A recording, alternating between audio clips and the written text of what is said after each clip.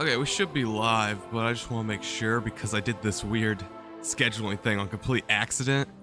And that'd be kind of hilarious, right? If I'm sitting here doing all this talking, I'm not live. So let me just make sure I'm checking. Hilarious, right? If yeah, okay, we're in. Let's go. Alright, so what's up, guys? Another live stream on leveling a Pandaren Mage. So that's gonna be fun. Also, I need to close out all this other stuff. Hold on, let me close out all the other stuff. But, okay, yeah, first thing first. To anybody watching this VOD, I need to know one thing only. If you're watching the VOD, not this live stream, please leave a comment below, and then you can skip to wherever you want to go. Because I'm just curious on how many people watch the VODs after they're done. I mean, it doesn't really affect me either way, but it's nice to know. So just leave any comment. You can even say hi or anything. Just leave a comment below if you're watching this VOD now. Okay. Now that I said that, you can skip to any part of the stream or keep watching the stream. Just please leave a comment. It'll be great for my personal data, like, you know, so I can figure out how many people actually watch VODs when they're done. But now then, let's get to this. Let's make my Pandaren Mage. It's gonna be fun. I'm so excited to make him. I think I'm gonna make a mage. I mean, everybody's making a monk, and that would make sense, right? But I like playing mages, and on Cataclysm, which is about to turn into Miss Pandaria tomorrow, I don't have a mage, you know, because I play mage. I main mage in Classic, Retail, but not Cataclysm, because I have a DK, which you saw yesterday on my stream. So, I'm thinking, let's make him a mage, you know, let's go, like, weird. Wait, what? He's a monk. Oh, okay, it just gives you monk gear even though you're a mage. Oh man, you have the OG character customization menu. They updated it in Retail. I haven't played like with this character customization menu in forever. I haven't made a new character in, I don't know how long. I made new characters in Classic, but then they updated again. So now they updated it twice. So that's always interesting to figure that out, you know what I mean? But yeah, let's figure out what we want a guy to look like, you know? We can have like an old guy. We've got, they're like panda bears for people that don't know what WoW is. That's basically what this guy is. I think I'm gonna do this guy. This guy looks clean, you know? He looks like a nice panda. Like all these other guys are a little scrubby. There's a red panda. This one's not bad. He's a lot darker. Actually, what is the difference between these two? I guess, yeah, he's darker, I think. Or maybe this guy's darker. I have no idea what the difference is. We'll go with him. Let's look at his face. We can change his face. Man, look at all these things. Yeah, I can't tell you the last time I made a new character. It has to be, I think the last time I made a new character was with my DK, Gandria Elm. And that was Wrath of the Lich King pre-patch. So, over 5 years? That'd be crazy, actually. Because they updated it in Retail. So in Retail, it looks a lot more fancier. But this is more nostalgic for me. Because this was the character customization screen that how I made all my characters and ults on the main game. But yeah, like you have all kinds of things like scratches and scars. I don't know, my guy, he's a caster. So it wouldn't make sense that he has like a lot of scars. I think this guy, he's not groomed at all. This guy, he's lazy. He's a lazy mage. He's been sleeping because he's a big, like, fat panda. So he's been sleeping for years. He needs to groom his face. It's been a while. And we're going to take him out into the adventure. What hairstyle do we got here? Yeah. In Retail, there's a lot more customization. I will give him that. There's so much more customization in Retail than in MOP. But, I mean, it still looks fine. We have the OG character models. Because now, since Warlords of Draenor came out, the new character models in WoW, they look a lot. Well, I wouldn't even say look better. They look more modern. Now, I don't know. These have some sort of charm to them. I'm so hyped for once when it releases tomorrow, man. I guess we'll go with this one. I like this. I think it fits. There's no hair back here, though. I don't know why. That's a little weird. Let's get facial hair. Like I said, this dude's been sleeping since the beginning of this game, like from Classic onward, so he needs to have so much facial hair. Like, you gotta think about it. He's fat and lazy. You know, he just woke up on this Wandering Isle, which is the Pandaren starting zone. So we gotta look at the one that has the most amount of facial hair. That one's a contender. I think this one has more. Yeah, because he needs to shave and stuff. He hasn't seen battle in decades, like maybe even centuries, because he's so lazy, man. He just lives on his farm, growing stuff. I think it's, what is it, this one? This one was the most? Yeah. Panda Man. I'm sure this is going to be taken. PvP combat. Yes, I know. I want to do PvP combat. Yeah, Panda Man's unavailable. I guess I can name him my name. Hold on. King Alex Gilbert. Oh, it's not long enough. Dang it. What can I name him? If not Panda Man. I guess I can do randomize. I'm not creative when it comes to names, man. I'm creative in every other way except when it comes to names. And it's gonna be all these Chinese-based names, which is fine. I mean, that's what Miss Pandaren is about, Chinese stuff. But I was just thinking about like a cool generic name, like a, I guess, American name. Yeah, Bob McJohnson's here. Let's go. He's watching me make a panda. We got people in the stream now. Let's go. But yeah, I don't know what I should make him. Bob McJohnson, do you have any cool like panda names? I'm trying to figure out a name to make this guy. I tried naming Panda Man, but that's taken, unfortunately. He's a panda mage. He casts spells. Dude, the music was so good back then, too. I'm so hyped for this expansion pack to release. I'm telling you, man, Chinese music, it bangs, dude. It bangs so hard. Like, oh my god. We're getting outbeat by the Chinese, dude.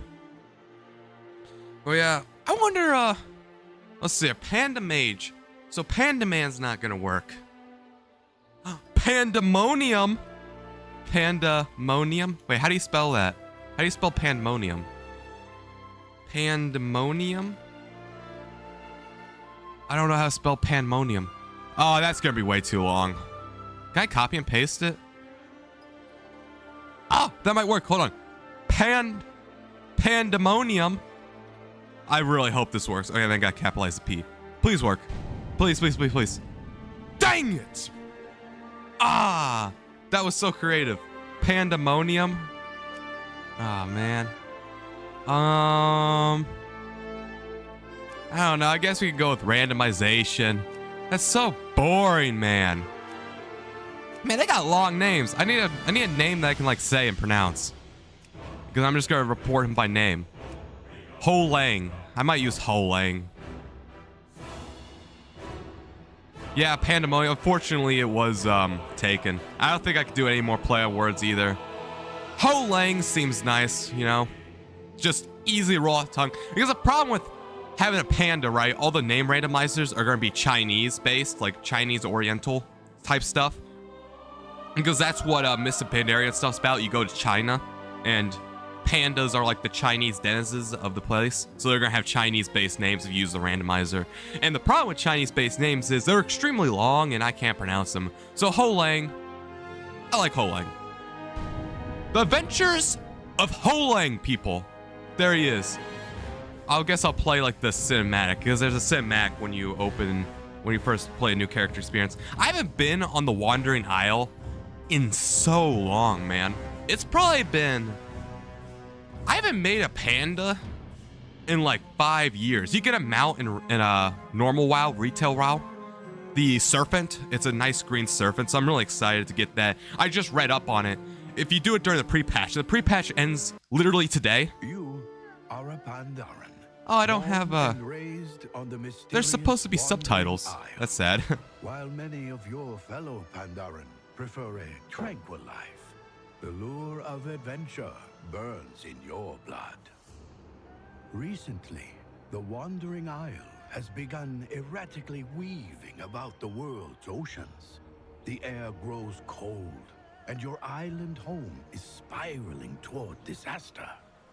As one of the most promising of students at Master Shang's monastery, you may just be the salvation for your people. But first, you must complete your training. There we go. I just wanted to shut up during the cinematic if anybody cares to like actually listen to that, because my voice will tower over the cinematic, you know what I mean?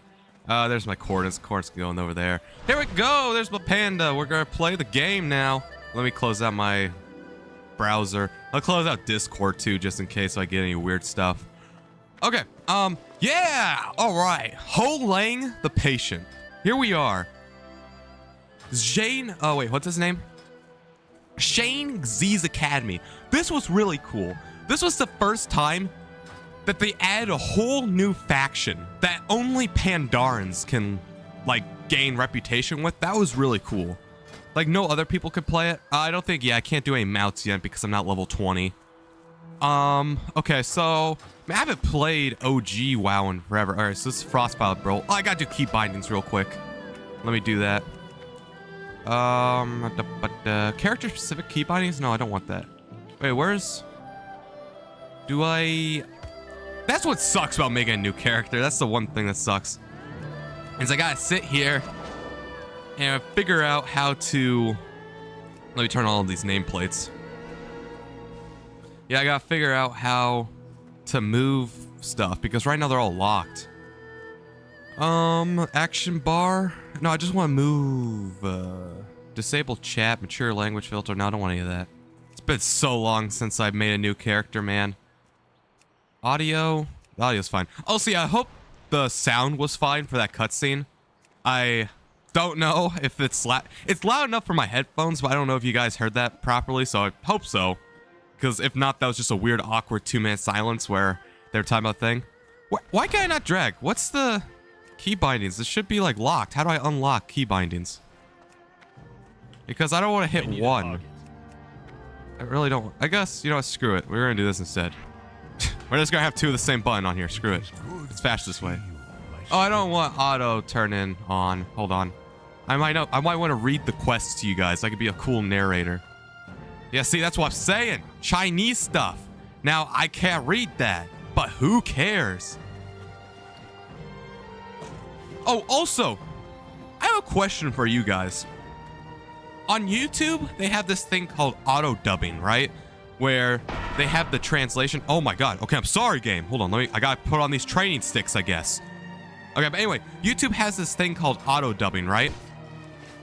Where it, for example, this is an English stream. So if I turn on auto dubbing, people that are, let's say, Chinese can tune into this stream and it will translate what I say to Chinese. Now, it doesn't translate that well. And I looked it up, and YouTube really likes pushing videos with auto dubbing enabled. So like if I enable auto dubbing, YouTube for some reason just blasts it into the stratosphere in the algorithm, and it promotes really well. The problem is it's AI voice, so there'll be no emotion. It'll be like something like this. Hi guys, this is King Alex Gilbert with Ho Long the Patient. It'll be like that, but it does give out my reach. Like, you know, it sends it out to more people. So have you ever like looked up an auto dub video that by like maybe a Chinese creator and thought, and like actually watched the entire video and you didn't even really mind the auto dubbing? Because if so, I might put auto dubbing on. Now I've seen on Reddit a lot of people hate it, some people love it. I don't know. I think it's a good idea if auto dubbing gets better in the future, you know what I mean? But as of right now, I don't know. Wait, what am I supposed to do? Yeah, destroy him. Okay, so I use Frostfire Bolt. Dude, they got rid of Frostfire Bolt in retail, man. It was such a cool thing. Nowadays, it's just Frostbolt. But yeah, I just killed this. Do I have heirlooms? I don't know if I have. It doesn't matter. I don't need heirlooms. This stuff's going to be really easy. But yeah, this is so hype. And then I got the sleepy sleep stuff. But yeah, auto dubbing, it seems like a... I don't know, man. Because... I don't know, it's pure, it can't do emotions, right? So like if I'm like, hi guys, what is up? Like stuff like that, it will not be able to do emotions. So what I'm doing right now, I looked up a video with auto dubbing enabled. It was like a live stream like this. And yeah, it sounds pretty bad, but it pushes you out there. The question is, do people stay? Now, I didn't stay because I wasn't interested in the video at all. I just saw on the little bottom screen it said auto dub. So like if a big creator uses auto dub, I might use it. Like I can imagine somebody in China, right? Like some Chinese creator that's huge, but it's only huge for the China population. If they use auto dub and auto dub gets really good, like they could take over an American audience, you know what I mean? Or English speaking audience in general. And that could be interesting. So I think I'm championing it. I just don't want to put it, I don't want to turn it on, you know, and then have people leave immediately from different countries. Because I don't even know. I don't know. Because do I really want people from China watching my stuff? And that's not a diss towards China. It's just that I'm an American, so everything I talk about is going to pertain to America or the West sphere in general. So will a Chinese person understand what I'm talking about? Like, for example, yesterday's talk, I was talking about Technoblade and Moist Critical, Mr. Beast. Well, I'm sure they know who Mr. Beast is, but like PewDiePie, people like that, I'm not sure. Will somebody in China know who these people are? Like, will they even understand what I'm talking about? And at that point, is it even worth bringing them to stream? Like, that's a question. That is really interesting, you know what I mean? And it's an interesting discussion in general. And I don't know. I think it could be the future. Like, because think about it. Imagine a world without language barriers. I do not have a target. Like, we already have the internet. We could, in theory, talk to somebody in China right now. You know, just pull out our phones, pull out our computer, and text up somebody in China if we know who they are. Now, the only problem is the language barrier, which means we have to rely on an external service like Google Translate. But imagine a world where everything automatically gets translated. Now, this could be automatically translating text or automatically translating vocals with no extra work. You know how insanely connected we will be? It's just that I don't think the AI is there yet to capture like the uniqueness. Because effectively what auto dubbing is right now, at least from that video that I watched personally on YouTube, and I only watched about 2 minutes of it, is it's a real person, but it's like a machine talking for them. So like, and sometimes it's not even lip synced. Like I even noticed this, and this was like one of the most annoying things, right? I was watching his lips. Sometimes he was like the machine, the auto dubbing software.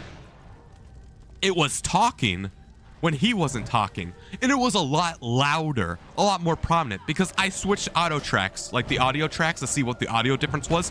The AI auto dubbing thing was insanely loud compared to his vocals. Like, I had to turn down the YouTube in my headphones, like it was kind of too loud for me. But then when I switched to the German audio, because he was a German creator, he was talking very normally, you know what I mean? So it's just really interesting. And I don't know why YouTube's pushing out auto dubbing. I think actually, to be honest with you, I think you have an unfair advantage if you turn on auto dubbing. Oh, what? Oh, this is weird. This is a new quest. Do I have Questy on? Can Questy do it for me? Yeah, I'll just use Questy. Okay. But yeah, it's like emotionless. So you could be having a heartfelt talk-to-talk, right? And the AI machine auto-dubbing would not know what you're talking about at all. It would just be like, hello, guys, this is King Alex Goer. Or like you're talking about a sensitive topic, it would still be in this like weird robotic voice. But YouTube's pushing it, and I think YouTube needs data, and that's why. So when you turn on auto-dubbing, it's like a free algorithm push. But I think those videos, like, it doesn't push to other English-speaking people. So if I turn on auto dubbing on even this live stream, for example, it'll probably get sent out to China or Germany or Japan, somewhere else. It won't get pushed to American speakers anymore. Or if it does, it's less of. I've also seen that on Reddit. So it's like a double-edged sword, you know what I mean? So yes, YouTube gives your video more of a shot because they probably need data for auto dubbing, to be honest with you. They want to see how viewers react with it, and that's why they're giving it a push. But in order to do that, they send it to non-English speaking people. Wherever. Like, it could be anywhere on YouTube. So, that could also give you a bad first impression, you know? Because imagine you click on me, like you've never seen me before, you've never seen King Alex Gilbert, and then you click on King Alex Gilbert, and here I am.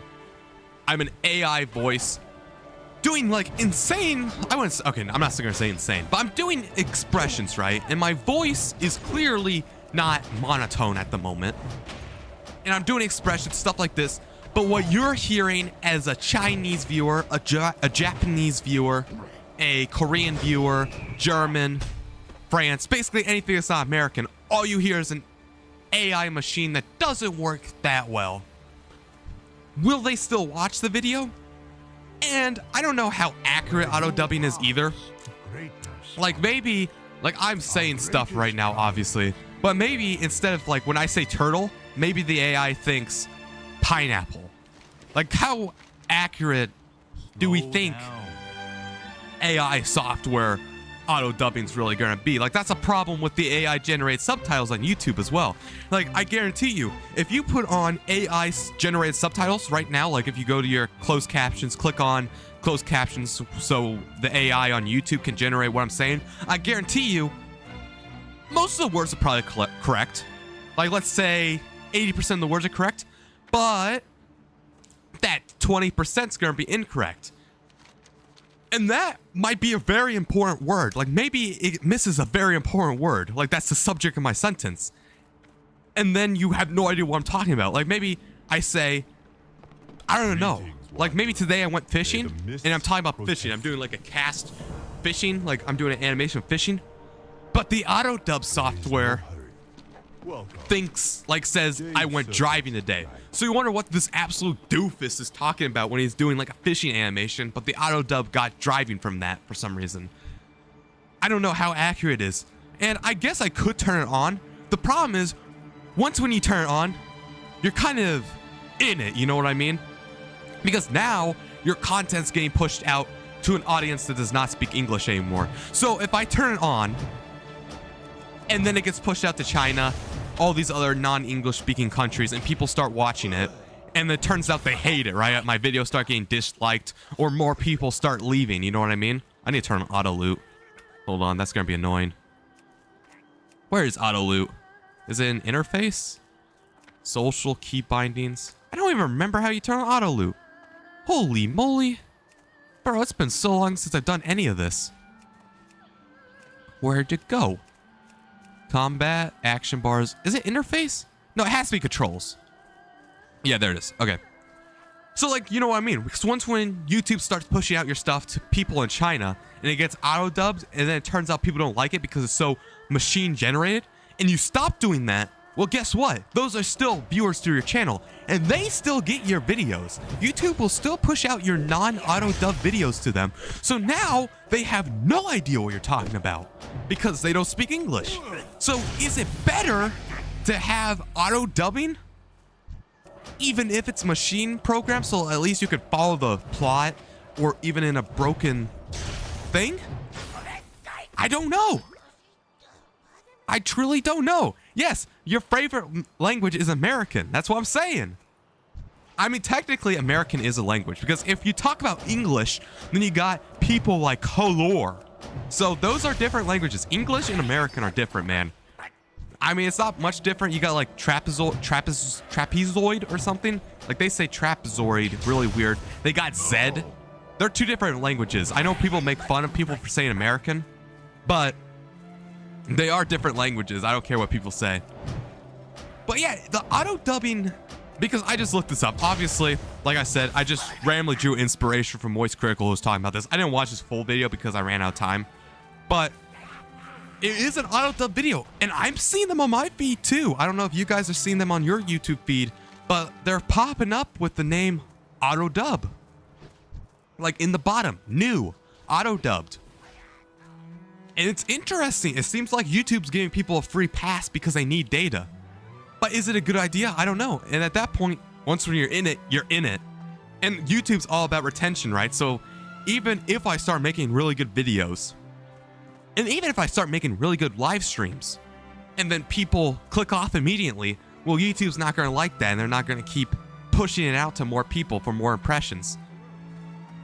And then you're screwed, basically. What do you do at that point? You know, I'm sure eventually YouTube will stop pushing your content, right? Eventually they'll be like, ah, these Chinese people just don't like his content. I'll stop pushing him to the Chinese people.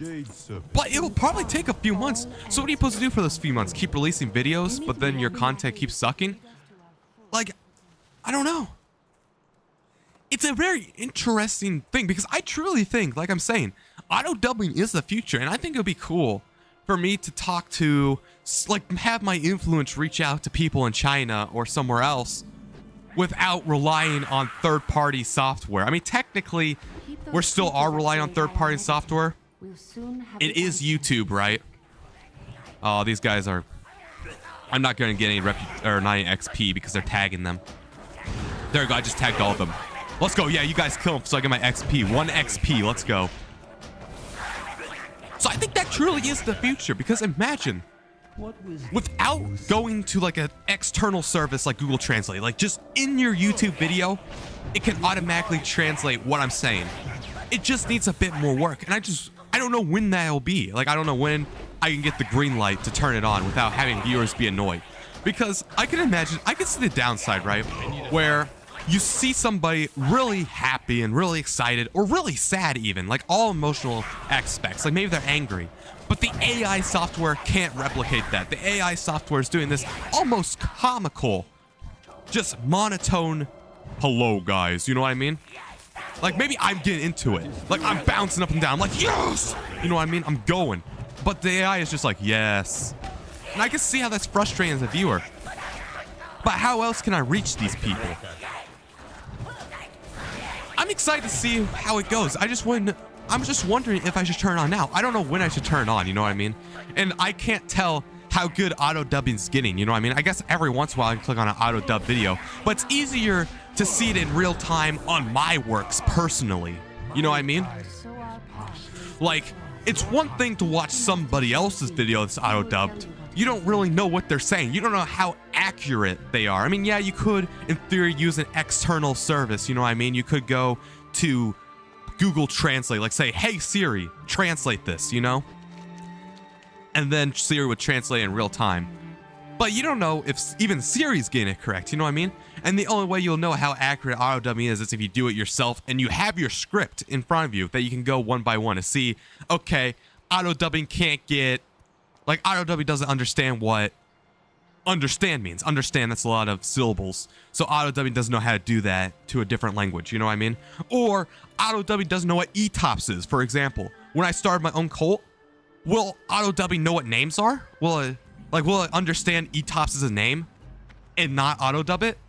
Or will it auto dub the syllables anyway? You know what I mean? That's a huge thing because imagine you say Bob and then YouTube/auto dubbing auto dubs it to Bob. Like it auto dubs Bob to China.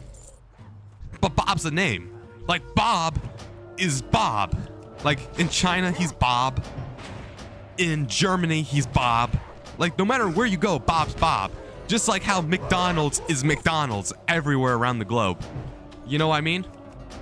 So that's interesting too, to see how it does proper nouns, ideas. Does it auto dub just random ba-ba-da-ba-da-ba-da, like just random, like no, like if I say it really fast like that, or I do random noises, will it auto dub that?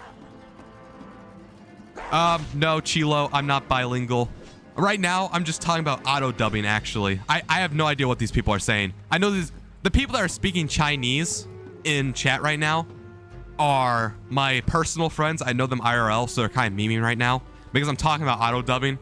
And my first, I don't know if you know what auto dubbing is, Chilo, but it's like AI voice translation of your software. So in real time, if I turn on auto dubbing, let's say you can change it to Chinese. And what I'm saying right now in real time would be translated Chinese in an AI voice. So right now they're memeing at me with Chinese characters, I guess. I don't know what you call them in China.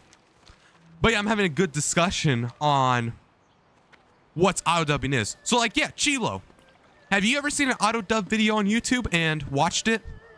Because I am curious on what are your thoughts on auto dubbing, because I'm thinking about enabling it for my channel so I get more of a reach.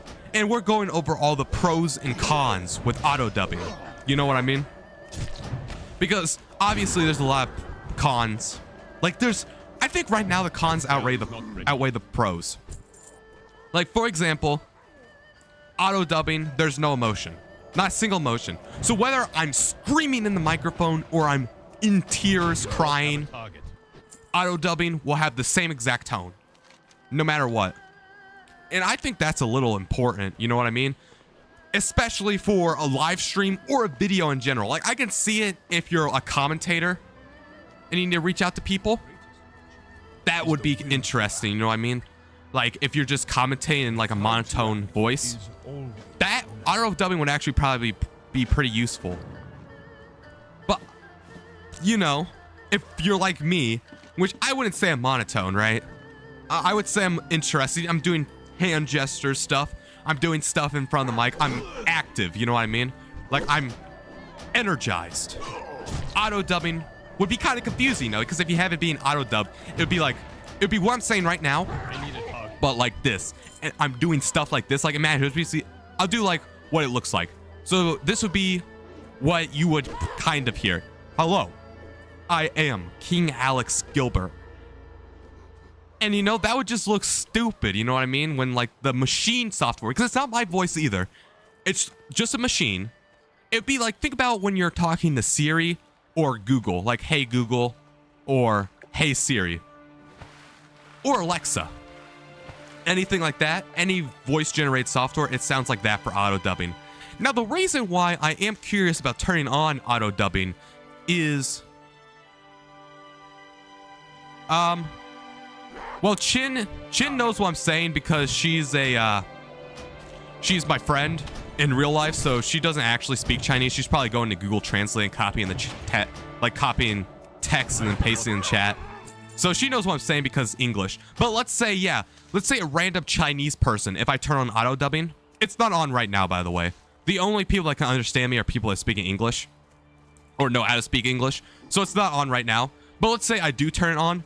Somebody from China would understand what I'm saying to an extent, because it is AI, right? So it's not going to be 100% accurate, but it will be about 80% accurate. So they'll be able to get the gist of what I'm saying, just without any emotion, and it will get things wrong. So I'm interested in the future of auto dubbing. You know what I mean? It is a very interesting prospect. Yeah, it is good for people to connect, you know, because imagine a world without language barriers. Like, somebody across the world, somebody on the clear other continent, Asia, whether they're Russian, Chinese, they can click on my video and understand what I'm saying. The problem is, I can understand the disdain that people would have for having a robotic, non-emotional, really loud, like it's not balanced at all, voice. I can see that. Because imagine you click on the stream and you see like a really energized streamer, and it's not even lip synced either. Like, when I turn on auto dubbing, it's not lip synced. So right now, time to act. My lips weren't moving, but if I had auto dub on, it would like be finishing out the sentence, you know what I mean? So it's not lip synced either. So which you can't tell here because my screen is like this big on YouTube. But if it was a real video, because when you turn on auto dubbing, it turns on auto dubbing for all videos. So for example, my storytelling videos where I'm huge and you can see my lips, that I think will be a small problem. Like, probably not as big as a problem because really, who cares?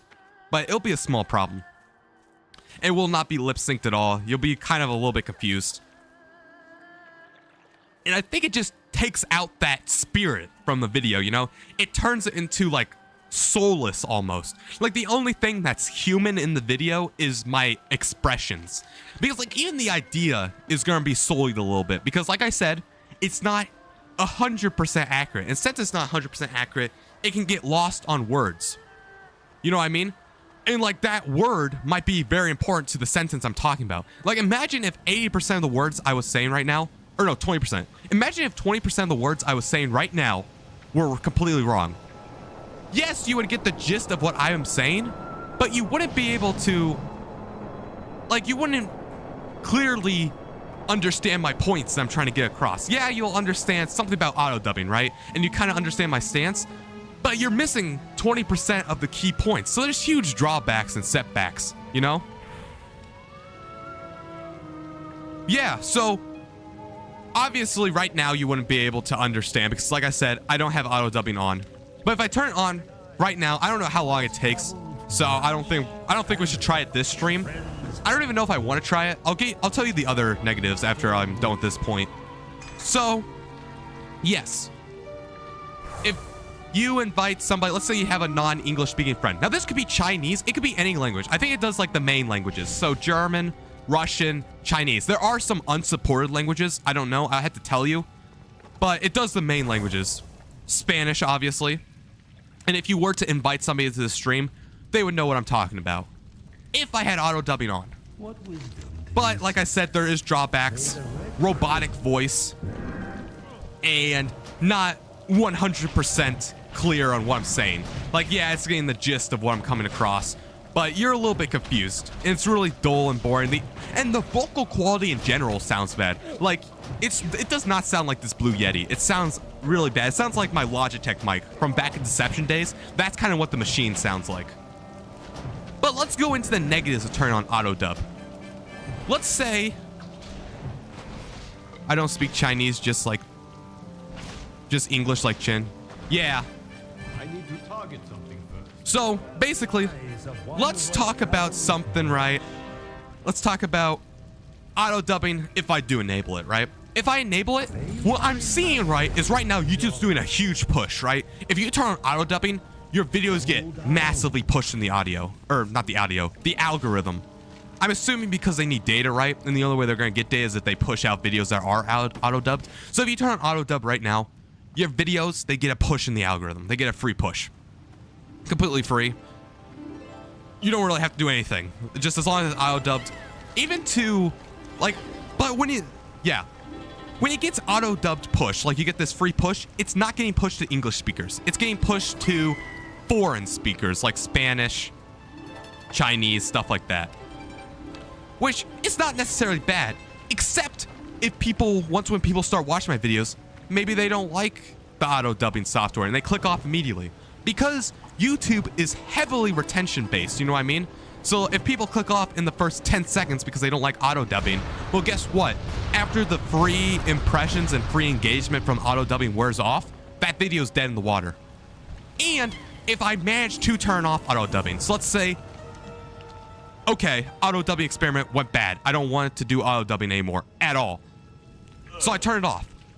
The videos are still going to be getting pushed to people in Asia, people in non-speaking English-speaking countries, because they're still technically my viewers. So now, when it gets pushed, they have no idea what I'm talking about at all.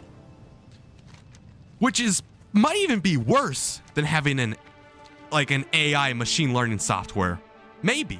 I don't know. So, and eventually, YouTube will understand, okay, we're back to only pushing this guy to English people. But that will take a few months. So what am I supposed to do then? You know what I mean? Am I just supposed to keep making videos to just have them, like, die? Like, be dead on arrival because it gets pushed to, like, people that are speaking Chinese? I don't know. I don't know, bro.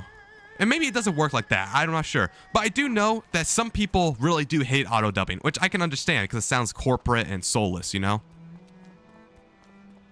Yes, I will be getting recommended to foreign countries. That's what I'm talking about, Evalar. Also, welcome to the stream.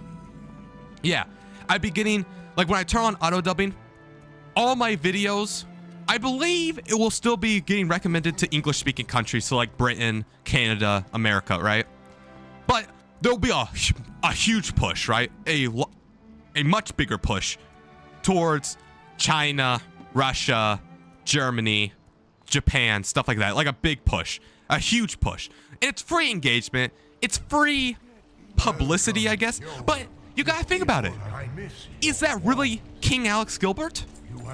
It looks like King Alex Gilbert, but the voice is not King Alex Gilbert. It's some soulless AI. That's an interesting discussion as well, because when it gets pushed out, right, and it's an AI software being me, you know, my voice, is it really me? Or is it an AI voice directing my content, because technically I'm at the mercy of auto dubbing. I have no idea if the auto dubbing will be correct, you know what I mean? Because I don't speak Chinese. So if I go and turn my language, like my computer language to Chinese, and start watching the video, I don't speak Chinese. So I'm not going to understand even if the auto dubbing is getting the video correct. So I'm just going to have to be at the mercy of the auto-generated auto dubbing AI. And then that also gets to a thing like live streaming. You know what I mean? Because live streaming, what if I get a bunch of Chinese viewers in chat? I can't read Chinese, you know what I mean? The king should learn all languages. Exactly. Actually, no, you are right. My bad. Nope. You're right. I'm going to spend an entire year to learn Chinese, Japan, Russian. You're right. No, you are right, Evlar. I'm just going to end stream right now. Boom. Okay, no, I'm just joking. But you're right. I should just learn all my languages. But yeah, but being serious though, that is a real problem. Because imagine, my audience knows what I'm saying, but I don't know what my audience is saying. So they could go down and write comments, you know what I mean? Be like, hey, this is a great video in Russian or Chinese. I don't know what they're saying. I have to pull up Google Translate. So then, because like the comments are not going to be auto-dubbed, so yes, they know what I'm talking about. So it'll be like a one-way thing, you know what I mean? It'll be completely one-way. So I give them content, and then if they want to express their gratitude or express feedback on how to make my content better, I'm going to be like, what? You know what I mean?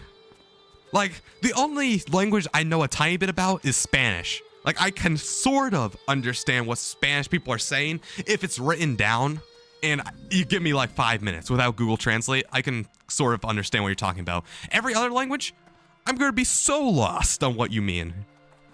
And that would be a huge disconnect as well.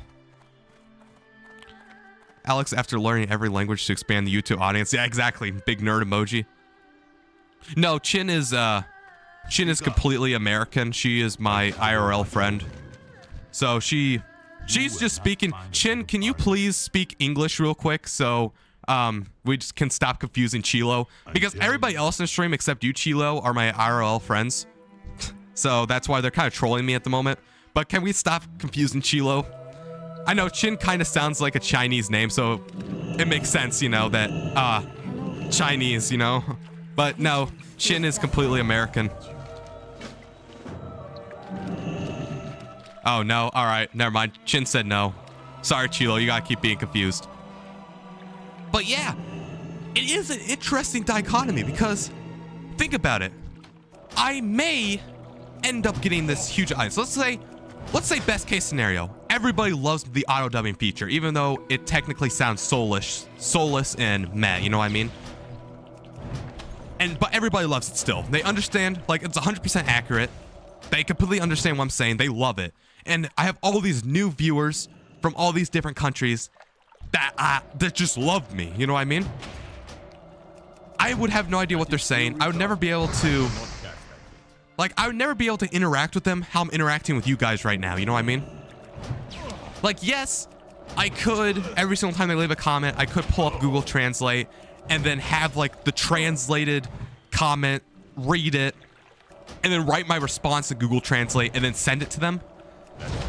But that's, like, relying, once again, on some, like, soulless AI machine to have a directive. You know what I mean? I cannot cast that. To send out like my expression, and even then it won't understand the nuances of human speak. It just won't understand. So that's really interesting as well, you know? Like, what is the future? Is the Evalar famous? You know, once this stream's over or something, don't worry, it's not gonna end anytime soon. But whenever this stream's over, I'm literally gonna pull up Google Translate. I'm gonna translate whatever the crap you people are writing. You people better be not writing like whack stuff in chat, they'll get me banned. But yeah, it would be an interesting, because I truly think auto dubbing is the future. It just needs to get the emotion down. Like, if the emotion was down, I wouldn't even be having this discussion with you guys. I would immediately turn down in a heartbeat, because I don't really care that it's getting some words wrong, you know, because that's just a given. And I don't really care that it gets some words wrong. I just want to have the emotion, you know, because think about it. Imagine your first impression with somebody is some AI generic robot voice. You know what I mean? Like, yes, you get to see them and you have the webcam and everything. Like, you get to see them, they get to see you. But your first impression of their voice and of their mannerisms and stuff is just some AI machine narrating them. Unless their like topic of discussion was like actually extremely engaging, you probably would never look at them ever again. And in fact, you would click off their video immediately, which is what I'm saying here. YouTube hates that. And YouTube will stop suggesting that video out to people forever, most likely. I mean, eventually it'll come back, right? Once when YouTube realizes, oh, that was the auto dubbing fiasco, we'll start recommending him normal English speaking people for normal English speaking content, you know, instead of Chinese people for English content.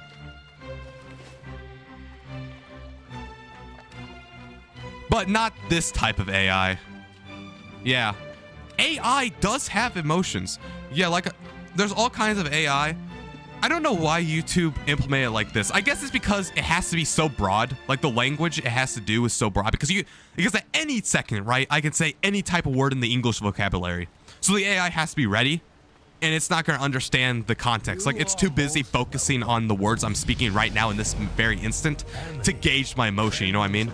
Because it's not like subtitles, you know, AI generated subtitles where it can scan what you're saying in a video format. Like, it has to think instantly. So I think that's why it's not emotional. I don't know, Evelar. Have you seen an auto-dub video before? Because it sounds pretty bad. I watched one of them because Moist Critical came out with one. Well, not with an auto-dub video. He was talking about auto-dub videos. Like, there was this creator from China, in fact. That's why I'm talking about this. I watched the video for just wondering. I thought that was going to be a good topic to talk about. He watched a creator from China mannerisms on screen, and the AI thing was so soulless. It was so boring. You know what I mean? And even when he wasn't even speaking, like his mouth was just like that. But still, the AI was somehow generating speech from that. I think it was like playing catch up. So it's not ready yet, but it's getting pushed out to all kinds of people. It's free engagement, you know what I mean? Free views. And you could maybe get a potential audience from that. But do the cons outweigh the pros? That's interesting. But probably not for creator dubbing. Yeah, that's what I'm saying. No emotion whatsoever in creator dubbing.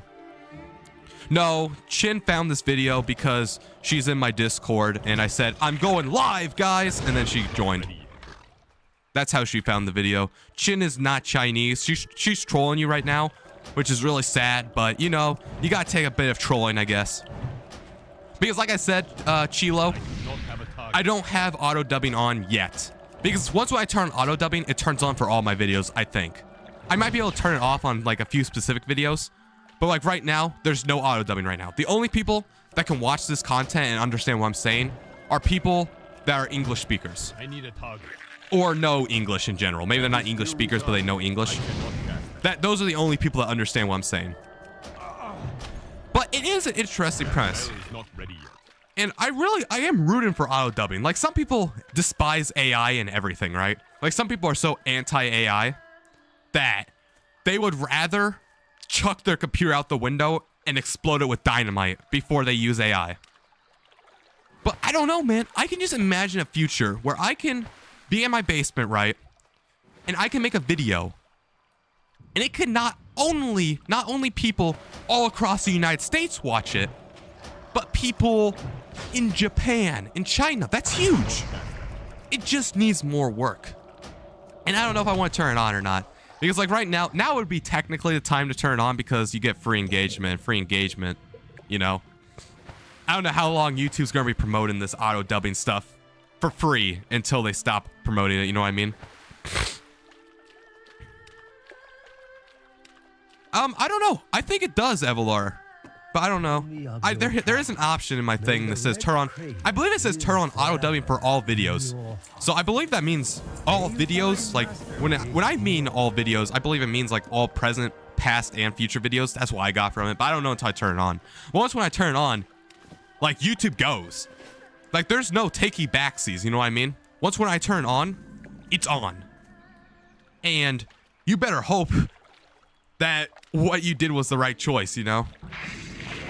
Yo, water spirit, let's go. So, I don't know. I just don't know. It's just interesting, you know? To see... I just wish it wasn't gonna be detrimental to your channel. Because the second YouTube came out with it, this came out like 3 months ago for non-monetized users. Because how YouTube rolls out features is the first thing they do is they roll it out to people who are monetized, which is not me. But now it just came out for everybody 3 months ago. And I was about to just turn it on, right? Because I thought this was going to be genius, right? I was going to be able to post a video and then people in China would be able to watch it. But I looked it up on Reddit first. And I've seen all kinds of small creators.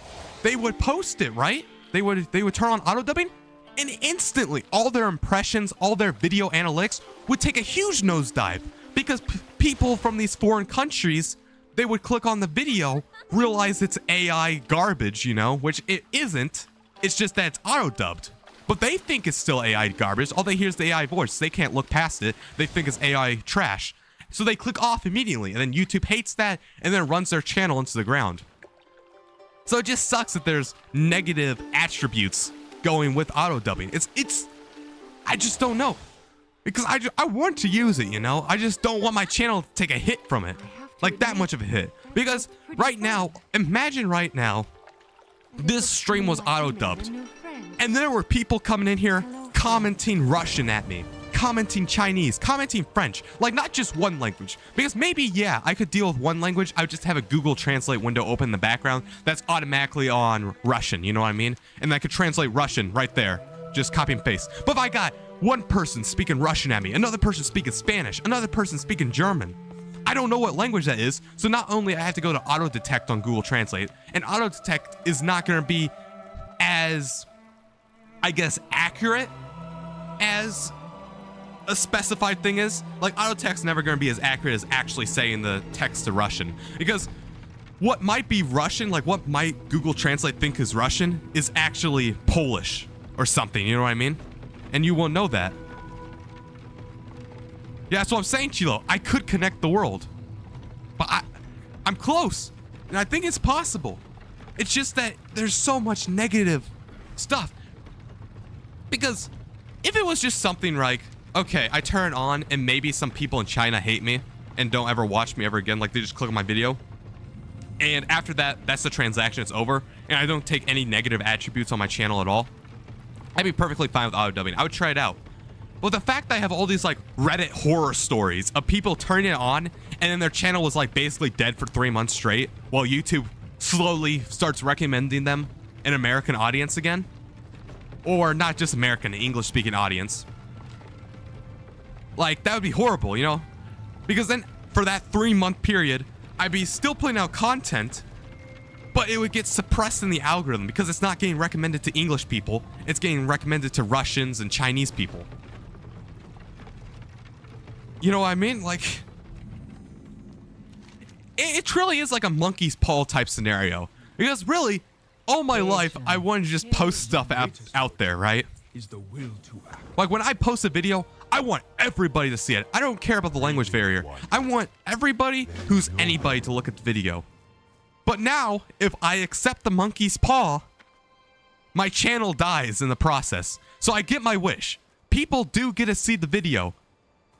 But it's not the video of King Alex Gilbert. It's the video of Mr. AI voice with this guy in the background who's supposedly King Alex Gilbert, but who is this guy? You know what I mean? This could be anybody. Because think about with the development of AI in general. If somebody posts an AI video into the algorithm, right? You would have no idea. Like, you would have no idea what the difference between an official YouTube auto-dubbed video is and then some random AI video somebody put out there that's also auto-dubbed in some weird AI language that's AI slop, and the background's all AI. Like, it's not made by a human. There's no human touch there. It's completely soulless. You would have no idea. You wouldn't know what the difference between official sanctioned, hey, this is A-okay by YouTube, and garbage, trash, soulless video is. You would have no idea.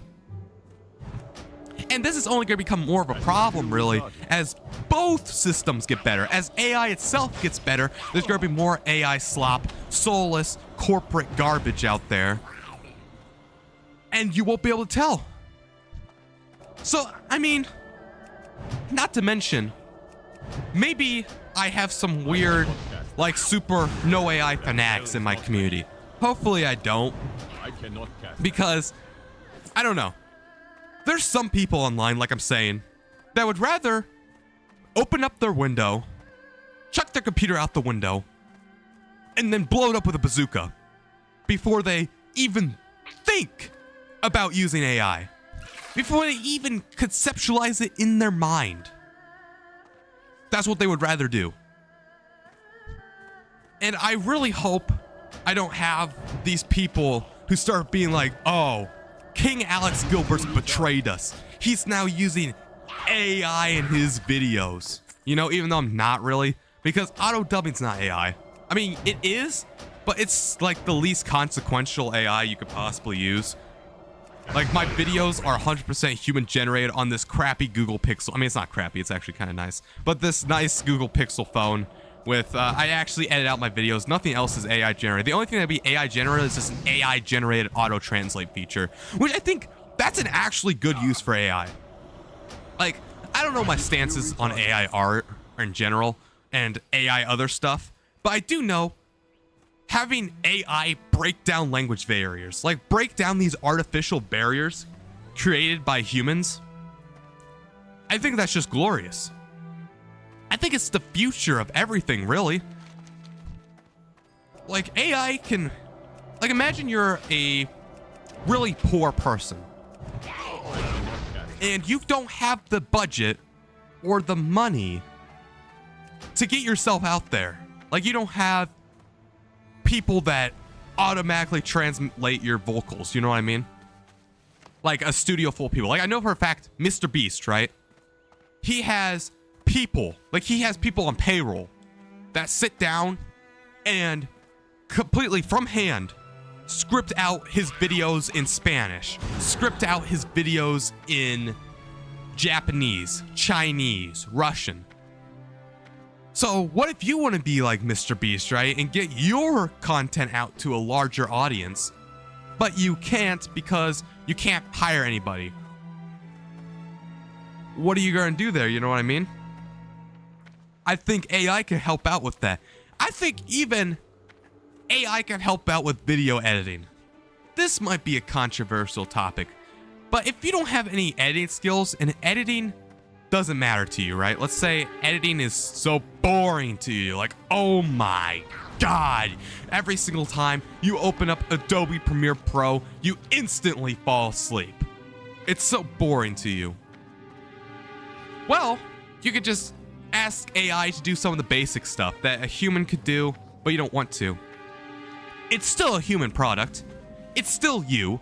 It's your voice. The only thing that's different is there's gonna be like some AI effects on screen. I think that would help. I think I think this is my stance on AI, actually. If there is some part of it that's you. Now, it has to be noticeably you.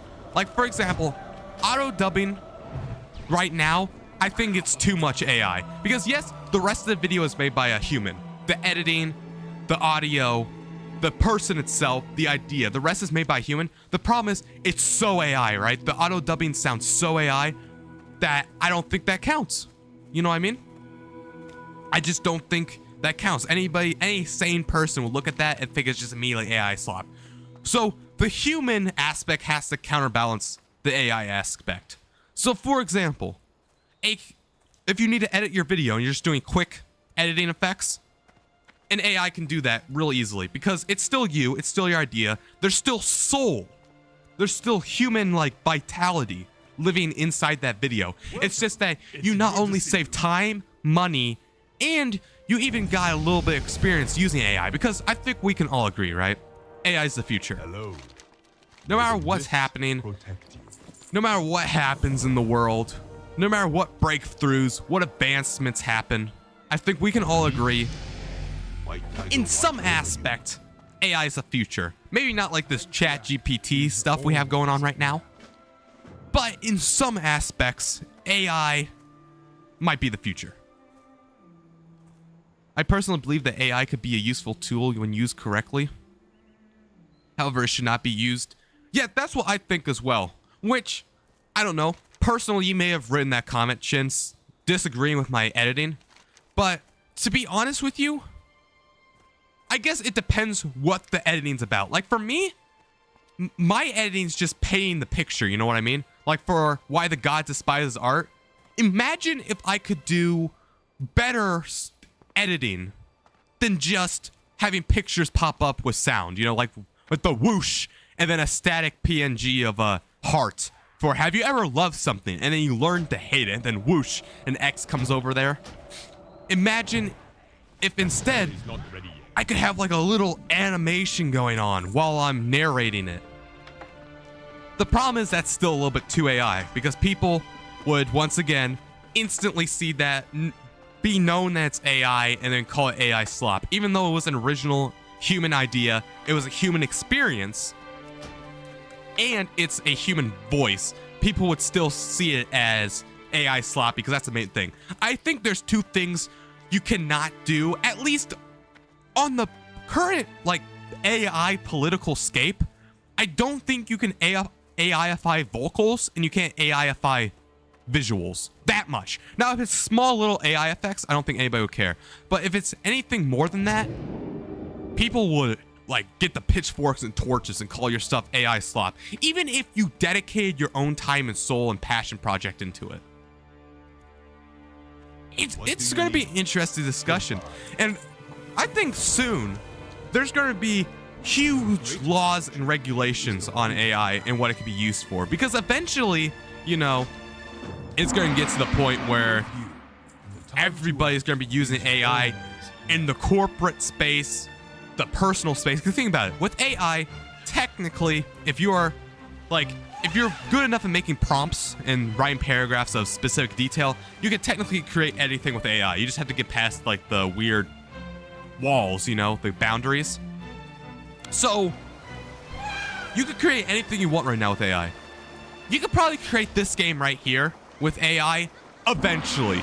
It's probably gonna require good to see you. like pages and pages and pages of text in your prompts saying what it is. But you could probably recreate World of Warcraft right here, doing what I'm doing right now. You could probably recreate this video game with AI if you give it a specific enough stuff. And I think and it's only getting better too, remember that. Like, this is, as we speak right now, this is the worst AI will ever be. It's only going to get better as both new information gets put onto the internet that the AI can scour and consume into its daily schedule, but also the developers themselves are getting more tech savvy with AI and they can work and fix it in its own ways. So that's interesting as well. That's like an interesting discussion on what will the regulation look like, you know what I mean? Because you already have it right now, right? You can't do AI deepfakes, you know? I think that's they just passed that like what, a few months ago in Congress. You can't do explicit AI deepfakes of people, which that's good. But where does it stop? Like, can you create? Because remember, AI is basically a copyright infringing machine. Like, everything AI scours is all copyright protected content, and when it spits stuff back out, there's going to be copyrighted elements within the AI's generated response. So if you make a video game using AI, it's going to take elements from other video games that are copyright protected and put it into your video game. So now, is your video game now so much of a new work of art that it can no longer be copy striked? I don't know.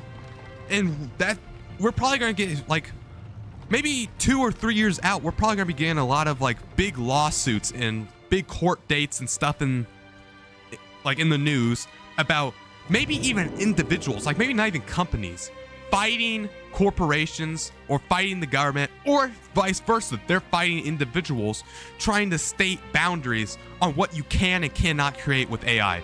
Because like, let's say if I go into AI, let's say I'm just a masterful wizard at making prompts. So I write this huge generated AI script to recreate World of Warcraft, but I put my own flair into it. But it's still taking all the big base gameplay mechanics. Like, let's say all this UI, user interface. Let's say I take all the user interface, put in my new game. I take the new character models, I put in my new game. But maybe the storyline and the combat's slightly better or different, right? Is that enough? Because all this is copyright protected. Everything you see on screen is copyright protected. Luckily, I'm allowed to stream it because I own the game and they allow you to stream the game. But I'm not allowed to obviously remake World of Warcraft and distribute it. But if I make AI World of Warcraft, but put my own flair onto it, I believe I'm still using copyright protected elements. Because AI spit it out, you know? Because the AI, it doesn't create new stuff. It has just a massive database that none of us, nobody in chat can comprehend how much data AI can read in just a millisecond, right? To create stuff. So that would be really interesting to see where this goes, you know? Because no matter what you type in AI, it's always going to be copyright protected by something. It illegally or legally, but most of the time it illegally got its data from somewhere. Like it crawled a web page illegally, generating data. It crawled World of Warcraft, generating data, something like that.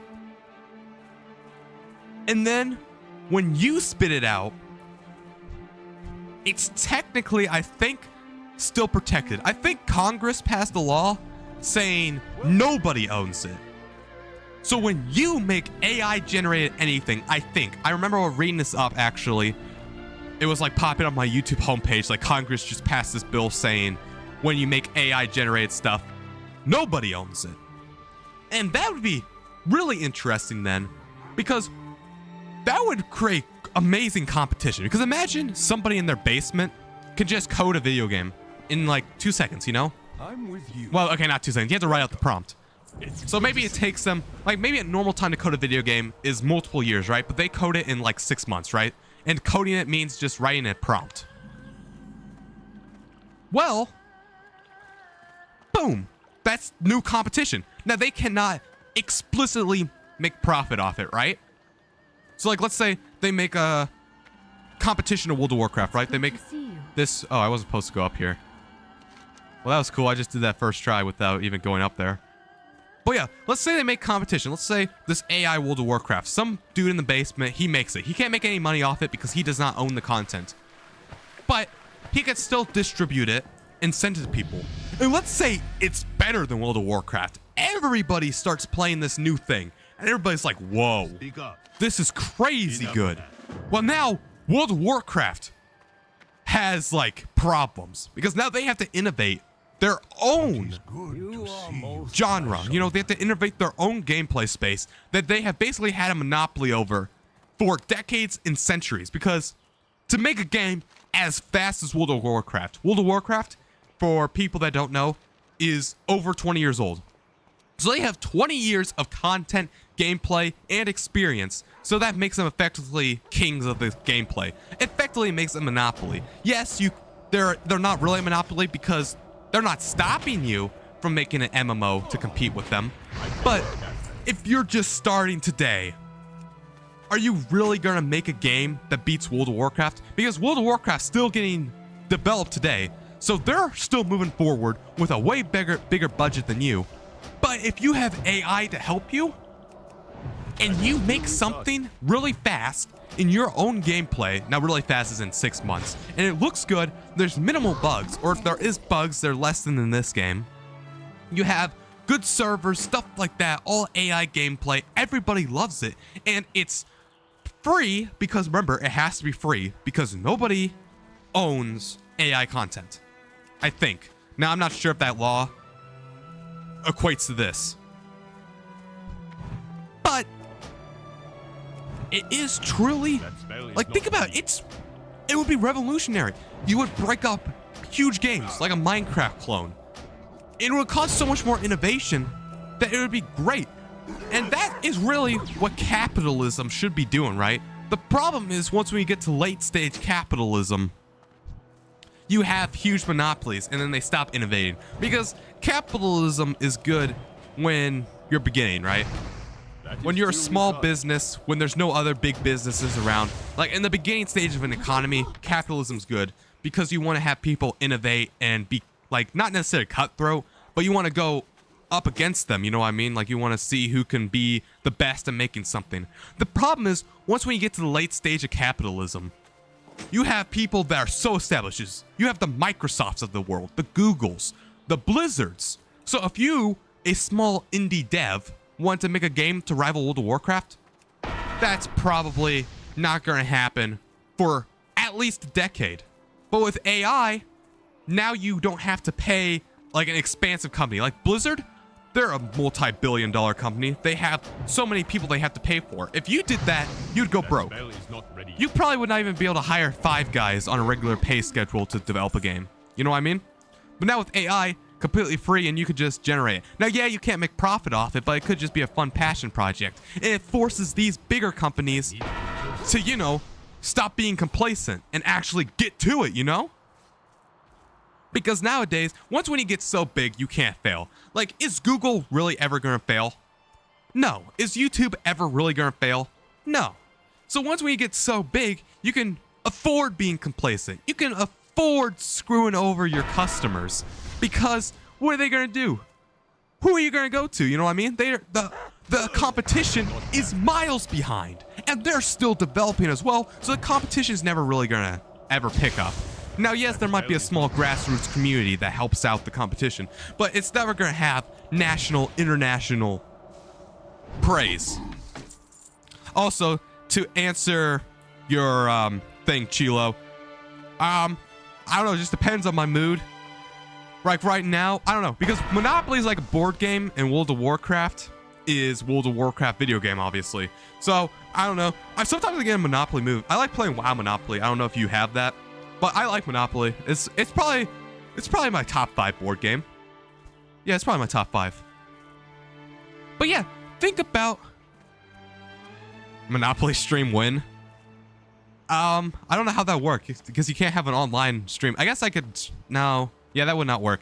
So probably never, Chin, because I don't know how that would work because you can't play alone. You know? What am I going to do? Play Monopoly by myself?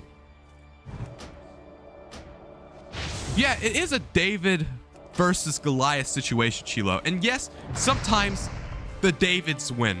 Like, for example, one of the Davids that did win out was, crap, wait, what's the game that Evolar always likes playing, guys? Hollow Knight. There we go.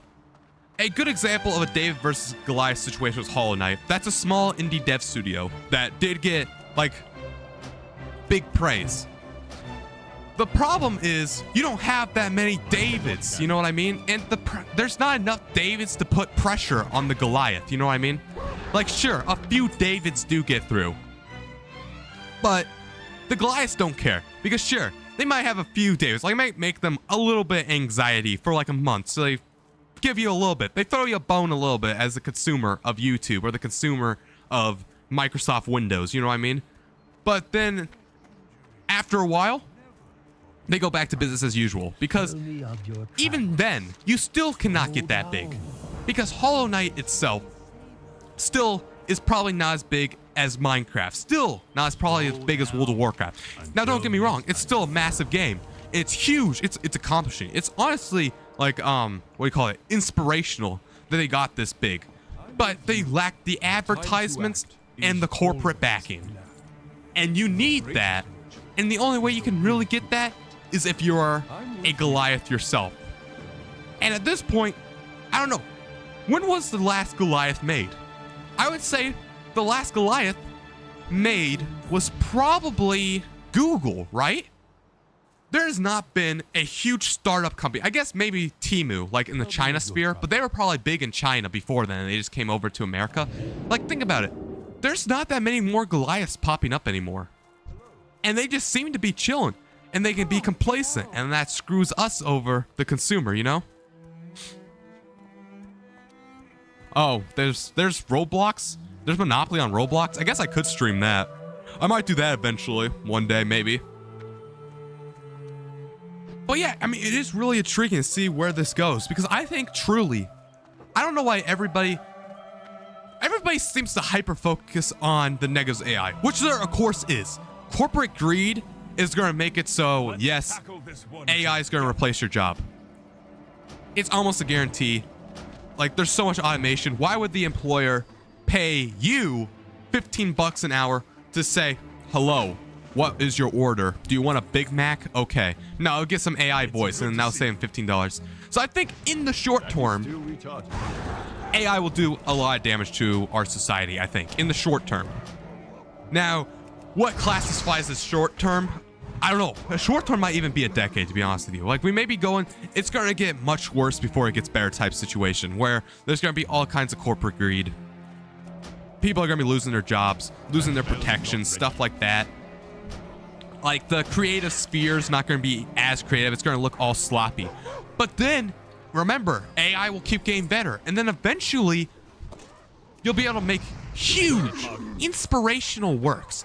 Games as big as World of Warcraft with just AI. And then all the Goliaths will get scared of the Davids. Because then they finally can't compete because they're like a big multi-company corporation. And some one guy can make insane, spectacular gameplay in their basement all alone without any more oversight. All they need to do is just use this thing up here.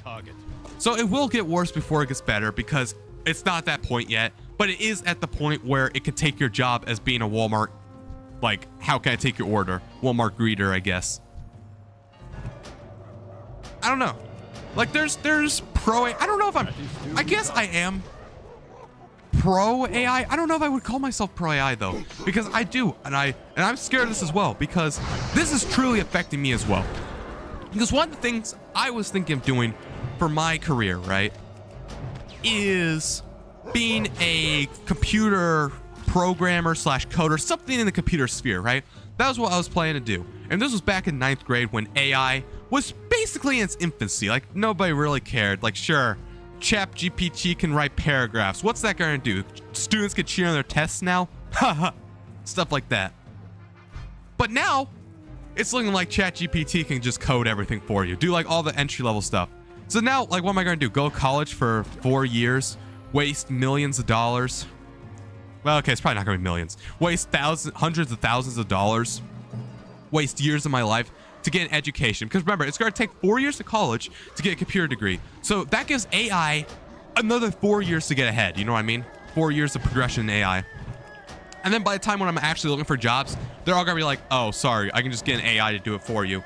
Because, like, the only people that will be in demand in the computer sphere are the people writing the code for the AI. And those are going to be big senior level guys. So it is affecting me directly because I don't know what I'm going to do after high school. I have no idea. I was talking about this last stream, like last night's stream. I don't know what I'm going to do at all, in the slightest, for working beyond high school. I don't even know if I'm going to go to college. I don't know what I'm going to do. I'm hoping something, like, I'm hoping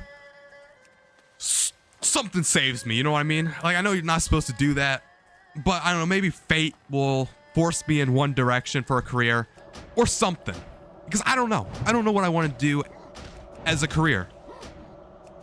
And everything that I want to do ever really looks like it's going to be replaced by AI really soon, because everything that's entry level will be replaced by AI. And as a about to be college student, like right now I'm a senior. Technically, I haven't went to senior yet, so I guess I'm still a junior. I'm starting my senior year this year of high school. And then I'll be a college student. So I'll be an intro to whatever I'm doing. And by the time I'm done with 4 years of college, AI will be able to do that intro stuff with level of ease. So why would somebody hire me? You know, why would they pay me $15 an hour? Bro, it'd be higher because I went to college. Why would they pay me like $23 an hour to write code when they can have the AI do it for free and have it be faster? You know? I need to target something. Which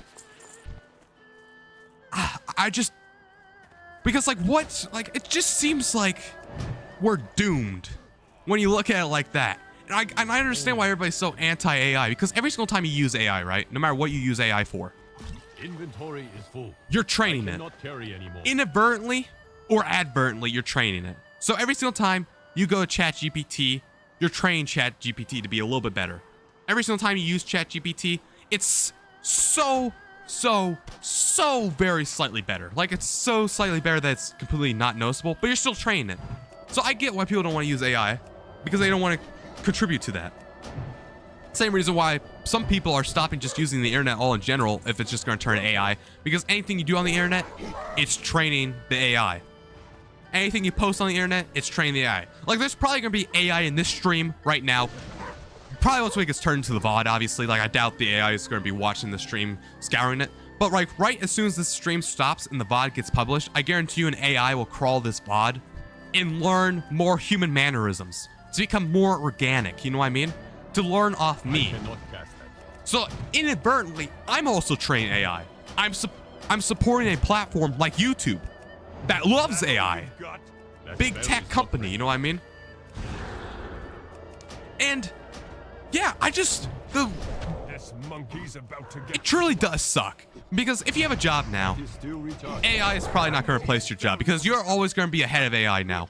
You know what I mean? Because in 4 years from now, you're going to get promotion, and then AI is going to get promotion. Stay focused. So like, every year, AI gets slightly better, and every single year, it replaces more jobs. It replaces more entry-level jobs, and then more people become unemployed. And I think that's just a fundamental problem of society today in general. Because think about it. In order to survive in today's society, you have to work a job. Patience. Now, May your this deeds makes live sense, on right? your story. Obviously, because without us working jobs, the economy cannot function at all, you know, because without jobs, Amazon wouldn't exist. Without jobs, we wouldn't have internet, we wouldn't have plumbers, we wouldn't have auto mechanics. But I think now AI is going to teach us, oh, maybe we've been looking at this all wrong. Because now, think about it. Soon, very few people will have to work. Because, like I'm saying, AI is getting promotion every single year in the job space. Soon, AI will just be able to do everything that we do. So the vast majority of the population, if our economy wasn't structured like wage labor, like wage slaves, we would be able to effectively enjoy life, you know? Imagine a world where the government, it was basically like unemployment. Think about if we all had unemployment and it was enough to live off of. Because the economy would still run, because now we have AI to do stuff for us. AI does all the back-breaking manual labor. It's like when they came out with the conveyor belt. When Henry Ford modernized the conveyor belt, there was all kinds of riots. And what we should have been doing instead was rioting not at Henry Ford, but we should have been rioting at the government. Because now people, like, we should have had more like protections and stuff. Because now, with the invention of the conveyor belt, what could have happened was us as the worker, us as a United States civilian, could either A, work a more higher up job, right? Like, we could get a more higher paying job. Or now, we could retire, maybe. Retire on not, like, I'm not expecting the government to pay us, like, crazy mansion money, right? But enough to live a simple life. That's what could have happened when the conveyor belt was first being made. Because it got rid of so many jobs, right? Because it used to be, before the conveyor belt, you had all kinds of people anywhere in the factory working, you know what I mean? There's probably like maybe 1,000 people in one factory. Then the conveyor belt came out, I bet you 900 people then got fired. And that's like per factory. There was a huge probably unemployment crisis back in the day, right? Well, that's what's going on now. Like, you could compare the AI to the conveyor belt, except now it's even bigger, because now AI could do even more advanced stuff too, because back then the conveyor belt, that was all easily work, like, you know, that's minimal wage type stuff. But now AI could do like coding, you know, like you have to go to school to do that stuff. Like, it's not like you could just go straight to work and start moving boxes, you know, start moving stuff from point A to point B. Like, that's unskilled labor. You don't need to go to school. But now you have to put 4 years of your life down the drain. Oh my God, I'm dying. What the crap? Ah! Okay, I don't know what happened. I don't know what I'm supposed to do there. But think about it. We're going to need to restructure how the American economy works, because there's going to be too many unemployments going on. And each year it's only going to get worse. Because, like, think about it. If you are a small business owner, right? Or you're a big business owner. This goes either or. For whoever. Why would you hire somebody, pay them $15 an hour, deal with all that drama, right? Because there is drama. Like, you know, sometimes they don't want to work. Sometimes they're late. Sometimes they're calling sick. You have to give them vacation. There's regulations on how to treat them. Stuff like that. It's just annoying, you know? You have to pay them money, all that stuff. You're not always reliable. Why would you do that when you just have an AI machine just do it for you? So, no matter where you turn, you're not going to be able to get hired in a couple of years. You won't. And that's a serious problem of being a citizen of really any country. This isn't just America problem. This is going to be a problem across the world. It's going to be more of a problem in America and like the big industrialized countries like China, right? It's always going to be because they have better infrastructure, better digital infrastructure, type like that. So think about it. The government would have to pay us in order to keep surviving, because you do need citizens. Because you don't just need workers, right? Because sure, you're putting out all this huge production, right? You have this great production going on. Now with AI, you still need somebody to buy the stuff. And how do you buy stuff? With money. So even if the government gave everybody like a means, right? I'm not saying they should give us millions of dollars and we can just, but like a simple living, like a nice small one-story house, affordable housing type stuff. No mansions, none of that stuff. Just small, simple living, right? Very, very, very like within your means. Like you don't need to like drive around Ferrari, stuff like that. Just like an affordable car, affordable house. If they just gave us that and then a little bit of discretionary spending to keep the economy going. Because if everybody's a wage slave, if everybody has no money, if everybody's homeless, that's going to kill the economy. Who cares if we can do all this fancy stuff with AI? Who cares all of this is automated? Who cares that the small business owners, right, can do all this cool, fancy, super fast automation? You know, if they're going to go under too, if they can't buy anything, like if nobody buys their supplies. This is a cool boss, by the way. You just shoot fireworks at him. So, I don't know. They probably won't do that either. It's going to be a huge realization. I think the first country to take over America in money, right? Like, to be number one in economic superpower, really the first country that realizes this exact problem that I'm describing. That yes, with AI, you now no longer have to hire anybody. And you could just say, well, now they gotta do even harder work.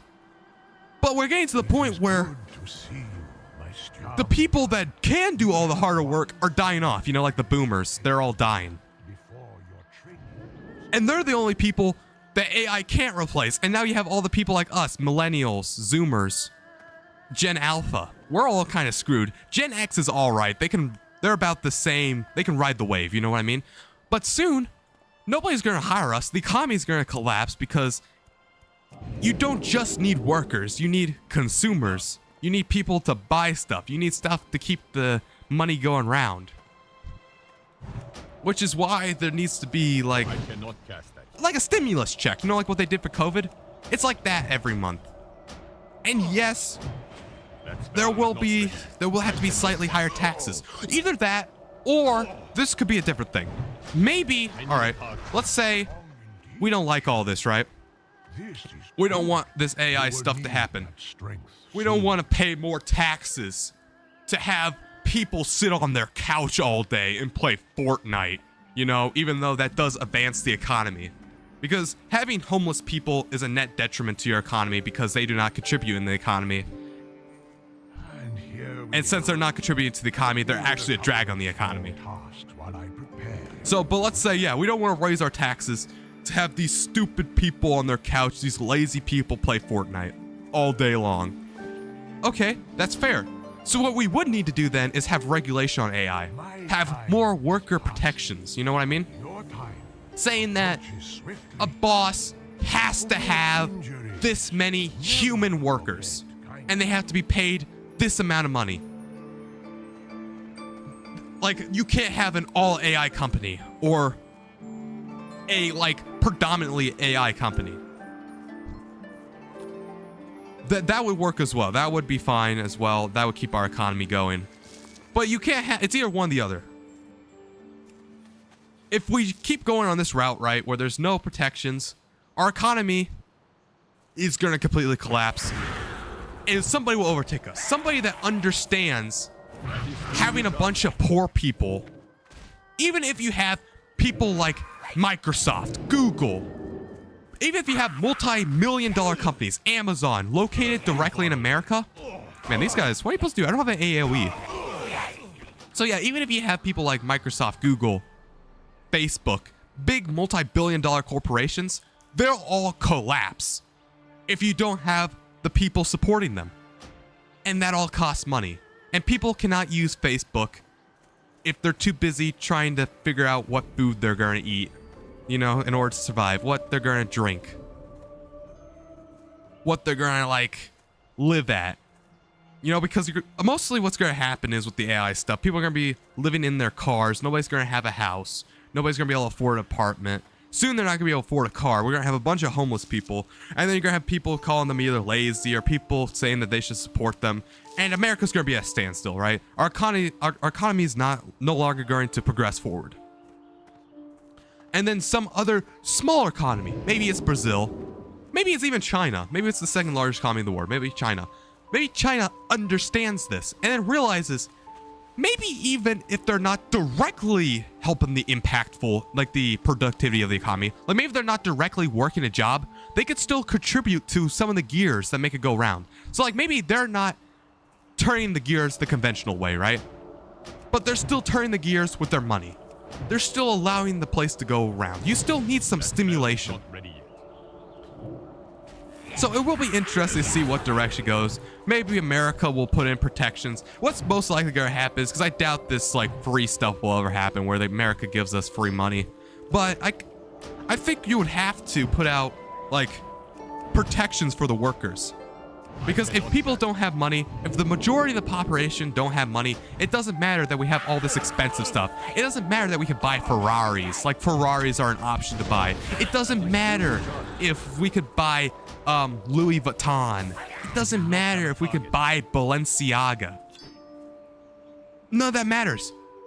If we're all trying to figure out, how am I going to eat today? Where am I going to sleep that won't kill me? What am I talking about? I'm talking about AI. That spell is not ready yet. That is still recharging.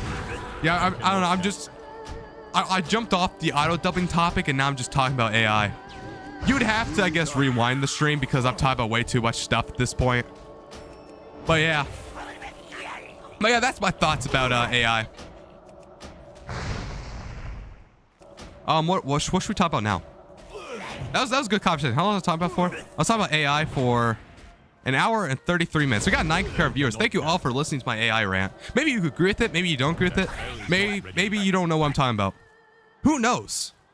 Who knows? But I think that was an engaging discussion. Maybe I was just saying absolute gibberish. I don't know.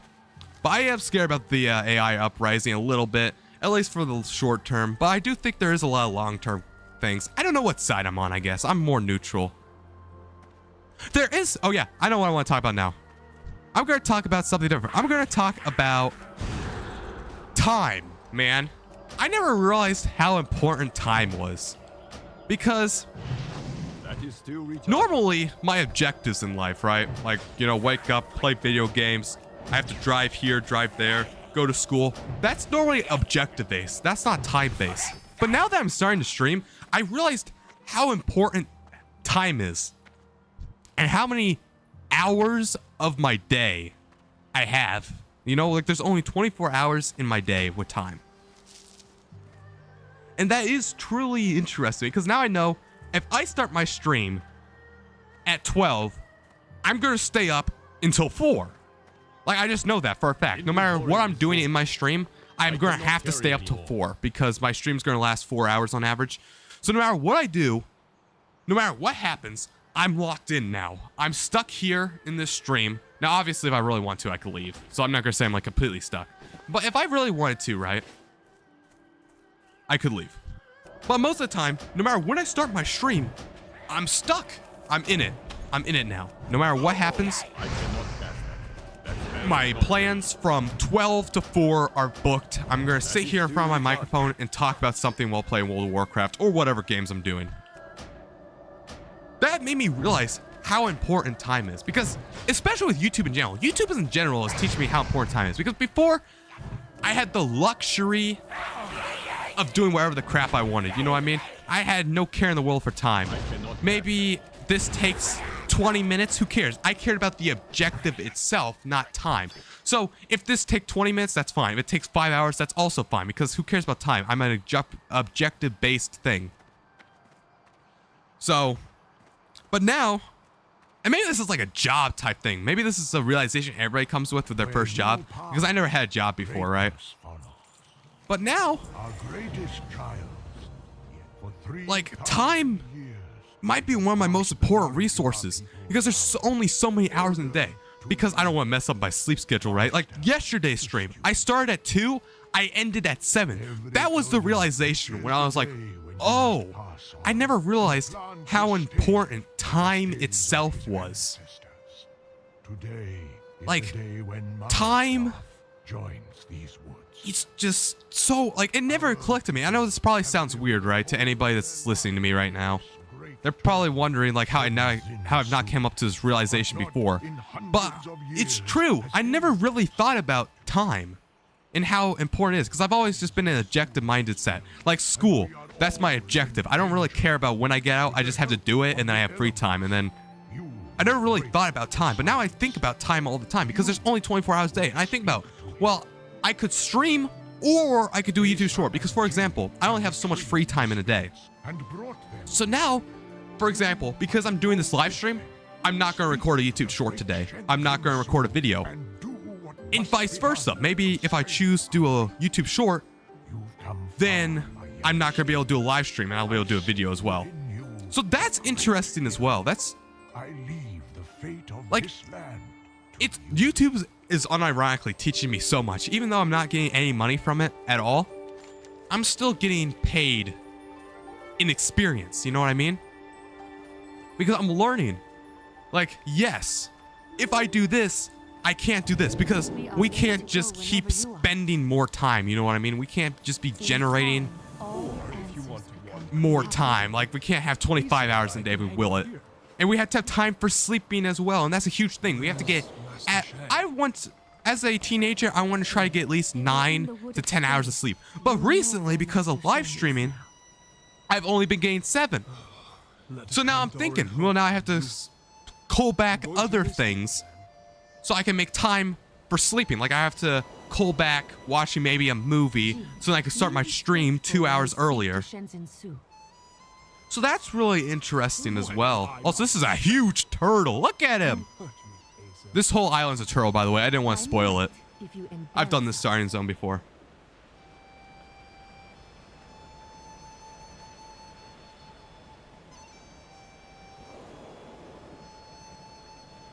But yeah, I really like, now that I can now finally understand what time is. It's kind of cool. At the same time, it's also a little bit depressing. Not even gonna lie. Sometimes it's a little depressing, because now I'm like, man, I can't watch a movie because I have to stream, because I want to do that more. Now, obviously, I'm not obligated to do any of this, but I want to do a stream. But because I want to do a stream, I can't watch movies. Sometimes it's a little depressing, but now it's kind of cool to have control over your day, because I was over the mentality, right? My mentality is, I'm like one of those dandelion seeds in the wind, right? You know when you have one of those dying dandelions and you have a bunch of seeds and you blow on them, and then you blow? I'm one of those dandelion seeds. I take where the wind goes. I don't really have control of my life. Whatever I feel like doing, that's what I'm gonna do. And then I'll keep doing it. Like, I'm never going, I don't do commitments. whatever I want to do, I just want to do, you know what I mean? It's all me, except for sleeping. And I guess going to school because that's mandatory. But other than that, whatever I want to do, I do it. I don't commit to anything. I'm a seed in the wind. But now with this YouTube channel, I want it to grow. I want it to flourish. So I have to plant the seeds of success. The seeds, and these seeds could be YouTube shorts, community posts, live streams like this one, videos. But I need to make time for that because these are all very time-consuming things. I will say probably the easiest is live streaming. Well, actually, no. Stretch that. The easiest by far is YouTube Shorts. And I guess maybe community posts, but I'm not really counting those. Community posts don't get any engagement. But I would say YouTube Shorts are by far the easiest because it takes 2 seconds. But I'd say the next is actually live streams. Because live streams, this is unedited. I'm not even thinking about what I'm talking about, really.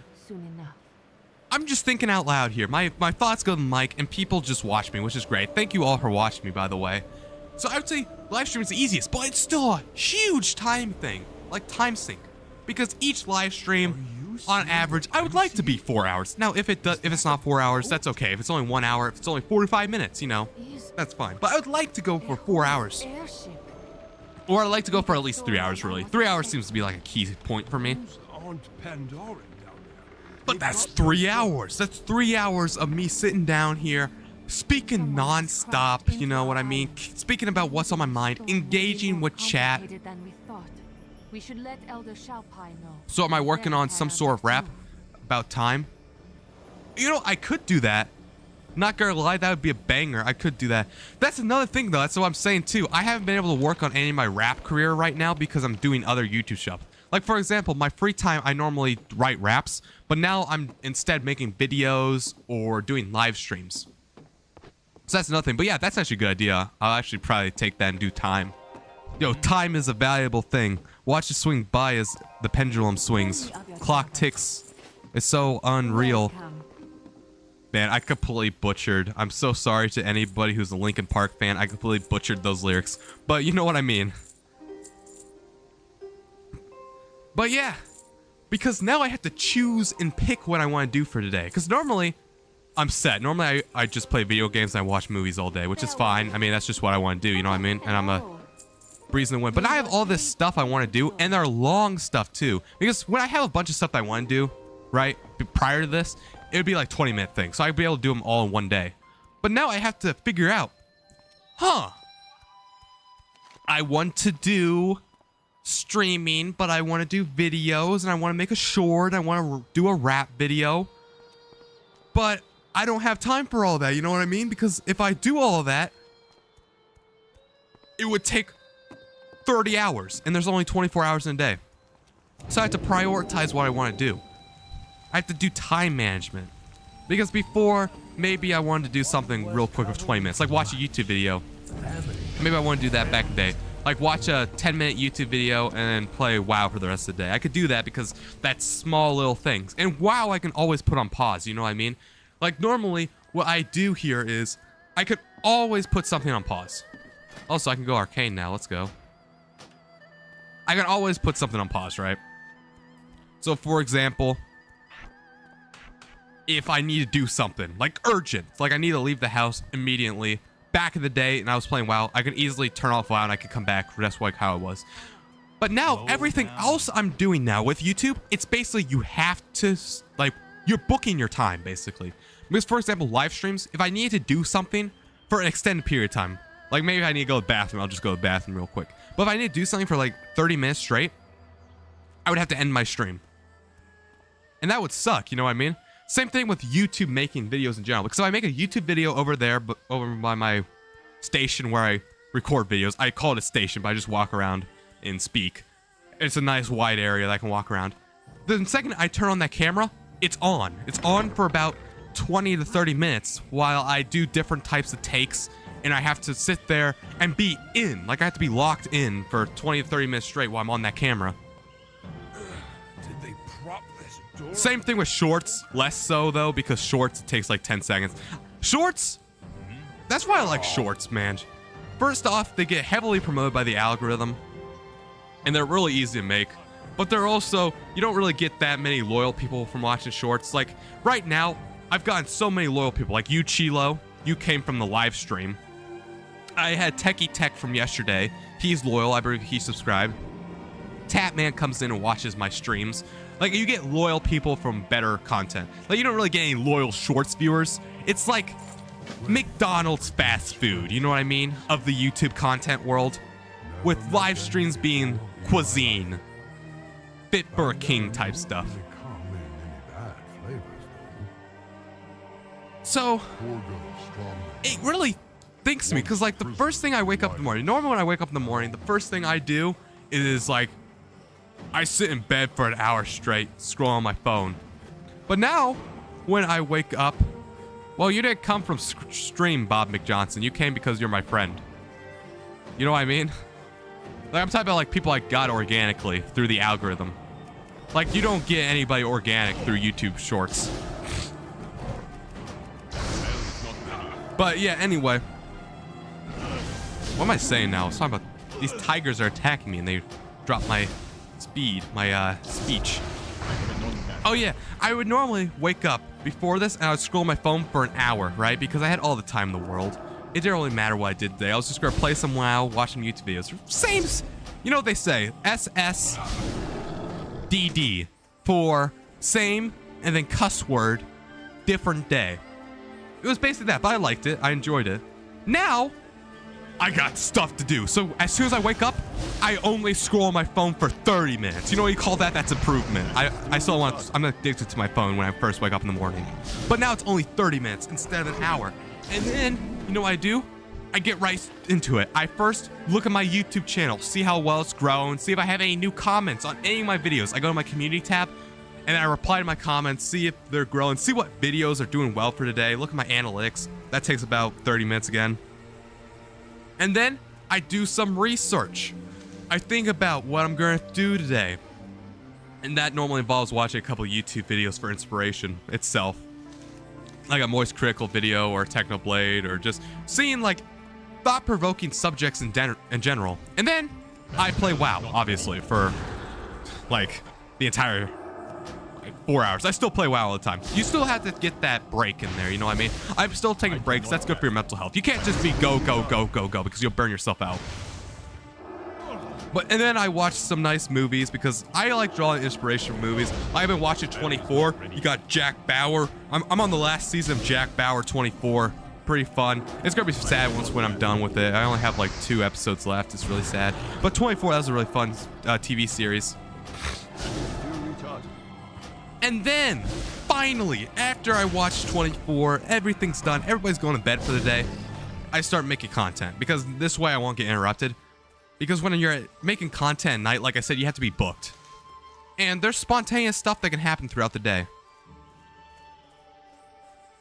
Like, because, you know, you don't know what's going to happen. Maybe you're recording a video, because I do everything on my phone, right? So I don't have a dedicated camera. So maybe I'm going to record a video on my phone, and then all of a sudden I get a call from somebody. It could even be a telemarketer, and I'm recording my phone. That video's now ruined. I could cut it out and then like do it again, but that's all gonna look weird. So now the video's ruined, I gotta do a different take. So by doing all this content at night, and this is when most people are free as well. Most people are free at night as well. So for live streams, this helps a lot too. But when I record at night, I don't do any. Like, there's no obligations, really. I go to bed whenever I want to go to bed. I end stream whenever I want to end stream. I make videos whenever I want to make videos. There's no obligation. Nobody's going to walk in, intrude, type stuff. You know what I mean? There's going to be no distractions. That's basically all it is. Now, obviously, like you've seen, sometimes my mom would text me, and my phone's my webcam, and I have to move my phone around. Like, imagine if I would have to do that multiple times a day. Luckily, it's only at night. And that's why I just like stream at night. No obligations. Maybe that's what you're supposed to do. Maybe that's not what you're supposed to do. I have no idea. What we got here? Okay, I can't read chat because there's a tiger mauling my face. That is still retarded. Come on, tiger. Die. I want to read chat. All right, what we got here? Not no more. Oh man, what? Our friendship's over? Oh no. Sad. Anyway, really sad though. Here, actually, I'll make it up to you, Bob McJohnson. So you find people like Chilo and Tatman and Bob McJohnson through live streams. There we go. I made it up to you right there. Pipeline of internet rapper to WoW streamer. Yeah, I don't know. I mean, I've always liked World of Warcraft. Like I said, this channel is like a spaghetti channel. I'm just throwing stuff at the wall, seeing what sticks. Just doing whatever I want to do, getting experience. Because, and then once when I'm ready, maybe this channel does blow up, right? But if this channel doesn't blow up, whenever I'm ready to like actually pursue YouTube, I'll like go into it and like focus on a niche. But like right now, I'm still an internet rapper. You know, so I'm not giving anything up. I'm not giving up storytelling. I'm not giving up live streaming. I'm not giving up YouTube shorts. I'm still making all this type of stuff. It's just, you know, it's just where my interest is. This way I never get burnt out either. This makes it so I can keep putting out content on my YouTube, you know what I mean? Because like whenever I get the motivation to rap, that means my channel could be dead for like 3 months straight. You know what I mean? And that would suck. So this way I could cycle through my interests and keep posting on YouTube, keep having my subscribers be happy. Because like I said, the niche of King Alex Gilbert is not WoW streaming. The niche of King Alex Gilbert is not rapping, not storytelling, not YouTube shorts. The niche is me and whatever I like. And hopefully people like my personality, stick around and watch my later streams. Maybe they use as background noise. I don't know. Hopefully they just stick because they like me or for other random reasons to watch my content. And I'm just seeing how it works out. To armchair economists. I don't know. I think my economist take was actually kind of good. I don't know. Maybe it wasn't. I was speaking stop on the economist take, so I don't know if that was actually good or not, but maybe it was peak. Maybe you learned something. Maybe you were wondering why the heck I was talking about the economy from a dude who's never been employed and never really participated in the economy at all, really. But like I said, I am using websites and I'm using stuff, so that does turn the gears of the economy. So that's always good. So yeah, that's just my relationship with time. Because now I just have all these, like, I have to choose. Like this is the first time where the stuff I want to do is so long to the point where I can only do so much stuff in one day. Because normally I always get accomplished everything I want to do in the day. You know what I mean? Like as soon as I wake up, okay, I want to do this stuff, and this stuff. And I can always accomplish it because it's really short or it's like never ending. You know what I mean? Like play video games. I don't care if I beat the video games today. I just want to play the video game or watch YouTube. I don't care how many YouTube videos I watch, but now I have a clear objective. Live stream for X amount of hours, preferably. Make a video, preferably. Make like a short, I guess. I'm always going to be able to do that in a day though. Make a community post. You know, reach out to content. Research. Make a rap thing, like rap out a song. All of this takes, I think, more time than somebody would think. Like the only thing, like obviously you know how long streaming takes because you can just check the length of this video. But I think most people, and I did do this as well, most people completely under-exaggerate the amount of time it takes to make a video or to make a rap video or to even make a YouTube short. That even takes like a decent bit of time. I mean, I'm saying that it takes about like, I don't know, 30 minutes, which is still a lot for like a 10-second video. Like they underestimate how long it takes everything. That's what I thought too. Like when I was starting to make a channel, I was like, this is gonna be easy. I'm gonna just put out content like every day basically because it's only gonna take like me 15 minutes. And then when I actually started making content and not making that static thumbnail stuff, like when I was actually me on the camera, I learned, oh, it's a lot more in depth than I thought it was. And I realized I didn't have that much experience. And most people, oh, I'm having a call. What? Who's calling me? Time is money, friend. Who the heck's calling me? What? Who's calling me? That's probably the American Red Cross. I donate blood. Man, speak of the devil, bro. I was saying how people were calling me. I'm just gonna let it ring. Let it ring. Bro, speak of the devil, man. People, I was saying how I stream at night so people don't call me, and then like 10 minutes later, people call me.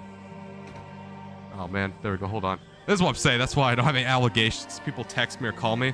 You got stuff like this and I gotta spend like 5 minutes adjusting my webcam.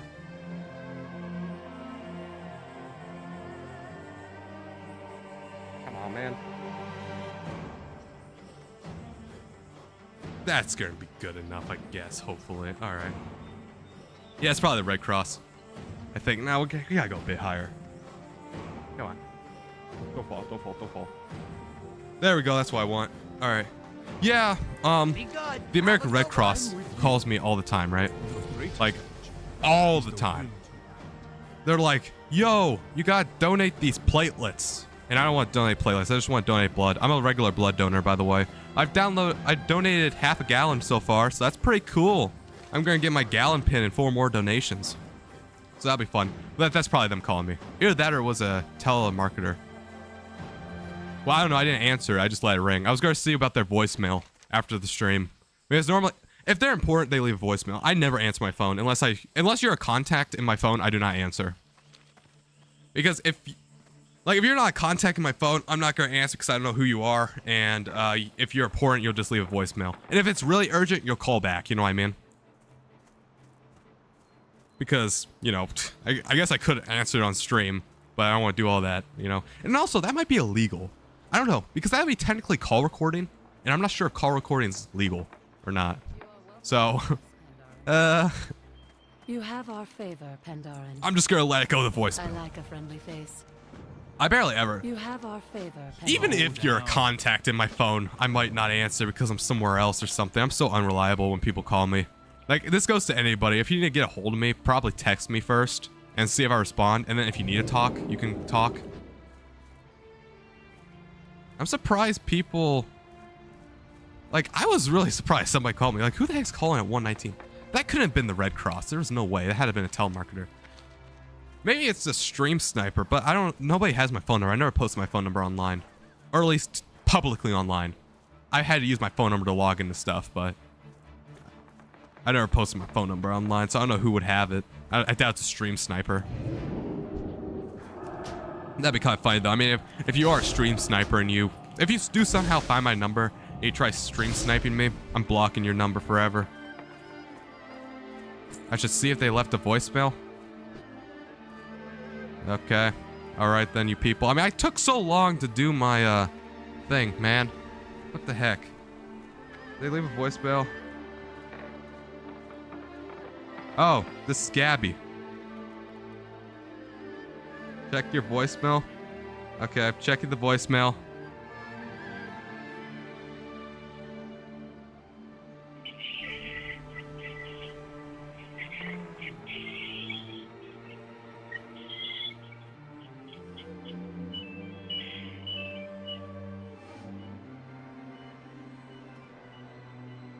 Whoa, I don't know what that was. What is that? What? Huh?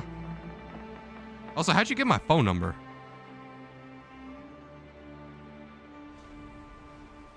How'd you play a little MP3 file for your voicemail? That's kind of crazy. Man, I did that first try too.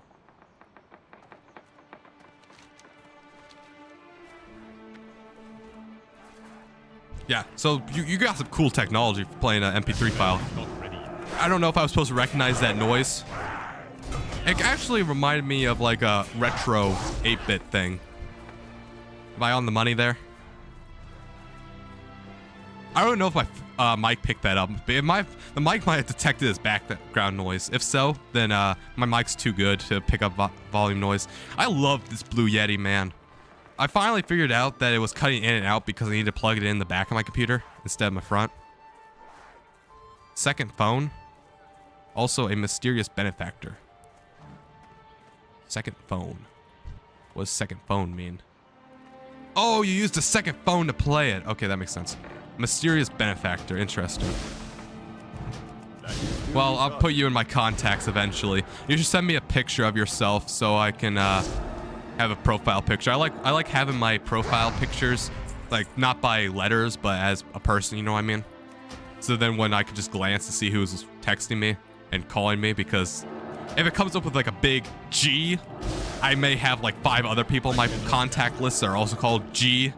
So I won't know immediately. I have to actually read it. That's how I roll. So that'd be pretty swagger if you could just text me whatever. With a profile picture. Mysterious benefactor. It's probably Thor. Silly Thor for more.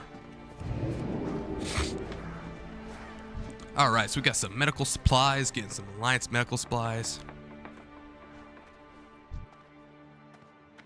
Alliance medical crate. Why are there so many, man? So I guess that makes a lot more sense then, because I was talking about somebody calling me, and it wasn't the Red Cross, it was you. That makes a lot more sense. Because I was about to be like, there's no way the Red Cross has an employee at 1:23 a.m. that's cold calling people, telling them to donate platelets at their local red stop. By the way, my blood draw is coming up soon for August. So that'll be pretty swagger. I'll be able to donate blood again in August. Then I'll have 3 more to a gallon. Because donate blood's cool, man. Apparently my blood's extremely thick, so I have to donate blood. Because if I don't donate blood, apparently my blood gets too thick and then it clogs up and I just die. So that's pretty cool that I have to donate blood or else I die. Pretty high quality there. But you know what they say, I'm doing it for a good cause. And that Amazon gift card. You think about how many people I saved, because if in theory what they say is true and 1 blood donation saves 3 lives, then I've donated 4 times. That means I've saved 12 lives. And think about how many lives I've reached through King Alex Gilbert, whether that be streaming or content creation in general. I've probably affected so many lives. That just makes me feel so good, man. That I'm such an impact on the world, because that's really what everybody wants to be. Nobody wants to be somebody meh, you know what I mean? Nobody wants to be a nobody, you know what I mean? Everybody wants to have an impact on the world. Some people more than others. Yo, the text came through, I heard it. Mission accomplished, thanks Gabby. At least I assume that's you. Die! What were you gonna call me about, by the way? You just want to see if I was gonna pick up my phone or something? Like, what's the point of calling me? But yeah, everybody just wants to be a somebody, you know? Like, nobody wants to just be a dude. Like, everybody has some type of ambitions. Like, maybe not everybody wants to be a worldwide famous superstar, but they want to be known, you know what I mean? They want to be known by their family. They don't want to be known as a nobody. They don't want to be known as somebody who's just there, you know? They want to impact the world, make the world a better place than what it originally started. Because think about it, if everybody born leaves the world in a better place than before, that means the world is going to be 5 billion times better. No, wait, no, 8 billion. There's 8 billion people in the world, right? So there's going to be 8 billion times better. You know how many times that's going to be? The voicemail does not explain it all at all. I do not speak Morse code. And I don't even know if that is Morse code. This has been a good stream so far, though. What do you guys think? I got 7 viewers. I average about 7 viewers now when I play World of Warcraft. I don't know about anybody else. THAT Man should be waking up soon and coming in stream. Then we'll have 8 viewers on average. I want to see if we can eventually break 10 viewers and average 10 viewers. I think it's possible. I mean, if I'm retaining this many people on average, that's good. Because we did hit 10 viewers once. There was that banger, legendary, insane World of Warcraft 5-hour-long stream. Basically, it was 4 hours and like 52 minutes. So I think we can hit 10 viewers and like actually average 10 viewers, because that'd be cool if we break double digits or get more subscribers. I don't know. I don't know what time everybody's on. Like, I know when my audience is mostly on, and they're mostly on, get this, they're mostly on during Tuesday. Actually, I'll show you what time my audience is on. YouTube shows me a graph now, which is really cool because now I'm big enough to the point where this is possible. This is what you must but look at this. I will not stop. Most of my audience is on, oh, it's Monday now. It used to be Tuesday. I don't know why most of my audience are on YouTube on Monday. They're barely on during Saturday. They're on a little bit during Sunday. Don't do anything Tuesday. Really? Oh, there's a bomb. Oh, why is it blowing up? What's going on? Man, what?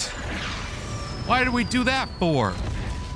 Why did we do that, guys? We just hurt the turtle. What? Guys, so stupid. Man, I'm with this girl, man. Like, you just. Why'd you think blowing up a spaceship on a tortoise's back would actually help? Look at all that blood. He is dying. Yeah, that makes no sense, man. His wounds can be. Would you like it if I dropped a TNT block on your face, you stupid panda? Who's the genius For that what thought you the have TNT done to would him. work? Idiot. Yeah, get out of here, man. Feel sad. That's what you get, man. Like, I don't know why the heck you thought that would work. Yeah. Watch out. Look at all that blood, man. It's like the river of blood. Like, it's like when that one day during the 10 days when there was locusts everywhere and then the rivers turned to blood during that Jesus time. No, it was during Moses. I'm sure you all know what the heck I'm talking about, totally. I do not have a Oh, time. yeah, there we go. Now we gotta, what do we gotta do? Let's help defend. Defend the bad guys, okay. Oh, man, stop stealing my kills. Stop stealing my spawns. Stop stealing my spawns. There we go. If we lose the healers, But yeah, so hopefully, like my goal in life is to be somebody, you know? I want to just influence people. I want to be the inspiration for people. Now, inspiration how? I have not figured that out yet. That's why I'm doing the spaghetti method, you know, throwing everything at the wall, seeing what sticks. Maybe I'm inspiring people to be a Twitch streamer, which is actually we're on YouTube. So maybe I'm inspiring people to be a YouTube streamer. Maybe I'll inspire people to make YouTube shorts. I don't know. But I just want to like help people's day online, you know, maybe they're feeling bad and they need some help or whatever other reasons. I want to do that, you know, I want to make them feel good. Also, my bitrate's dropping, which is really sad. That means the stream's going to be meh quality, but it's fine. That is still retarded. But yeah, because I don't get the people that try and make a world the worst place, you know?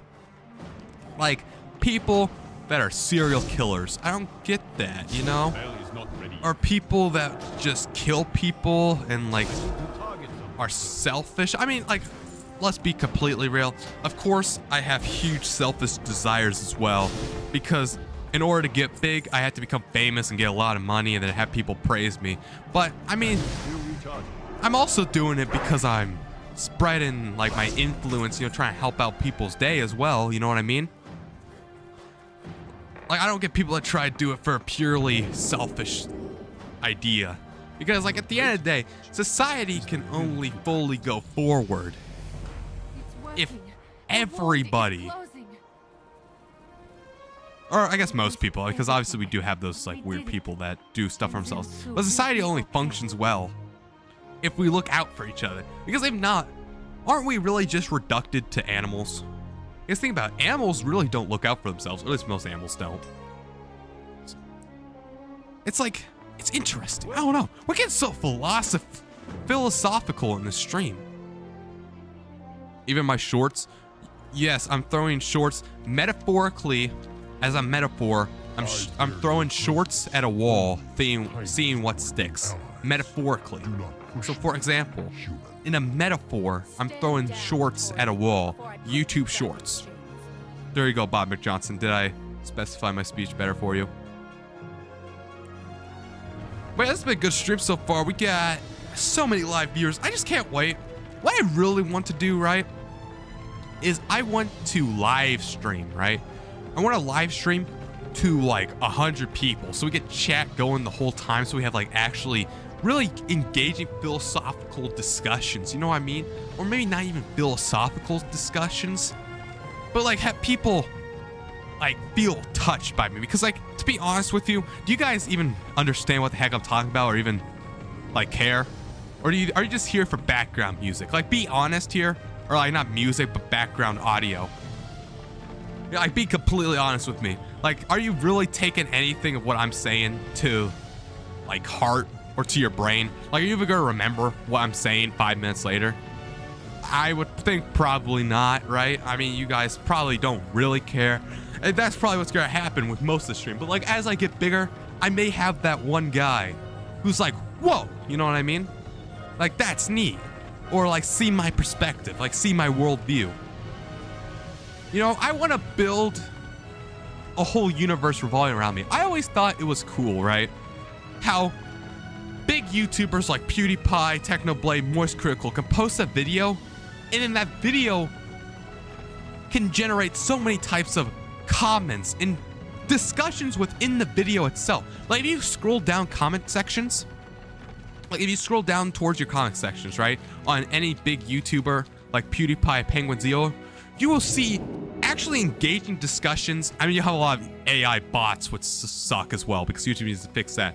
But you'll see engaging discussions within the community, people talking about this, people talking about that, and Moist Critical has nothing to do with that. Like, that's just free discussion. Like, he didn't really probe that. He just made the video, and because of that, it spawned this like whole other community within a community. I think that's really cool.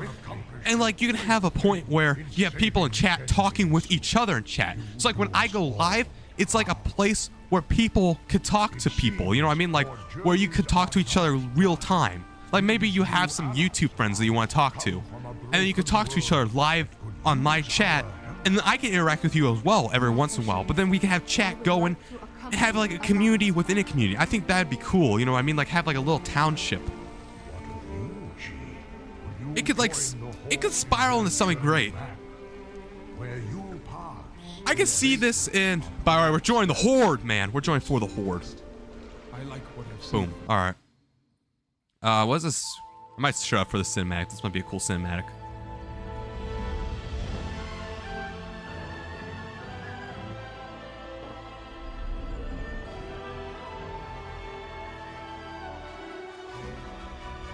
Yeah. Okay, this is really boring. Never mind. I mean, I guess it's cool. Do you guys think this is cool? I mean, honestly, it's slightly better graphics. I'm kind of surprised how they got the graphics like that. I don't know how they...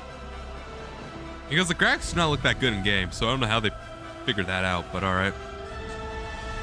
But yeah, I want to be like the guy that starts engaging discussions, you know what I mean? Like, I want to talk about something deep, you know what I mean? Like, for example, like Bob McJohnson said, being an armchair economist. Like, maybe some people disagree with me, maybe some people don't, but I want to like start some engaging discussion. And maybe some people see my view and that makes, like, they're like, wow, that was a really interesting view. I agree with that, or maybe they don't agree with that, and that's fine too. And maybe they could speak with other people, then other people speak, and it would just be like blossoming through there. I think the problem with having a big community, right, is you have a lot of toxic members, because it really only takes a few toxic members, right? If, like they say, a rotten apple spoils a bunch, or in this case, AI slop channels, like AI slop comments ruin the discussion at the moment on YouTube, which sucks. But like as a small creator, I feel like if I just get slightly better, like maybe if I'm streaming to 50 people instead of, am I streaming to 7? Maybe if I'm streaming to 50 people, then we'll have some like actually engaging discussion, you know what I mean? And I think that could be really cool, because like when you look at all these big streamers with like, whoo man, 30K viewers at a time, like actually like a huge NFL stadium full of people just watching you, they get into some crazy discussion. Like, you know what the stream is? The stream's not World of Warcraft. The stream's not any video games in specific. The stream is the streamer in the chat. Like at some point, once when you get big enough, you can just go live and talk to people. And I think that's insanely cool. I always thought it was cool just to speak online and have people either agree with you or not agree with you, but then like understand your point of view. You know what I mean? I always thought that's crazy cool. And maybe you guys think like that as well. Maybe you don't. But like 10 years ago, that basically would have not been an option. I mean, yeah, YouTube was around 10 years ago, but I don't think live streaming really got that big either. I would say 20 years ago. 20 years ago, you would not be able to do this. You would not be able to sit down in front of a piece of plastic, really, right? I think that's what cameras are made of. Plastic. And speak like a maniac, right? And then have people listen and understand where you're coming from. Like, once when I get big enough, I dream for the day, right, where I can make videos pertaining about myself. Because what I'm learning, and this is what I talked about yesterday as well, I can't make videos about me. I can't make videos about King Alex Gilbert. I have to make videos fulfilling a need. In this case, how to automate selling portals in classic WoW works in 2025. That's going to be my best performing video. It's going to be a tutorial. It's going to surpass everything. Give it like a month, which sucks, because you know why people watch that video? They don't watch it because of me. They watch it because they need to know how to automate portals, which anybody could do that. A machine could do that. And that's another thing with like the AI revolution. I think the AI revolution is going to make it so people like me are actually highlighted more, because you start realizing, wow, this guy is human. This guy is down to earth, you know? And I think that could be cool as well. I don't know, maybe I'm just rambling. Like Chin said, when I said, do you guys even listen to what I'm saying? You guys probably don't, which is fine. Like I said, I don't really care. You guys are here, and that's all that matters. As long as you're here on the stream, I don't care what you do.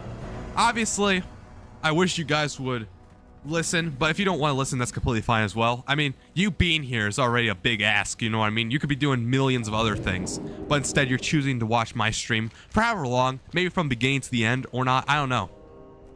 But I'm just hoping one day I can get viewers that are actually 100% locked in, you know, that don't use this for background noise, that don't use it like half coming in, coming out, which, I mean, you always have that, but then engaging viewers, you know, which, I mean, obviously you need these guys, you need the type of people that use in background noise, you need them as well. Like, don't take this as a diss towards my 6 viewers that are just listening, like unconsciously listening to me. Like, you guys are truly great as well, and you're important, and you're always going to be the majority, you know? I'm just waiting for, like, basically, I always name these people, right? Emerald Dev, Scratch Eddie, THAT Man, Devin Thunder, Sir John McDonald. I always name these types of people, right? I always do. Because these people are the people that watch my videos for me and me only, and comment most of the time. Comment interesting thoughts, you know what I mean? Interesting ideas. They watch because of me. They're always constantly watching. They don't just put on the video in the background, basically, right? They're watching because of me. Why is he yelling? Why is this guy yelling? Yourself comfortable. Oh my god, please shut up, Garrosh. Finish preparing. Garrosh, I'm talking here. Yo, hashtag spit on Garrosh /spit. Stupid Garrosh. Okay. Man, now Garrosh talking so loud, I lost my train of thought. Oh yeah, also, yeah, it's for people to like actually engage with me. You know, I always name these people, and I like calling them out, right? I always like, you know, I guess giving them a shout out in a way. I always just like building those connections because they engage in the content because of me. They're actually engaged. They write comments. They watch the majority of my videos. They always like, comment, subscribe, stuff like that. They like me as me. I can make a World of Warcraft game video or I can make a rap video. Doesn't matter. They would always watch it. And I'm waiting for those types of viewers, but for live streams. You know what I mean? The type of viewers that I could stream World of Warcraft. I could stream making a thumbnail and they would watch it. That's what I'm waiting on. And I can't wait until I find them. You know what I mean? Because what this is, right, is what we do as a YouTube content creator is, like I said, we throw everything at the wall, seeing what sticks. Videos, YouTube shorts, posts, and eventually something does stick a little bit. It sticks for like 5 seconds and then falls off. But in that 5 seconds, you gained an Emerald Dev. Then it sticks for 10 seconds and you gain a Scratch Eddie. You know? And eventually, when I keep live streaming like this, right, some people, like YouTube, will start seeing me as reliable and push me more in the algorithm.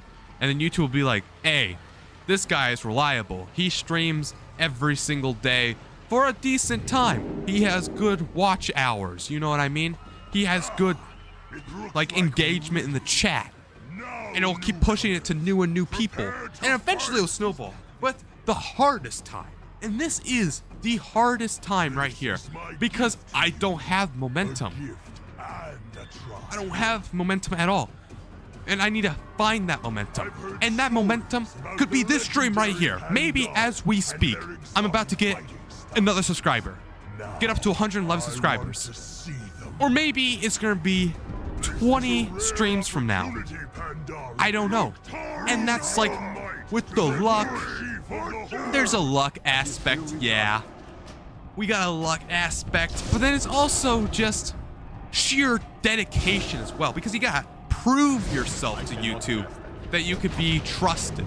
Now, I don't know if consistency plays within that or retentions for streams. I don't really know how to grow a YouTube live stream, to be honest with you. I'm hoping I'm just gonna stumble into it, maybe, you know what I mean? Like, maybe randomly I'm gonna get like 100 viewers by just sheer brute force, you know, banging my head up against the wall until the wall eventually cracks, you know what I mean? Stuff like that. But I mean, I think it's sort of working. You know what I mean? Because at least I have 7 viewers right now. 7 concurrent viewers as we speak. And I've held approximately 5. I think I've averaged 5. Now, 2 of those are my industry plants, right? So we'll say 3 viewers. 3 organic viewers, so that's pretty good. I just don't know if my stream's doing well, you know what I mean? Or how to grow it. And I'm sure I'll figure that out eventually.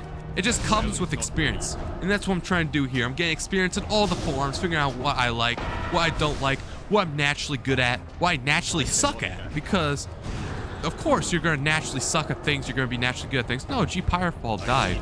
I guess I got to solo this guy, I don't have any mana. You know, working on multitasking, working on all these skills I need. It will be just, it's an interesting development.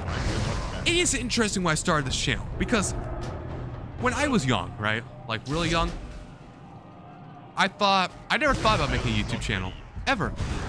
I never thought about YouTube. I never thought about content creation in general. Like making this channel, King Alex Gilbert, at the time it was named God Alex Gilbert, was a spur of the moment decision because I just wanted a place to put my raps on. And then before you know it, it's now one of my biggest time sinks. It's interesting as something as sporadic as that magically turns into my biggest time sink of all time. Like something that's not just a hobby, but like my life, kind of. Because like, think about it. My channel here, King Alex Gilbert, he's gonna live on forever. This Alex that you see in my webcam is never gonna age. He's gonna live on forever. He's gonna live on even when I'm dead. He will keep on living. So it is kind of like an extension of my soul when you think about it. That's kind of what my YouTube channel is. Like, my YouTube channel is me. Also, what I need to do, and I'm subconsciously finally figuring this out, right?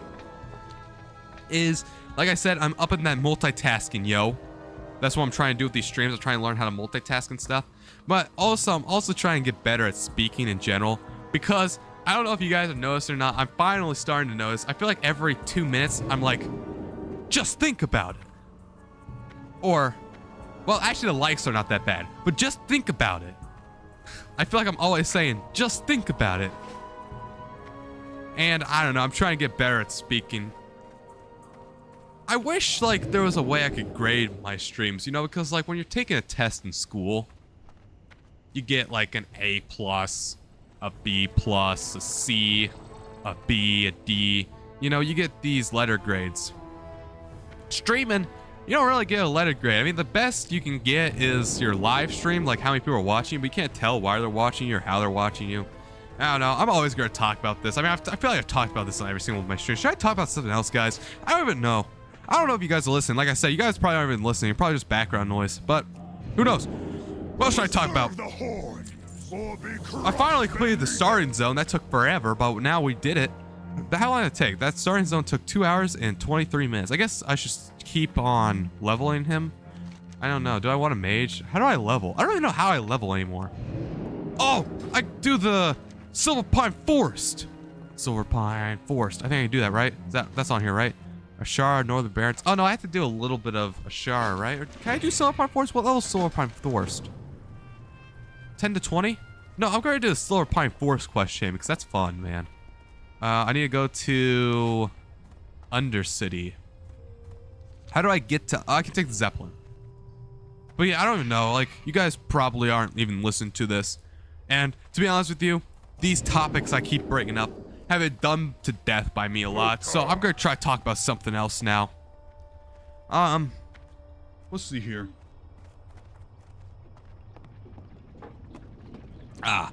There's my school year next year.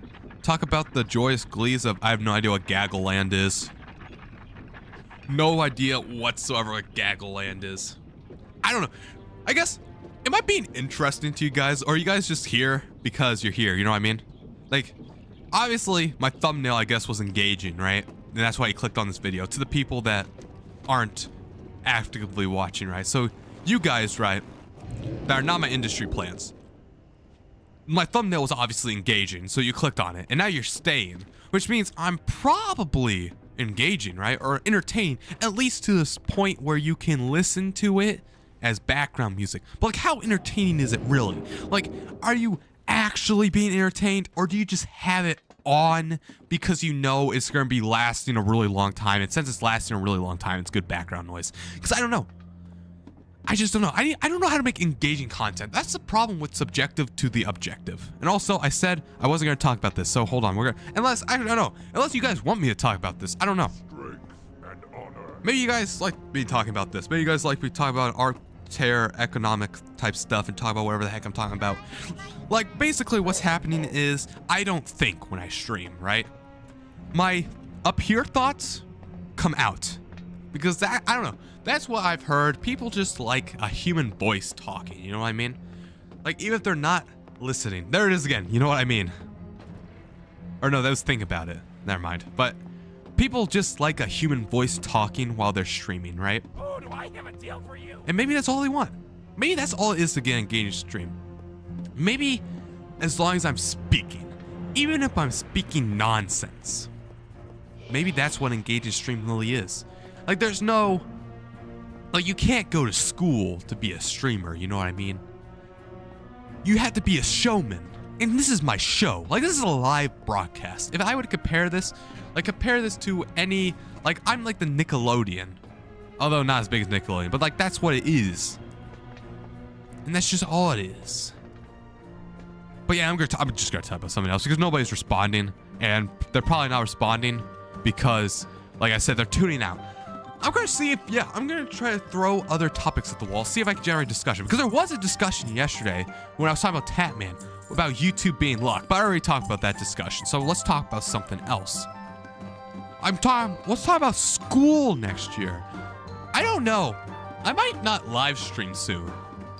I don't know if I'm gonna have enough time to live stream once when school starts. That's why I'm kind of live streaming a lot right now because, you know, do it while you still have the time. Because once when school starts, I don't think I can live stream at all, really.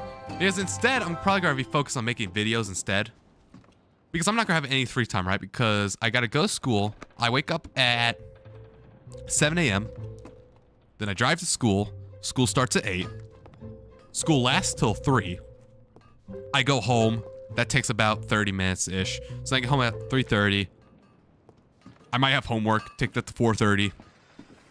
And then I think it's just better because I'm not going to live stream immediately because that'll take me, because I need to eat dinner at some point too. So it's not like I'm going to live stream for like an hour live stream. I guess I could, but I'm probably not going to. So yeah, starting around like August, I'm probably not going to live stream. So maybe I should just live stream every single day. What do you guys think?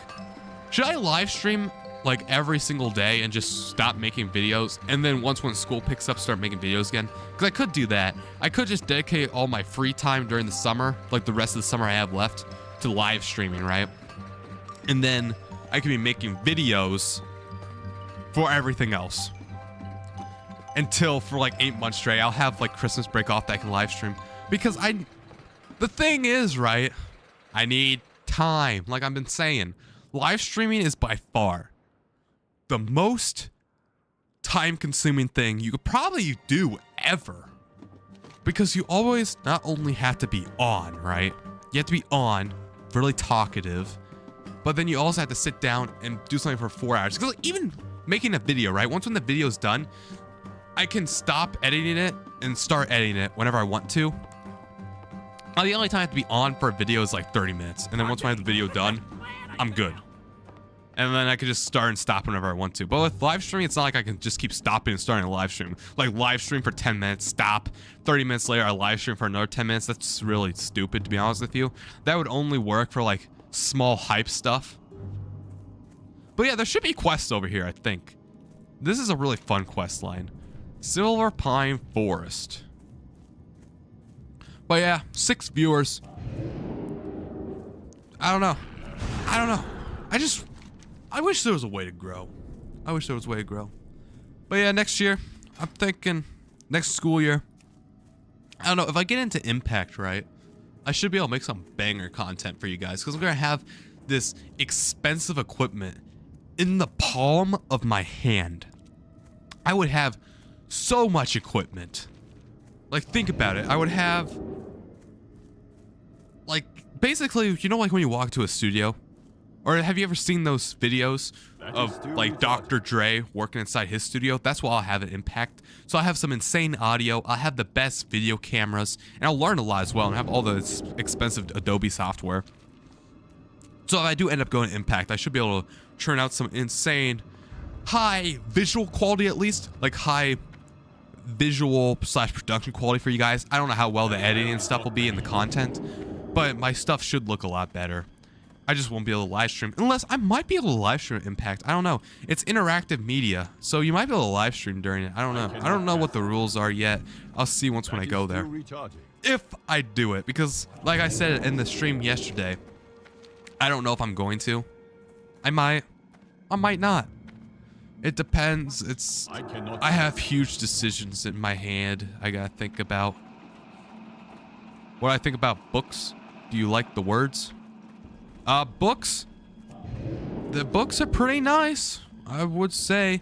Like, they're good to look at. I don't like reading books, but books themselves are good. I don't know what question that is, but That is still retarded. yeah, I would say books are very good. They have knowledge. I think books are a net positive on society. I don't like reading them because they're boring, but they're still fun to watch and stuff. But yeah, it's interesting. I guess what this live streams are, what all these live streams are, is just a digital diary for me, King Alex Gilbert. Just a perfect digital diary of what I was doing today, July 25th. No, it's not. July 21st, 2025. A perfect digital live stream. A digital diary. And one day, I'll look back on this, maybe. Maybe I won't. But I do have the chance just to look back on it and be like, man, I talked about this. This was my opinions 5 years ago. This was my opinions 10 years ago. This was what I was going through. Oh, he had no idea what was next. Because this is all live, you know what I mean? Like, genuine expressions, no, like, scripts, no, bleh, you know what I mean? No, none of that soulless stuff. This is all raw. This is all who I am. There's no fake in it. Everything that happens is happening in real time. I can't script anything if I wanted to. So I guess this is the most organic you could see of King Alex Gilbert. I always like seeing the analytics as well. It will be interesting to see, because I feel like after 10 streams, I feel like I'd be able to get a hang of it, you know?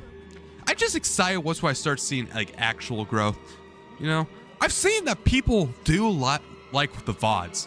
I've been getting a lot of traffic on my World of Warcraft VODs. Like, when the stream's over, it's called a VOD. So, basically, this stream right here, if I would end it right now, it would be a 2-hour and 33-minute video, because it just turns into a video on YouTube. And people seem to be watching it. Now, they may be not watching all of it per se, but they're still watching, like, you know, 30 minutes of it, and that's a lot. So that's good that people are at least discovering the VODs, and then maybe that will help them tune in for my stream later. That'd be cool. What I do wonder is, am I weird? Like, is this a normal trait just to talk non-stop for 2 hours and 33 minutes? And then I also talked non-stop for 5 hours, and then I talk non-stop for 4 hours. Like, you know what I mean? Like, do normal people talk non-stop for 4 hours? Should I be silent? Should I enjoy the game? I don't know. I don't know how to stream. You know, there's not a manual, and I don't know. I'm just really good. Like, I'm a pro yapper, man. Like, I've had people in real life told me to, like, shut up respectfully, you know what I mean? Because I just keep talking and talking and talking. So maybe people do like that, right? And they like it as, like, good background noise. It's like a soothing human voice. Maybe it's human nature to hear a human voice in the background. So maybe they like that. Maybe there's an uncomfortable silence and they do not like the uncomfortable silence. I could see that as well. But maybe it's weird. Maybe it's weird that I keep talking. You know, maybe they want some silences. I don't know. I don't watch streams, and I don't really want to. I don't know what I want to do, man, in life. I am truly, like, there's fears, right, that I have. And I'm not going to label all the fears that I have, because I do have some internal fears. But one of the fears I will say, without a doubt, is I fear for the future. I fear on what I'm going to do, because I don't know what I'm going to do in the future. I don't know where I'm going to go. I fear that whatever I do in the future is going to end up being a waste of time. Whether that be a college degree, I end up doing a college degree, I get my college degree and then I get hired at this job and I learn I hate the job and I waste all my money. I don't know. I just don't want to work per se. Because technically what I'm doing right now, streaming, is work, right? And I'm providing, like, value to the 5 people watching this stream right now as I speak, right? So that's nice. And it is work. And it is something I want to do. The problem is I can't make a living off this. And I don't want to do something I don't want to do for the rest of my life. You know what I mean? Like, I don't want to work a 9 to 5 for the rest of my life, having no time to work on anything I want to do. That sounds terrible. Or even worse, go to college, spend all that money, get in huge debt, waste years off my youth, and then be terrible. Do I think Markiplier is attractive? I don't know who Markiplier is. Hold on, let me look him up. I'll look him up and get back to you. Markiplier. Well, let's see here.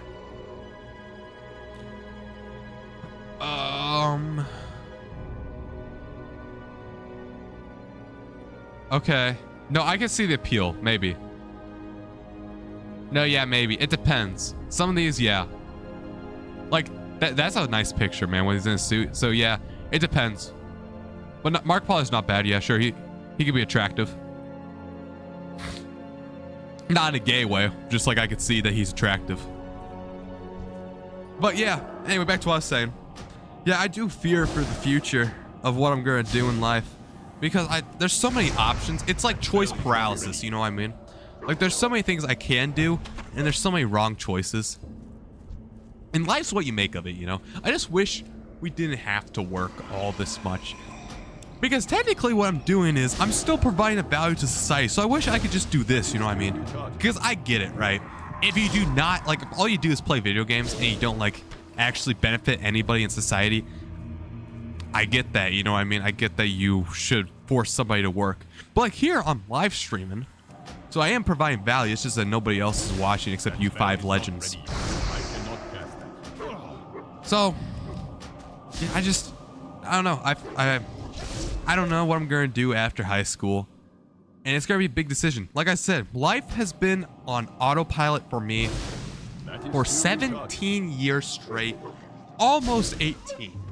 In 1 month, I am legally an adult in the United States of America.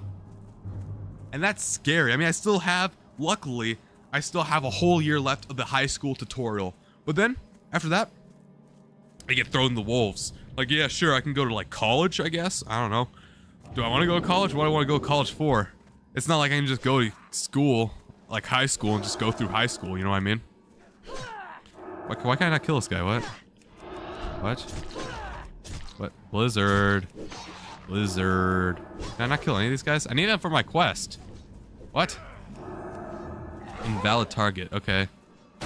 This is weird. That's weird. But yeah, oh, oops, I accidentally moved my thing. Dang it, I grabbed my webcam. There we go. Okay, sorry about that. Sometimes when I click on chat, my cursor just happens to be right over the webcam. And I don't have my webcam locked so I can move it around on accident, but yeah. But yeah, it's scary, you know what I mean? Because I don't know. I think it's kind of, I don't know. Society's weird, man. How you have to do something for the rest of your life, really. Because if you, so like, let's say you don't do something for the rest of your life. Let's say you jump around every 5 years, like completely new genres, like engineering to science to working at a lumber mill. You know what I mean? You get demoted every single time. It's not like you can work your way back up. You have to start out from base number 1. And you can't gain a living like that. You can't gain a good life doing that. So that really is, it just sucks, man. It sucks that as society we're just forced into something. Like once when we choose it, yeah, we have like a bit of leeway. Like you have about a year to realize, hey, I don't want to do this and fix it. Because if you don't, you're locked in for the rest of your life. If you want to be successful and have like less worries, you know what I mean? Because yes, you could do jumping. You could jump job deals every few months, you know what I mean? Or not every few months, every few years. But you would always get demoted when you get hired back, take a less pay grade. You don't have any real skills. Like your employer will look at your resume and be like, well, you have all this supposedly experience, but that experience does not apply to this job. And then I just don't know. So then we're just forced to work something that we don't want to work. And I think that just creates depression in reality. You know, this is a sad topic. You know, I'm changing it again. I'm changing this again. We're getting too real here. We're getting way too real. This is too real for King Alex Go, where we gotta get like less real here. We gotta talk about something else. Let's talk about this. I'm level 12 in World of Warcraft now, so I mean, I got my I wanted to do the starting zone because you get a mount. I'll show you the mount before I end the stream. It is too far away. But yeah, I just let my thoughts go, you know, and then, because like I said, there's no internal regulation up here. Whatever I'm saying goes straight to the mic. Like, this is the only time where whatever I'm saying, like, I guess it's flow state with the camera, you know what I mean? I don't have to think about what I'm saying. Thoughts just effortlessly go on to there. Let's get, I don't know, maybe you guys think about that. Maybe you guys aren't even listening to me. Who knows? Who knows? But this is my amazing live stream. I do hope it all works out in the end. I mean, it seems like it works out in the end for everybody that I've ever talked to, but you know, there's always a chance. Why can't I not kill these guys? I'm not gonna be able to do this quest if I don't. I might have to log out and log back in again. That's gonna be so annoying. I don't know. I did that in Cata and I gotta do it again. Like, what is all this stuff, man? But yeah, life's about to get real, you know, because like now, because up until this point, I have been, I guess, Alex Gilbert, right? But now, I get to actually figure out who I am after high school's over. I get to figure out what I actually like, what I don't like, what makes me me, because, you know, now we just do generic stuff, you know what I mean? Like casual, everybody's doing the same thing, everybody's in a math class in school. But now, well, if I go to college, I'll have people that I talk to that share the same interests as me, more likely, because everybody, you could have like jocks in one class, right? You can have big football people in one class, and you can have absolute nerds in the same high school class. So it truly does depend. But when you go to college, I guess you could make more friends because you have more of a thing. But then again, I have some social anxiety though, so that's gonna be funky. Yeah. I wonder what why did I start streaming, to be honest with you? What was my first stream about? It was, I don't even remember why I remember, because I was in Discord and then we just started streaming. It's funny how small things like that. Like I said, one day I just wanted to post my raps on YouTube. And then I made a YouTube channel, and then it spawned into this. One day, I was just with my friends in Discord thing, and then they said you should go live. So then I went live, and now here we are, streaming to 5 people. It's interesting, man.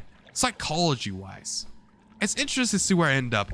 People always ask me, like, I don't know, I'm like an interesting guy to people, I guess. They always wonder where I'm gonna go. People have always told me, whether that be in real life or even online, they're always like, hey man, for some reason, I'm weirdly invested in your journey. I'm curious on where you're gonna end up. Now this goes with people on my online journey and in real life journey. I have people tell me, I'm vaguely curious on where you're gonna go end up. Like, this is weird. I don't know why I'm weirdly invested into you, but I'm actually kind of curious on where you're gonna end up in life. And that's always interesting. I wonder why people take such an interest in me, you know what I mean? Because is it the way I talk, the way I act? I don't know. But no matter what happens, like, I would say every 5 people are always like, man, I'm weirdly invested in this guy. Every 5 people I talk to, whether that be online or in person, they just weirdly are invested in my growth, my personal growth as a human on Earth or as an American, or my personal growth online as an internet, I guess, personality or a rapper. I don't really know. It's weird that and I guess it's a good weird because that's good, but I wonder why I make them strangely interested. It has to be like the way I act or the way I carry myself. I don't know. Because you do get, like, online, I get a bunch of people that hate me, right? I've already talked about the Reddit post, done to death topic, right? So online, I get all kinds of people that hate me. But there's a lot of people online too that are like, you know, normally I would hate you, right? Normally you're like, you have all the qualities of somebody I would hate. But for some reason, I can't will myself to hate you. Also, I'm gonna log out and log back in and see if I can kill these guys. Might just be a weird bug. But yeah. People, whether that be online or in person, are like, you have all the possible qualities of somebody that I would normally hate. But for some reason, I'm strangely interested in your progress. And I've always just brushed it off as like, that's another viewer, let's go! But it is interesting, and it keeps happening too.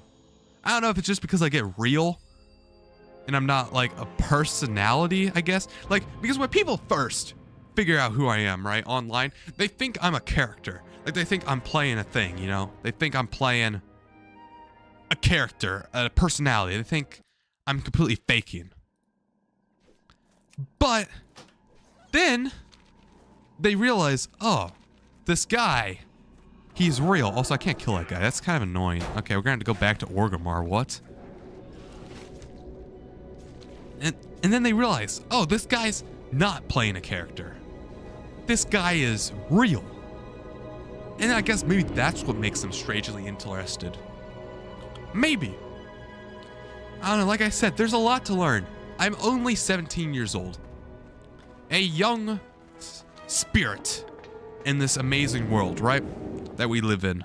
That all of us miraculously conceptualized in. Whether you believe in God or just evolution or spawning in, it's miraculous that we are all alive right now. I think we all can agree that, right? And I'm just learning, you know, every single day I learn something new that I can use in the real world development. Every single day I gain more experience that I can use in my content. Every single day I put a piece together in this puzzle that we call life. And I think, I don't know, maybe once when I figure out a job, right? Once when I go to college, maybe all these worries that I have in the back of my head, because they do live in the back of my head, maybe they will all go away. Because then at that point, it's back to autopilot, I guess, just doing whatever the crap I want to do. Because that's what people always wonder, and everybody at my school, right, just seems to have it down on what they're going to do. They always ask me, what the heck am I going to do? And you know what I unironically tell them? I tell them either I don't know or basically being homeless or something. I don't know, because I don't know what I'm going to do, bro. I just don't know. And everybody else I talk to, they seem to have it made. They're going to go to college. They're going to do this thing, that thing. They're all going to do that, this, that. And then there's me. And they're like, are you going to go to college? And I'm like, I don't know. Well, what do you want to do? And I'm like, I have no idea. Nothing in the slightest. And I don't know. I think that's just weird to people. But then I wish I had something in my back of my mind. I wish I was working towards something, you know what I mean? I wish that there was purpose, I guess. I mean, there is purpose in my life, obviously. My purpose in my life is existing, I guess, because I have purpose. My purpose is to, like, do whatever the heck I want to do. The purpose in life is me. If that makes any sense. Like, I am why I live. Like, I don't live Like, the reason I'm still alive is not because I want to become a famous YouTuber or anything. The reason why I'm still alive is because I like me because of me. If that makes any sense, you know what I mean? Like, I don't know, I talk to some people, it seems like they're only alive because of their ambition to be something else. Which I always felt that was weird, because I'm alive because I like me, you know what I mean? Like, I don't care where I am or what I'm doing. I just like me. I like me as a person. I like me because of me. And I don't know. I just don't know. That is still retarded. It's just weird, you know? Especially now that it's a more pressing issue. It's always been like this since I went to high school. I've always had talking to people and they're like, yeah, I want to be a veterinarian. I'm going to go to college and that's what I'm going to do. And they already have it set out. And during 9th grade, most people were like me. They didn't know what to do. But every single year, there seems to be less of me. Like, less of people like me that don't know what to do. To the point where I feel like I'm one of the only people left that don't know what to do. I feel like I'm the odd one for not knowing exactly what I'm going to do once I get out of high school. And that's scary, you know what I mean? That's scary not having a plan. And I gotta figure out that plan. And I don't only have to figure out that plan in only less than a year. I have to figure out that plan right now. Well, not right now. I have like 2 or 3 months because because we're going to scholarship season. You know what I mean? And if I want scholarships, I have to like write essays on what I think I want to do for school. You know what I mean? And obviously, if I write an essay to this person who's trying to give out a lot of money, right? Trying to give out a lot of money for a scholarship, and I say, I would love to go to college, but I don't know what to do. They would never give me money compared to somebody else saying, yeah, I want to be a veterinarian. That's what I'm going to do. I'm going to help all these pets. Because I don't know. Maybe I don't even want to go to college. Maybe college. I don't know, because like nowadays I feel like you can't afford not to go to college. But then at the same time, like I was talking about AI earlier during the stream. Now you need to go to college because AI is going to replace everything that's basically not college educated. So like I'm at the point where, yeah, you got to go to college. So I got basically another 4 years to think about it. Like what I'm going to do as a job. But I still need to get a major and a minor, right? But everything just seems like, I don't know. I wouldn't say terrible. Everything seems so boring, right? To the point where I might start off with a flame, right? Like let's say the first thing I do, I'm starting off strong. I love working with computers. Then I do it every day for a year. And slowly but surely, it whittles away at you, right? It has to. Like, for me, like, notice how I haven't posted... Well, actually, I haven't posted raps. But I haven't made a new rap in forever. Because, you know, I'm going with the flow. If I made raps every single day, I would end up hating rapping. You know what I mean? I would end up hating writing lyrics. I would end up hating all this other stuff. That's why I've been bouncing around storytelling videos. I haven't made a storytelling video in like a week. I like to bounce around and stuff. But if I do the same thing over and over and over again, I just learn to hate it. So I don't know what I'm going to do.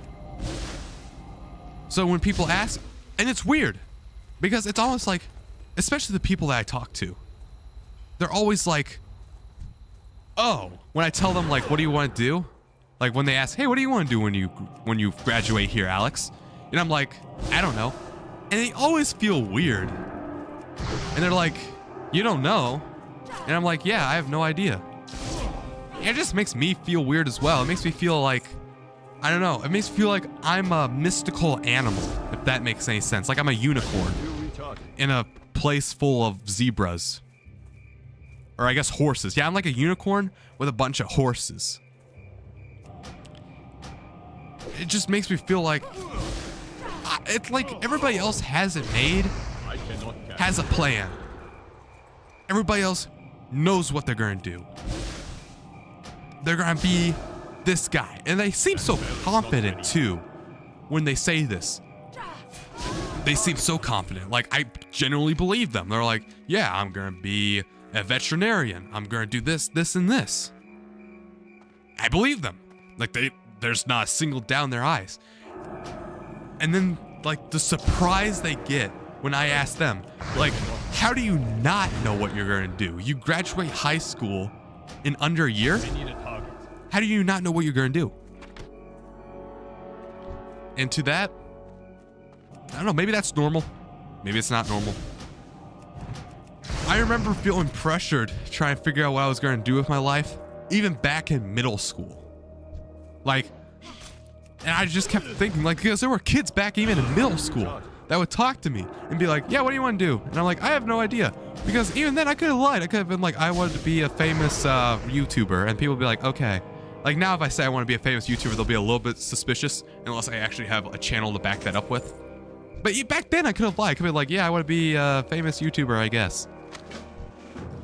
And they would have believed me. But even back then, like back then, 5, 6, 7-year-olds would end up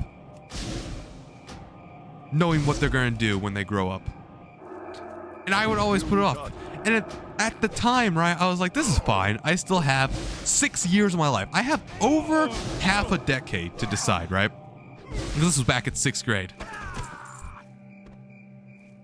But now, I kept saying that. Oh, I only got half a decade left. That's fine. I only have 4 years left. That's fine. I kept putting it off. And I don't know. It's gonna be huge. I'm telling you, man. Right now, clip it right now, Chad or anybody that wants to clip it. I'm either gonna be massive, I'm gonna be known everywhere, or I'm never gonna be heard of ever again. That's what's gonna happen. I'm either gonna be a nobody or I'm gonna be somebody. You know what I mean? Now you might be like, well, that's like it for everybody. But truly, I don't know what I'm gonna do for work. I don't know. I might end up like just being on the side of the street, being homeless because I can't get a job because everything else I do sucks. I don't know. I don't know. So, but then again, something might blow up and I might become famous and do something that I love doing. I just don't know what I want to do. I don't know what I want to do for my life, really, personally. I just find it weird that everybody else, I don't know, I'd find some solace, right, in my thoughts, right, if other people also didn't know what they were doing, right? Because it just seems like everybody talks to now that, at least last year in junior year, had it made, even if it was a huge aspiration. Like, for example, there's this dude named Carmine. He wants to be in the NFL. That's still something he wants to do. Me, I don't know. I'm aimless. I'm not even sure if I want to do this on end. Maybe, I don't know. I mean, this seems like it would be nice until it's not nice. I don't know, maybe it's because, I don't know, maybe it's like the autistic person in me, you know, because I think, I don't know, maybe I'm autistic, maybe I'm not autistic, I don't know. Maybe I'm overanalyzing all this. Maybe what I'm saying right now is gonna be fine 10 years down the line. Maybe 10 years down the line, I'm just gonna have a perfect 9 to 5 like everybody else has. Fine money, living wherever I want to do. It'll be fine. And honestly, that's kind of what I just want to do. I kind of just want to, like what I'm doing at school. I just want to sit down, have an objective to do, and complete that objective by the end of the day. That's really all I want. And even then, people think that's weird. Like, wow, you don't have any other aspirations? Which of course I do. Like, I want to be paid well doing this, you know what I mean? Like, who doesn't want to be paid well? Like, when I get all these objectives, of course I want to be paid well doing them. But sure, you're the boss man. Boss man, you tell me what to do. And I'll just follow you, you know? It's like, boom. There you go. And I want to be paid well. And I don't know. People, like, look at me like I'm an alien. They're like, wow, you just want to just be told what to do all the time? I mean, yeah, kind of. I mean, maybe that's not American, right?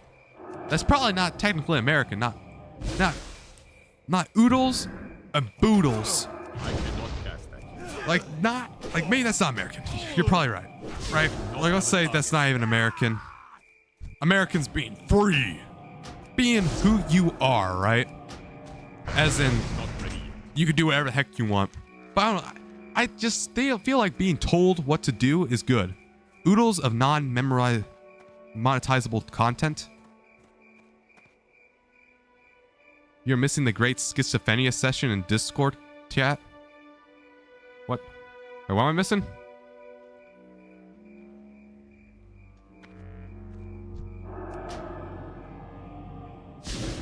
Oodles of non-monetized. Oh, are you guys like saying slurs at each other or something? I cannot cast that. I don't know. Anyway, I'm just gonna go back to my monologue here. I don't know. Maybe it's all gonna make sense, like I said, down the line. Like I said, it'll probably all work out. Things in life like this always ends up working out, right? Some way or another. But it is scary. It's scary that I don't know what to do, and I still don't know what I'm gonna do for...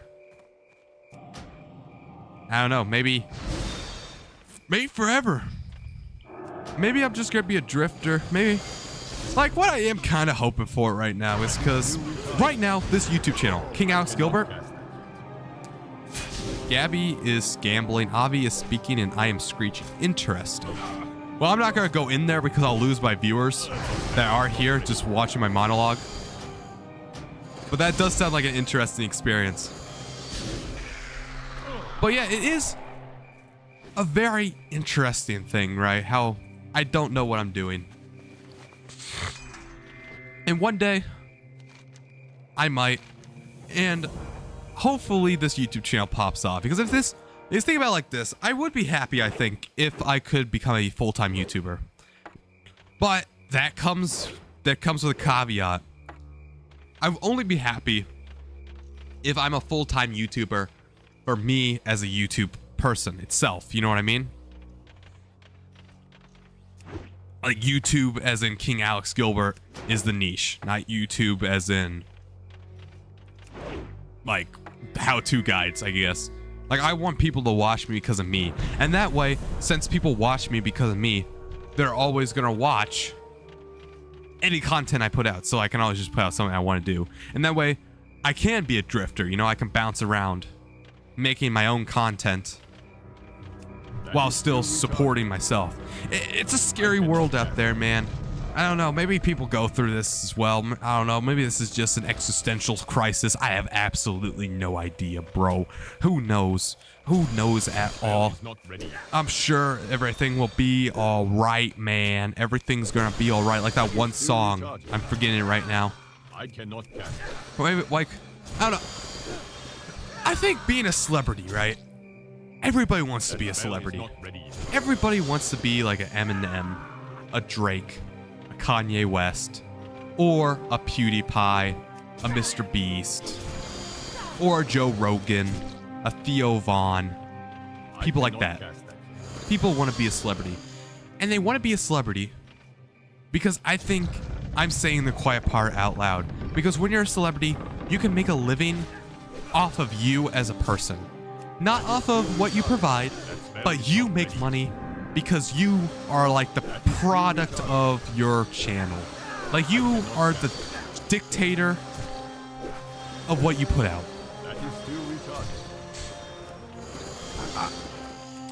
Because, like, think about it, right? Drake can put out like literally a rock song. Like, Drake's never gonna do this, right? But like, let's say Drake wants to do a huge rock song. He's now he was listening to some Nirvana, some AC/DC, some Guns N' Roses, and they're like, you know what? I want to do a rock song. So Drake puts out a rock song. He might not get as many viewers as his rap song, but that song will still generate at least $1 million, I guarantee you. That spell is not ready yet. PewDiePie, what he's been doing, think about it, he can make literally anything he wants. He's making Linux videos for, like, come on. He's making literally Linux videos. So PewDiePie can make whatever he wants and still make millions of dollars doing it. Joe Rogan could talk about anything he wants, have any podcaster on about any topic and still make millions of dollars. And I think that's why people want to become a celebrity. Not because of the money per se, but the creative liberty to do whatever they want to do, right? Anything. And still make money. Yes, making millions of dollars is nice, but what's nicer is making millions of dollars doing whatever you want to do without having burnout ever. I cannot cast that. That spell is not ready yet. Man, what a speech, man. It's a shame that I don't have that many viewers, man, because I think I'm speaking facts. I don't know. There has to be somebody out there thinking like me, you know what I mean? One day I might, One day I will, probably. I mean, if I keep this up, eventually more people are going to keep coming eventually. It's all about finding the right audience. Like they say on YouTube, it's all about finding the right audience. That spell is not ready yet. Like, I cannot cast it may take days, it may take minutes, it may take years, but eventually that audience will come to me. And then I'll be able to make content like PewDiePie, content like Moist Critical, where I can just sit in front of a microphone, speak my thoughts, hope it comes off to other people, hopefully hope it connects with people, I guess, if that's what I'm saying. Hope it connects with other people and they enjoy it. I don't know. Oh, this is kind of like a therapy session, to be honest with you. I don't really know, bro. I don't know. Chat's basically dead. I don't think anybody's listening to this, but it's fine. It's fine. I mean, it's better than streaming to 0 people, you know what I mean? Because even if this live stream's a complete fail, right? Let's say this, right? This live stream, let's say nobody's watching it actually, really, and it's a complete fail. I'm still getting watch time for my monetization down the road. Because I need 4,000 watch hours. Holy crap. 4,000 watch hours?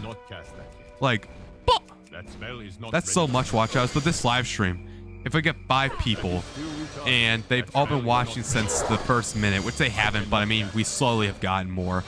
And this live stream's been going for 3 hours. 3 times 5, that's 15. That's 15 hours right there. Easy. So this is helping me get my watch hours at least, if it's not accomplishing anything else. And I mean, I'm having fun doing this. It's just, it would be interesting to see what the community's take. There we go, not taste. It would be interesting to see the community's take on this, you know, of what I'm talking about. What am I supposed to do? Can I kill this guy now? Yeah, kill the ancient. Got it. It would be interesting to see the community's take. Because that's all I really need, right? Like, one person could carry the chat forever. I mean, I could probably talk like this for, I don't know, man, days.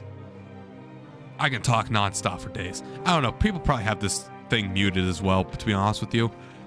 I know my industry plants might have it muted. Maybe. I don't know. But, I mean, it's fine. You know, it is what it is. I mean, this is getting a lot of views, too. Leveling a Panda and prepare for MOP, that's 35 views right there. So, but yeah, I could talk like this for days. I could talk like this for years, even.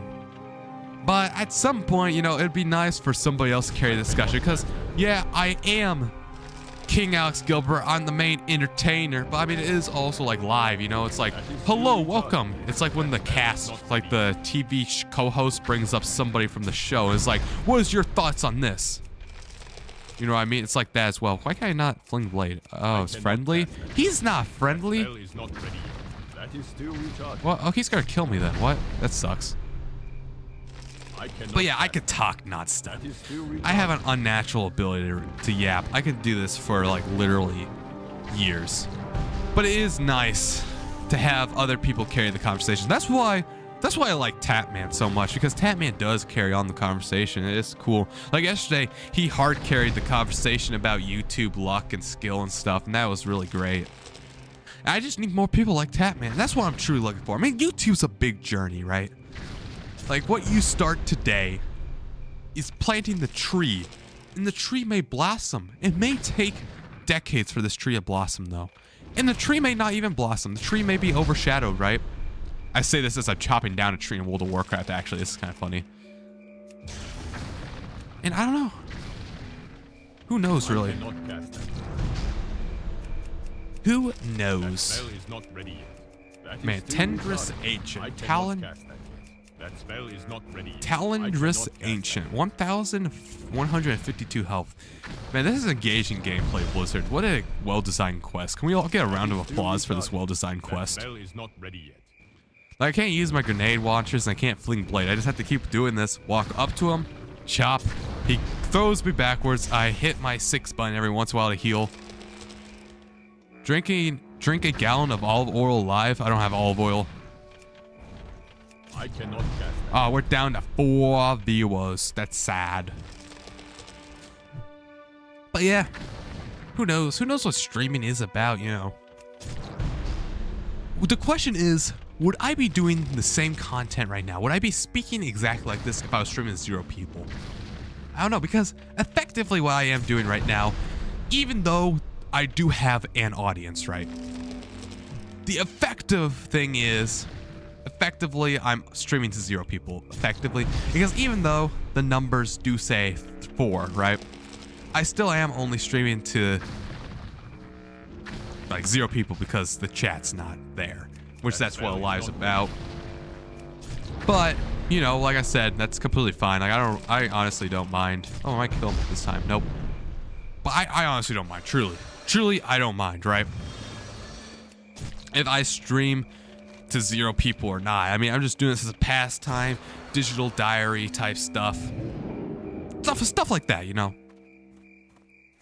So I don't mind, but it would be nice to talk with other people. And slowly I am growing my community doing this. I mean, it seems like every other live stream I do, I get a viewer. So that's really nice. Like, or not viewer, sorry, a subscriber. I always get a subscriber about every other live stream I do. Plus, I'm learning more about OBS and like I said, I'm getting experience. Experience is what I need for this big, scary life. Because, like, basically what the equivalent of what's about to happen, right? I'll tell you what's about to happen. My way or the highway, pal. I am about to go into a new world.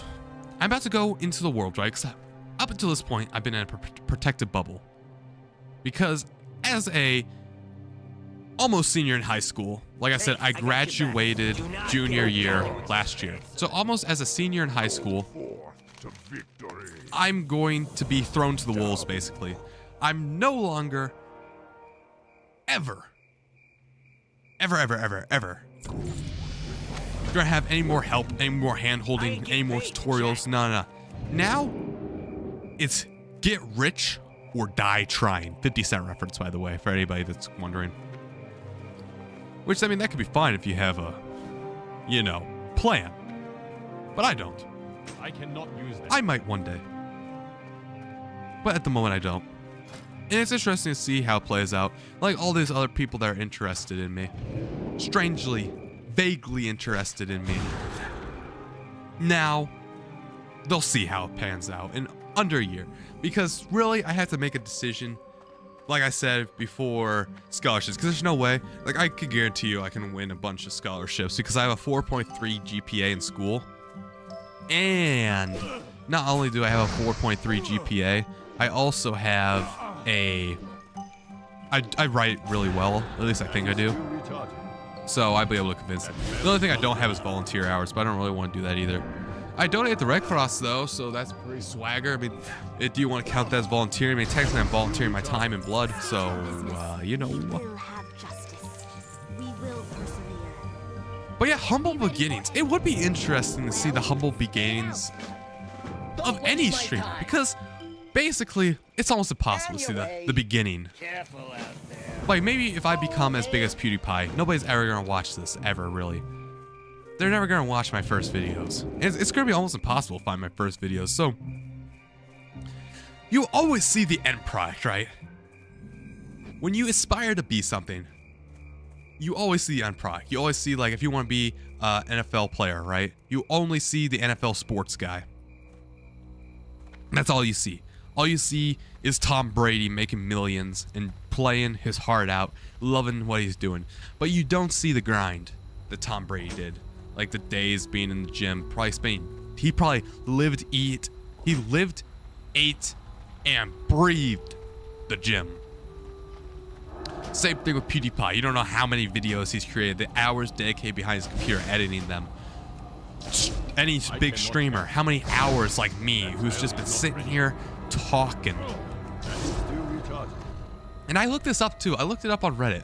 I don't know. Maybe I should stop using Reddit, to be honest with you. But I've always looked up Reddit, you know? Like, Reddit seems like it used to be a good answer because you get real answers by real people, a bunch of anecdotes. And when you need, like, survey type stuff, like what makes a good stream to you, Reddit's a good place to figure that out, you know what I mean? So, I was looking up Reddit because I was curious about this too. What makes an engaging stream? So I looked this up on Reddit, and people are saying, just talk. talk about your day, talk about your life, talk about the game that you're playing. Okay, that's what I'm doing. I don't know if that works though, because is this really interesting? Because like we have stated before, nobody's really listening to this, which is, once again, I just wanted to clarify, it's fine. But we don't know how well I'm streaming, you know what I mean? We don't know how well this stream's going. Maybe the stream is a banger and it's just not getting discovered. Or maybe the stream sucks and that's why it's not getting discovered. You know, you can't tell, and you won't be able to tell until I hit it big. And who knows when I hit it big. The problem is just all unpredictability, because when you're working a normal job, right? Or when you're doing a normal, like when you're working at a normal thing, if that makes sense. Like any normal objective, you can normally tell, like after a year, I'll be able to hit it. You know what I mean? After a year, I'm gonna get like, after a year, my fat will go down by 20 pounds. Like if you're doing a weight loss, like that's normally objective. You can lose like 3 pounds a month on average. So by about a year, you'll be able to lose all of your pounds. Or all your pounds, then you'd be dead. You lose 20 pounds. And that's like a set end date. But here, it's all subjective. Like, it's lucky too, because it depends on, maybe my best viewer ever is about to get recommended this video and is actually going to really engage with my content and what I'm saying. Maybe.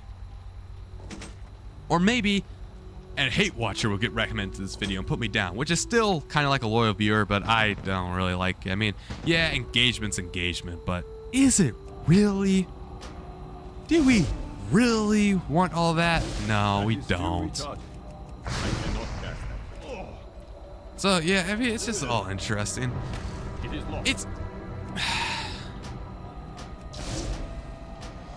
I don't know, all this. What is a normal life? You know what I mean? That's the question I think everybody asks on a normal basis. Am I living a normal life? Because that is truly, like, do normal people think like how I think? Do normal people, like, yeah, do normal people think how I think? Do normal people do what I do?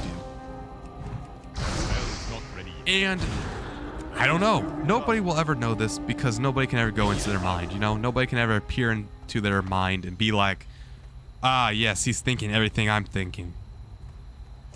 Maybe it's autism. Maybe we're all autistic. Who knows, man? I've always felt like I was different. You know what I mean? But maybe I'm not different. Maybe I'm just overreacting. Because that's another thing. How do you know if you're overreacting or not? Nobody really knows. Nobody really, like, you can't tell what is normal. You know what I mean? Like, yeah, you got point at some dude who doesn't, like, you can, no offense to anybody that's autistic. Like, I truly, this is just an example, right? You can point at somebody that's autistic, like clearly autistic, who doesn't get social cues or anything. You can point to them and clearly understand that they're not normal. But to the autistic person, do they know if they're normal or not? Like, maybe I'm autistic, you know what I mean? And I don't know if I'm normal. Maybe you're thinking that as well. Who knows? Maybe this would be better as a podcast. I don't know. Maybe I'd be better as a podcast. I don't know. I just don't know. Life is such a roller coaster. I've had these thoughts in the back of my mind. You know, they marinate. They come out every once in a while. It seems to be happening that, like, you know, they come out, then they stay out for like a month, and I think about it. I lament on them. Actually, lament's probably not the right word. Lament means sadness, right? So I dwell on them. I just think about them. I just keep thinking. And then it happens, right? Maybe one day we'll be able to, like, read people's minds, right? And then we'll be able to know. Maybe I am normal. Maybe I'm not normal. I don't know. I just don't know. I just don't know. Who knows? Who really does know? Because what is normal, really? Normal is what society is. Like, what you conform to society. But should you conform to society? Now, there's, I think, some aspects you should, obviously, because that's what makes society productive. There we go. Productive. I think that's what makes society productive. By conforming. But it does feel bad when you're the odd one out. When you are the unicorn with a bunch of horses. When everybody feels like I have it made. When everybody feels like I know what I'm gonna do in life. And you're the guy who is a dandelion seed blowing in the wind. I mean, I've had these talks with my friends before. They say, I don't know. I just don't know, man. It's interesting. It's interesting. You know, it is true though. Like, I don't want to sound like I'm so sad and I dwell on, like, all this drear, you know what I mean? I truly am excited to see what happens in my life as well. Like I said, all these other people, they have a weird curiosity with me, you know? They're like, I don't know why, but I'm strangely invested in your content. Well, I'm strangely invested in myself as well, and well, I guess it's not strange. Of course, you should be invested in yourself, obviously. So, I am excited to see what happens. It just is kind of, it's scary too. It's like when you're about to go on that roller coaster, you know, and you know you're going to have a good time on that roller coaster, maybe. Well, you know, I actually don't know that. But you know that there is a chance that you could have a really good time on that roller coaster, right? You could have a really fun time on that roller coaster. But you don't know for sure, and the roller coaster could be bad, but you don't know. The chances are it will be good. But you're still scared. And that's basically what I'm talking about here, and that's what I don't really know. Man. You know what I remind myself of? Like, actually, I don't know. Have you guys ever watched Battlestar Galactica? The remake one, not the old OG one. The one with, the one with 4 seasons. You know who I sound like? I sound like Gaius Baltar. Dude, he is by far. Oh man, I love Gaius Baltar. He is my favorite fictional character ever. I sound exactly like him right now. You know, when he had that pirated radio on the fleet and he was just doing his like heart-to-heart soul type things on the fleet. Dude, I sound exactly like him. Like, you know, I'm preaching to the disgruntled survivors of, what was that? Caprica, yeah. The disgruntled survivors of Caprica being like, what is life, really? I sound like him. I sound like a prophet, you know what I mean? That's kind of cool. De-stoned. I gotta de-stone these guys. Can I use the thing? Yes. Okay. But yeah, Gaius Baltar is by far my most favorite dude. By far. Well, what's your guys' most favorite, I guess, character, I get per se? Like fantasy character, like for example Harry Potter, Gaius Baltar. Like, it could be somebody popular or not. I mean, if you do something that's not popular, I probably won't know who you're talking about. But yeah, I do sound like Gaius Baltar, you know, when he's on that pirated radio and he's just speaking to his fans, his adored people who thought he was a god. I do draw so many similarities to Gaius Baltar.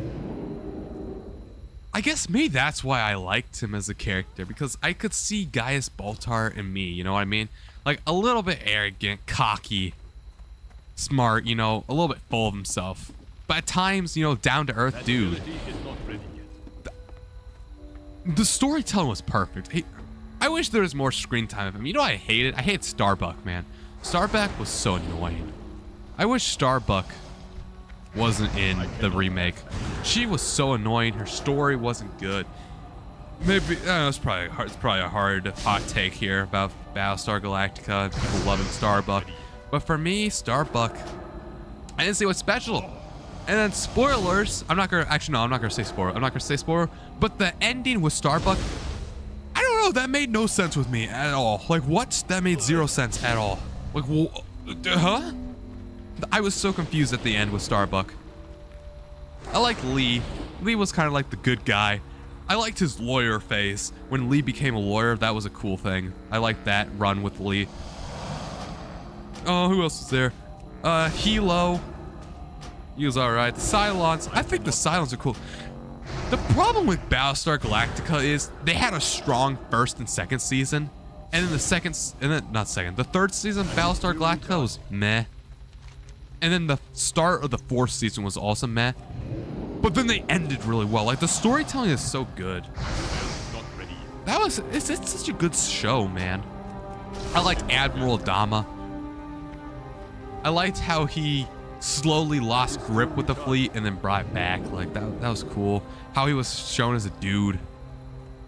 Man, that was great. That was just, there's so many like great TV series, man. Like I watch a lot of TV, but I've never really related to somebody as much as I related to Gaius Baltar. Like it was kind of crazy. I don't know if you ever watched him. Gaius Baltar is like that funny dude, like the funny scientist who's dating the super hot blonde chick, blonde Cylon. Yeah, I watched all types of shows. I watched Vikings. I've watched I've watched Vikings with Ragnar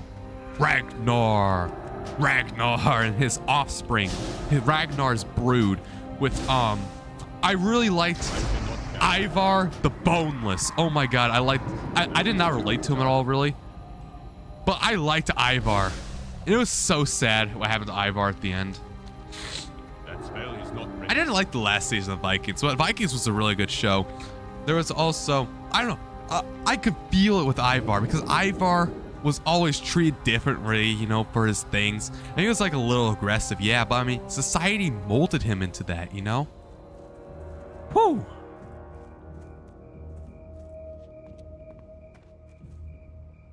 What else have I watched? 24, I've been recently watching 24 with Jack Bauer, man. I mean, I don't really relate to Jack Bauer at all, but I mean, it's a fun show to watch, you know, why he's taking down all the terrorists and stuff. You got Chloe O'Brien and people. That was a fun TV show. Sons of Anarchy, I'm watching that as well. Ooh, that's a crazy show, man. Dude, the opener of season 6 of Sons of Anarchy. Whoa. Just whoa. I'm not gonna spoil it, but that was a crazy opener. Like, in my mind, I was like, how the heck did they let that air? I'm not done with Sons of Anarchy or 24 yet. But those are looking to be some good shows, you know? You got Jax and his motorcycle gang on Sons of Anarchy. I don't really relate to anybody there either. They're bad guys. It's interesting because Sons of Anarchy is like from the perspective, because normally you watch it from the perspective of a good guy. With the Sons of Anarchy, they're all bad guys. I think that's why Breaking Bad was so popular. Breaking Bad's another huge one I really liked. How like Breaking Bad, like Walter, he was a good guy turned bad, and you watched that happen. Get lost, will you? No That was like peak right in there. Quickly. And then Better Call Saul. I watched that a little bit, but I didn't watch all of it, to be honest with you. I probably should watch more of it. Oh, what else have I watched? There's... Man, I miss Breaking Bad, man. That was like one of the first TV series I watched. I guess I've also watched the animation stuffs on, what do you call that place? Nickelodeon. Like, you know, I've watched SpongeBob and Fairly Odd Parents, but that's animation, so you can't really feel like the actual connection as you can with real people, like real actors. But those are still some good storytelling. Stargate, I've watched a lot. I've watched the entirety of Stargate, all the movies and all the stuff. That's a good show. Daniel Jackson and General O'Neill and fighting the Goa'ulds. But yeah, I would say I don't normally connect to people in really any TV series. Like, I watch it for entertainment. You know, I don't have that I don't even know if it's like spiritual connection, but like those vibes. Except with Gaius Baltar. Like, it was crazy. And I've watched a bunch of movies as well. But yeah, I really only felt that with Gaius Baltar. Like, I was like, man, I can feel this dude, you know what I mean? Like, he's me. But yeah, that's always interesting. It's cool that I have a floor, right? I have a floor of about 4 viewers. So no matter what I talk about, people will watch me, or the 4 people. While I level up, shoot down these guys, you know? Because, like, really? Really? Is this a WoW gameplay stream? Yes, but no. Am I good at WoW? Yeah. That's the response for that. I mean, I'm alright. Alright, hopefully I don't step on these mines, man. But, yeah, it's not like really a WoW gameplay. Dang it, man. This is not really a WoW gameplay stream. This is more like a Like, the WoW takes the background, and what I'm talking about is what matters.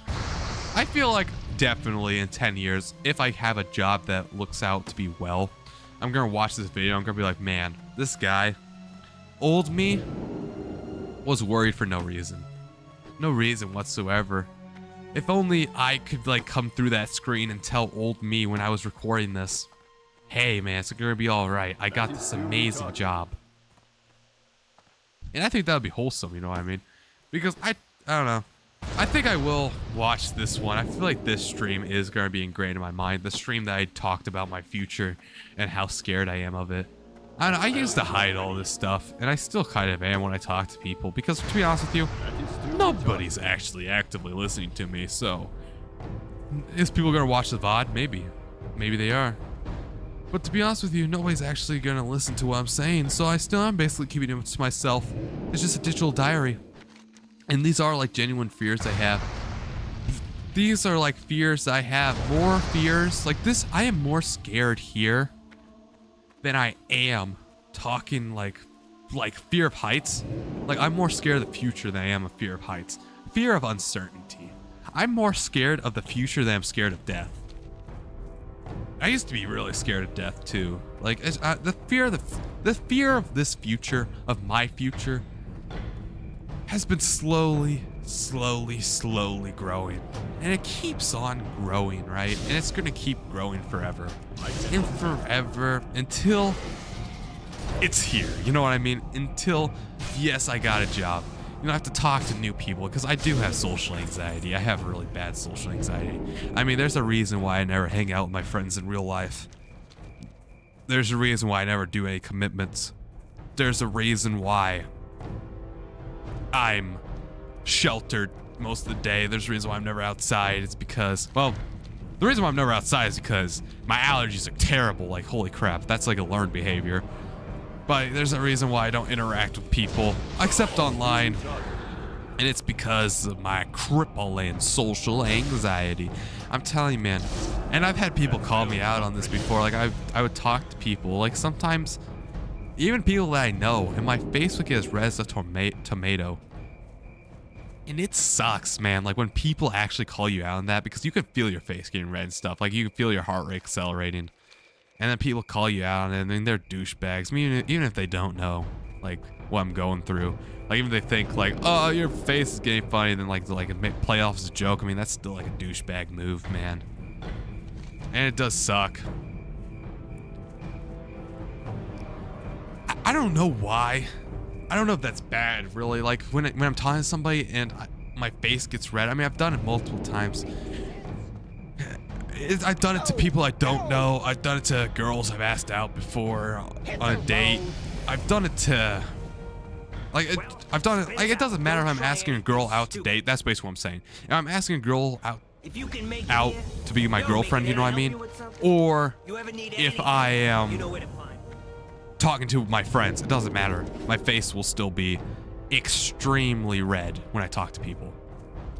And I don't know why it does that. It's really noticeable as well. I will say it's very noticeable when I talk to people with my anxiety. And then they call it out. And then when they do call it out, it's even worse. And I don't know. I don't know if it's insecurity. I don't know what it is, man. I don't know if it's a learned behavior. I don't know if it's just who I am. Sometimes I wish, I truly do. Sometimes I truly do wish that I didn't have social anxiety. But I would never, this channel probably would have never been started. I would have never been rapping if I never in the first place had social anxiety. I'd be like normal. Like right now, I'd be talking with my friends instead. But actually, I mean, I don't really get social anxiety going. Actually, no, that's a lie. I do get social anxiety going to Discord calls. What's the problem is when there's a lot of people on Discord call, right? Like, I don't know if you've ever been at a Discord call or a call in general where there's like 10 people. And they're always all talking. And it's almost impossible to hold a conversation. Like, even when there's 4 people, that's still a lot. And you don't know what to talk about. And I don't know. It's weird, man. It's, I don't know. I swear, man. I swear I'm not normal. I mean, I'm blessed and cursed. You know what I mean? I'm blessed and cursed at the same time. So violently overstimulating. don't know, like I said, I don't know when you're listening or what that comment really does go to. But yeah, I talk to like anybody from like asking a girl out, like I said before, like you know what girl I'm talking about in general, to just talking to friends in general. It just randomly happens. And I can't control it either. I will say most of the time it doesn't happen when I'm talking to more established people that I know, but it still happens sometime. I'm sure you've seen it at the lunch table before where my face gets red as a tomato for some reason and I don't even know why. Or like when I randomly uncontrollably laugh, that happens as well. Still retarded. I don't know how long I've been listening for. This has been just a weird monologue. I'm wholly invested now in just randomly speaking.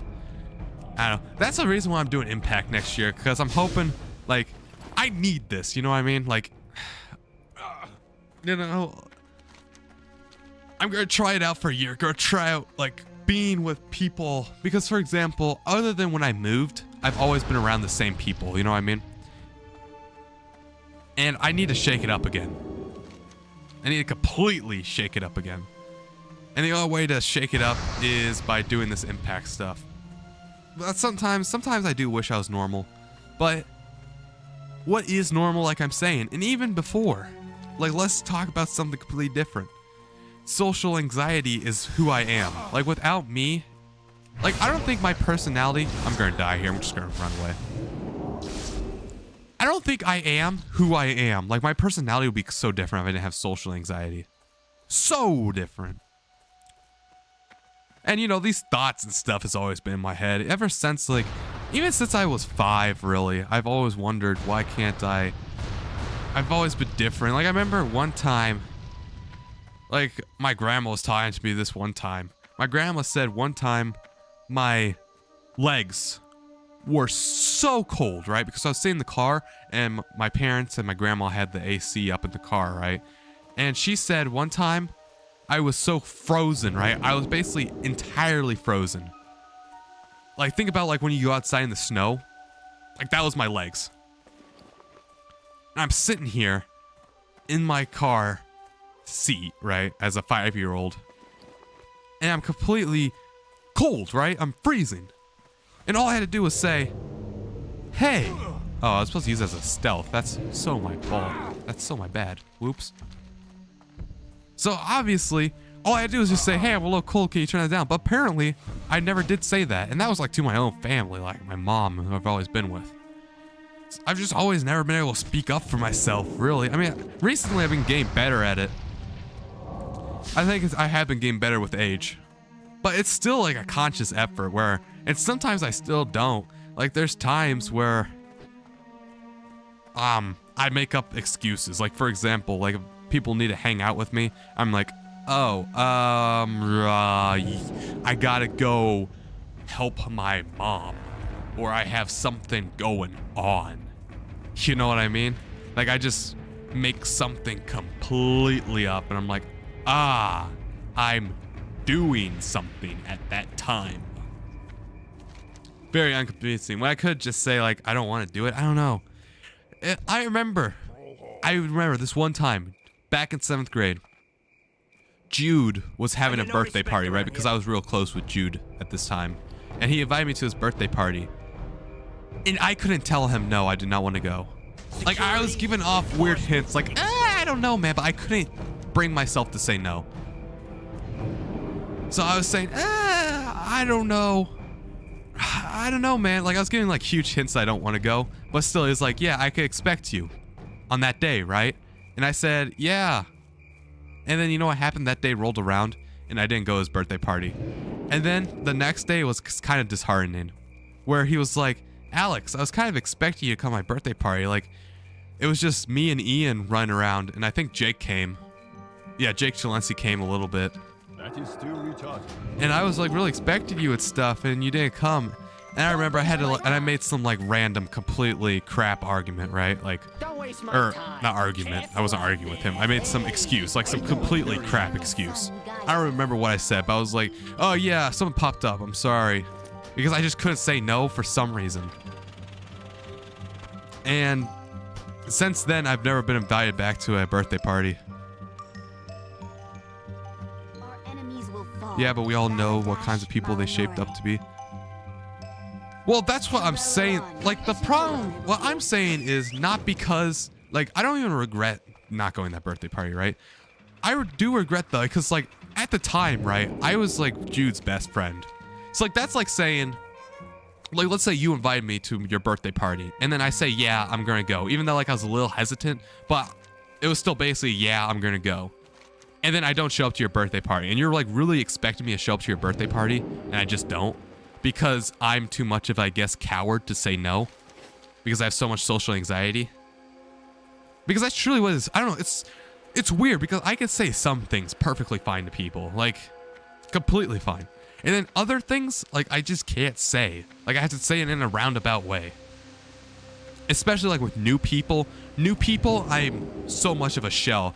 Like, I remember back in 7th grade, people thought I was quiet. Which is crazy, right?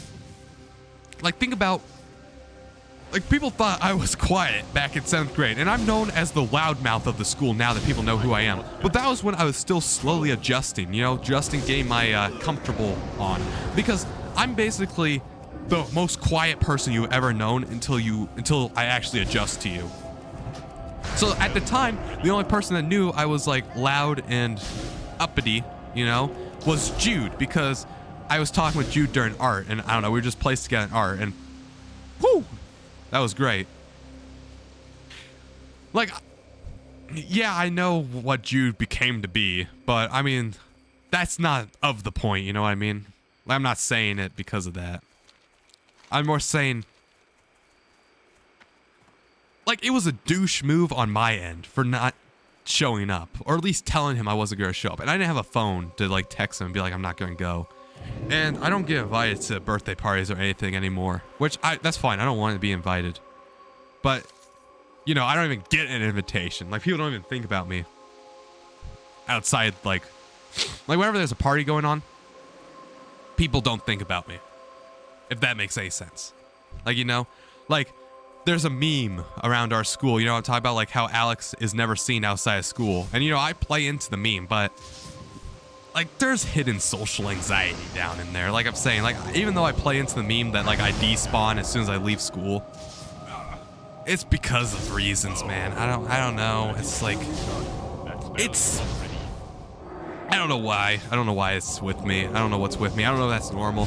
I don't know if some people are just built to be alone.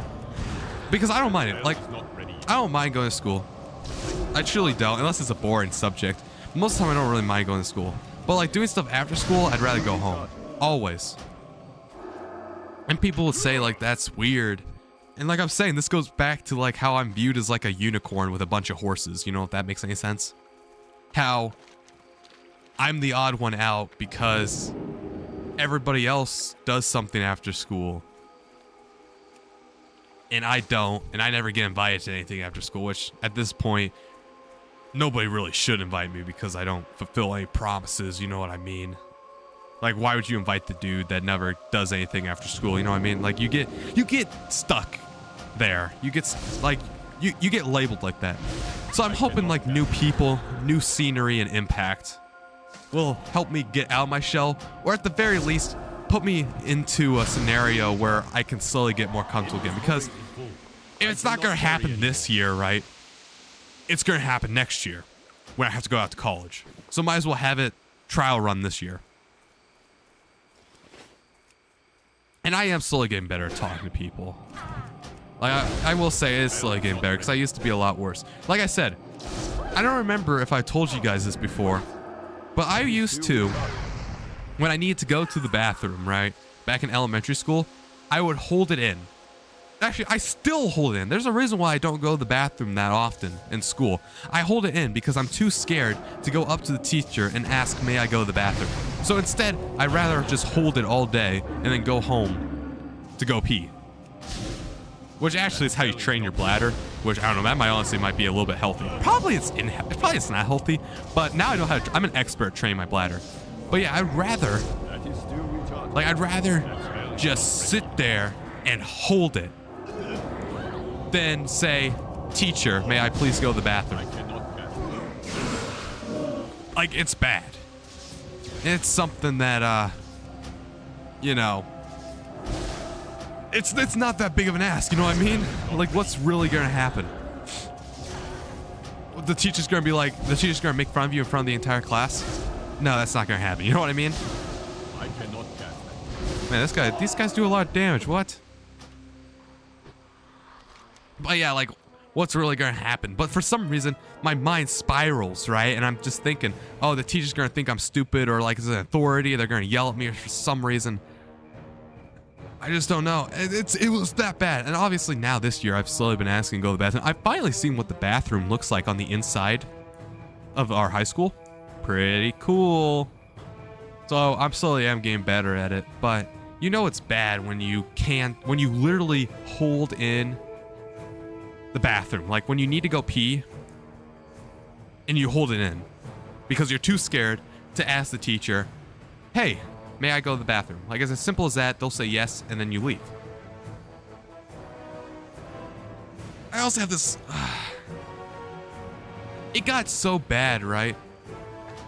That in 2nd grade, I went to a completely different bathroom. Like, I was just allowed to just get up and leave at any time. Because I think one time... this wasn't in school. But one time, I couldn't hold it anymore, right? This was the most embarrassing thing in my life, probably. This was at this, like... I don't even remember. It was probably like a summer school event type thing because, like, my mom didn't want to pay for a babysitter, so she took me to this, like, summer school event thing so she can go to work and stuff. So I was here at the summer school event thing. And it was from, like, when I wake up to when my dad picks me up. And my dad gets off work at 5, not 3 or 4. So she lets me go, right? I normally hold it very well. I normally hold it for the total of 10 hours without going to the bathroom. Because obviously you have to ask to go to the bathroom, right? You can't just go to the bathroom. You're 5. The person needs to know where you are. I mean, that makes sense. They're responsible for you. They're responsible for you as a little kid. So you have to ask to go to the bathroom. Well, I normally hold it for the 10 hours, right? And I guess today I drank too much water, too much liquid or something. And little 5-year-old me couldn't hold it anymore. And I remember in front of everybody, like all my friends from school, because now while this wasn't technically a school-sponsored event, all my friends from school were there, right? Because, you know, it was a cool event. Like, I don't even remember what we did, but it was a really cool event. And I remember in front of everybody, there it goes. Psst. I peed myself in front of everybody because I couldn't ask, hey, may I go to the bathroom, to the supervisor that was watching us. I remember feeling so bad. And I remember the person was like, man, did you have like a water bottle in your pants? And it spilled or something? And I was like, because like they took me in the bathroom, right? They took me in the bathroom at that point. And everybody was just staring at me. And I remember looking at all those stares. And then they took me in the bathroom and they're like, hello, did you have like a water bottle in your pants or something? And I don't remember what I told them, but then eventually I went outside because luckily I had another pair of shorts because we can use swim shorts because there's a pool there. And we had swim time. It wasn't swim time yet, but I put on my swim trunks. So then when I came outside, people asked me, hey, what was that? And I just lied to them. I just said, hey, it was my water bottle. It probably wasn't even noticeable.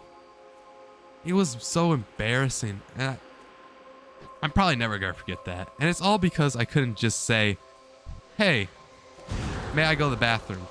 I remember being so deathly afraid. I've only done it like 5 times in my entire school career. It just, I don't know, man. I don't know. You know it's bad. And like I said, it's getting a bit better now. Like I've done it a couple of times this year. So I'm doing slightly better. But it's rough.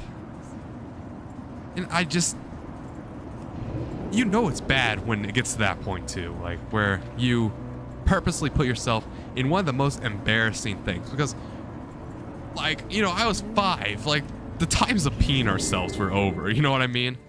Like, sure, if you pee yourself in kindergarten, I mean, I don't know. I don't know how old it was. I don't think I was, it might have been 1st grade, actually. Because I don't think it was kindergarten. Because I remember, because, like, you know, if you pee yourself in kindergarten, you're a little weird, but, you know, we all have been there. So, but, like, at this point, I'm more like a kid, you know, I'm responsible for my bladder. So like if you pee yourself, everybody looks at you like you're weird, you know? Like once again, you're a unicorn with a bunch of horses. And I don't know why it's like that. I don't know if it's because it's a position of authority, but I've always been, I didn't have that many friends growing up, and not because, well, I did though. I both did and didn't. Like I said, I would always just interact with them in school, just talking with them in school. But I remember playing at recess for the first like 3 years of school. I would run around in circles, envisioning this whole imaginary world. This is complete imaginary world. And I would just run around in circles repeatedly, playing with nobody. Like if you saw me, I was probably looked like a maniac, and I was just sitting here running around in circles during recess. But in my mind, I was like this cool guy who was killing all the bad guys, like pew pew pew, and I was just beating up all the bad guys. But in real life, I was just running around in circles, not interacting with anybody. And my mind has always been there for me. My imagination has always been my friend, I guess. And eventually, as I grew up, my imagination slowly has went away. Like I no longer have these massive worlds I've spun where I run around and stuff and I imagine all this stuff and all this cool bad guys and I'm the protagonist. There was a time where like I would truly believe, like if I envisioned I was on like a volcano, I was in a volcano. Like I could see it wherever I would be. I would need like a little bit of preparation, but I would be there. And all my stuffed animals were like my soldiers, and we were going off into battle and stuff like that. Instead of playing with my friends. Which I did have some friends. But like I said, we would never play together after school. And I did go to Boy Scouts. Or I guess it was Cub Scouts at the time. I was an avid Cub Scouts person, right? So like we played around with Cub Scouts. The problem was, out of all the other, and I think this had to have been fate, man. Because every other grade, because how you do Cub Scouts, right? I don't know if you've been in Cub Scouts or not, or Boy Scouts in general, is you do it by grade. So all the first graders are in this type of Cub Scouts, and all the second type of grades, so we're grouped in grades. Well, my grade only had 5 people in it. All the other grades of Cub Scouts, they had 20 at least. And then, we're not even done there. Every single year, we would lose a person. So while all the other people could do these massive, insanely fun stuff, right? Because they had the manpower, or I guess the boy power. They had the boy power. Oh, man. They had the boy power, right? Now spit it out. Because there was like 20 of them. And they could do whatever they want because there's 20 of them. We just played on recess. It was just a glorified recess because there's only 5 of us. Like, what does 5 of us gonna really do? I mean, yeah, we went camping every once in a while. That was fun, I guess. And then each year we would dwindle to the point where there was only me and my friend at the time, THAT. And eventually I had to move away. So I left THAT in Cub Scouts, and he was probably the only person like in the entire group. Meanwhile, mind you, every other grade had at least 20 people. You know how many friends I could have had if that would have worked out for me? Every single Monday night. It seems like something just wants me to be alone, you know what I mean? And like, you know, I could talk about trying to get girlfriends, but I'm not going to because you know, I believe, I don't know if you're still listening, Bob McJohnson, but you definitely, you know the saga and how many times that blows up in my face. It just seems like, I don't know, whatever I try, I can't accomplish. Yet everything I accomplish solo, I accomplish extremely well. Just if it requires friends, I can't accomplish it. And that's scary, you know what I mean? And I don't know what I'm gonna do. I don't know. The future's uncertain, and I mean, it's good that I'm getting better, obviously. Like I said, I'm labeling stuff that's happened prior. Like I still hold my pee. I will say that. Like instead of just going whatever, I still hold my pee but I've been recently, like when it's real bad, like I know I go before I pee myself. Because imagine an 11th grader peed himself. Now to be a senior, mid-class, that would suck. So now my I don't know what's stronger, because honestly, it might now be this. My fear of being embarrassed might now... Like, yeah, the fear of myself being embarrassed might honestly outweigh the fear of me talking to teachers. So it might not actually be fixed. It might just be my fears are fighting each other. I don't like showing up to a lot of things I'm invited to. Yeah, I don't know. Maybe we're just weird, but I mean, it seems like everybody else, like they always talk, like they're always like, Alex, why are you not, like, you know, the jokes about me despawning after school, That spell is not which I play into, like, you know, I've already talked about this, you know, like the jokes of me playing despawning after school, never being seen outside of school. Everybody says it. Everybody's in on it. Like, whether they're my close friends or just some random acquaintance. Like, you don't see me after school. That's just a fact. And I don't know, it just makes me feel like I'm different. You know what I mean? I always just feel like I'm different. I'm just always different. And eventually that does, I guess, kind of get to you. I don't know.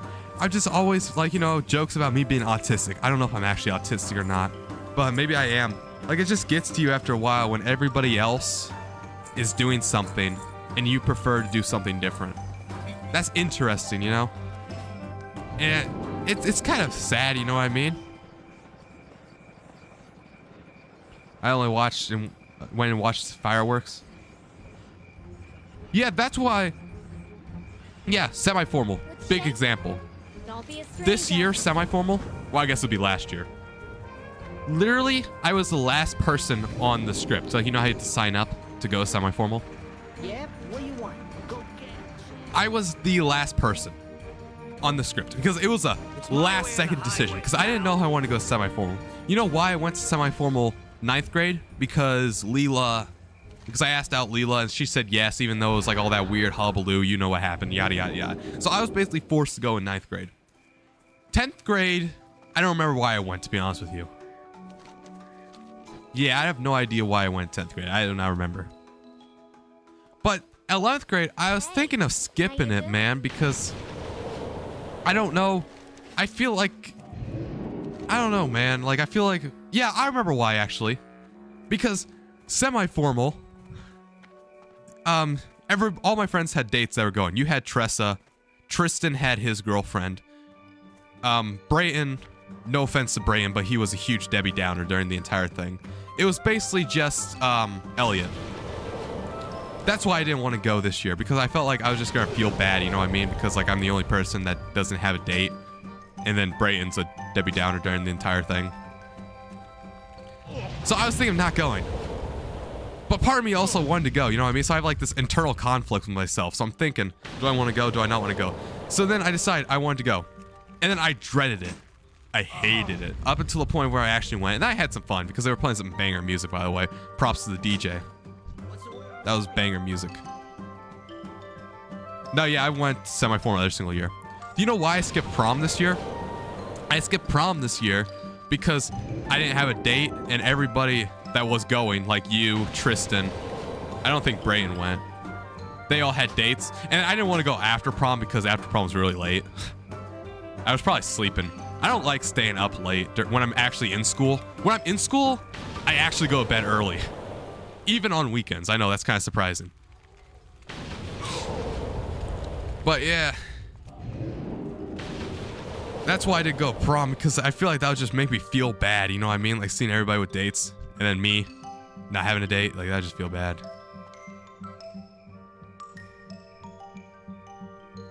Let's see here. Several girls went together with no dates, and the other boys in our grade were dating freshmen. I don't know. That's, I don't know. I guess that is technically preying on them because they're freshmen. They're, like, new. So I guess, yeah, I could see that. Be careful out there. A grade away is not that bad. But I guess since they're freshmen, they're new to the building, that's kind of putrid because they're kind of preying on their, like, new status. So, yeah, that's actually a little putrid. But if they were, like, sophomores and seniors, I don't think I would mind. Like, that's all right. It's just since they're new to the building.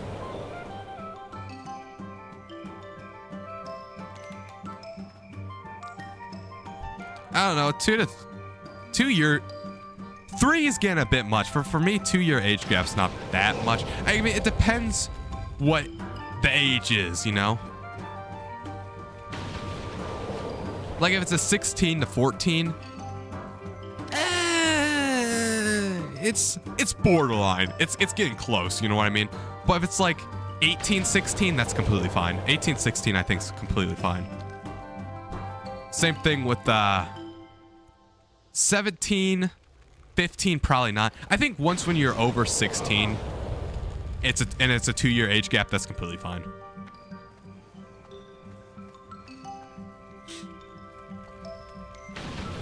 But yeah,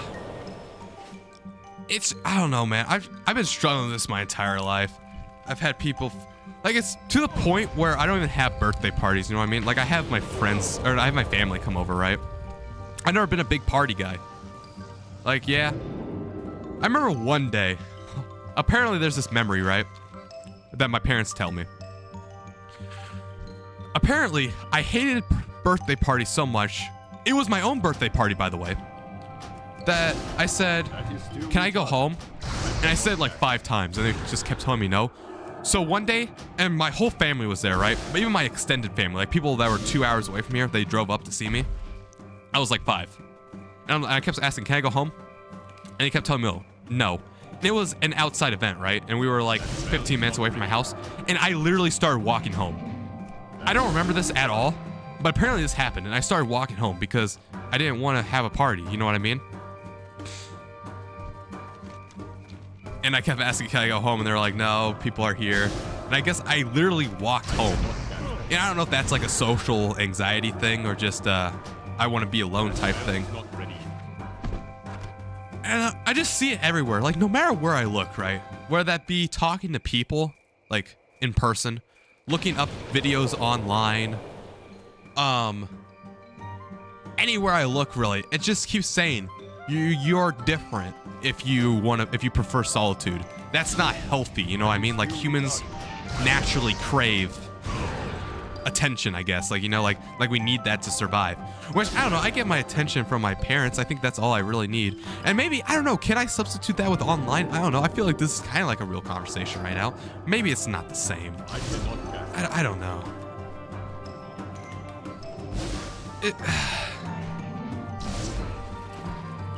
I don't know.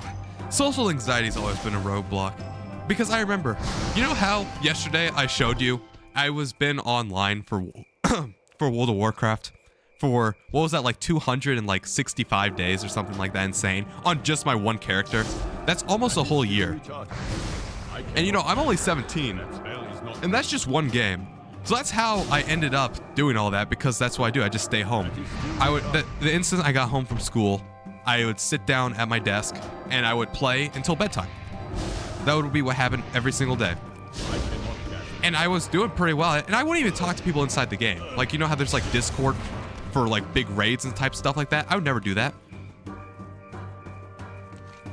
And I don't know. And maybe I'm labeled as like a unicorn full of horses. Man, I just love that analogy.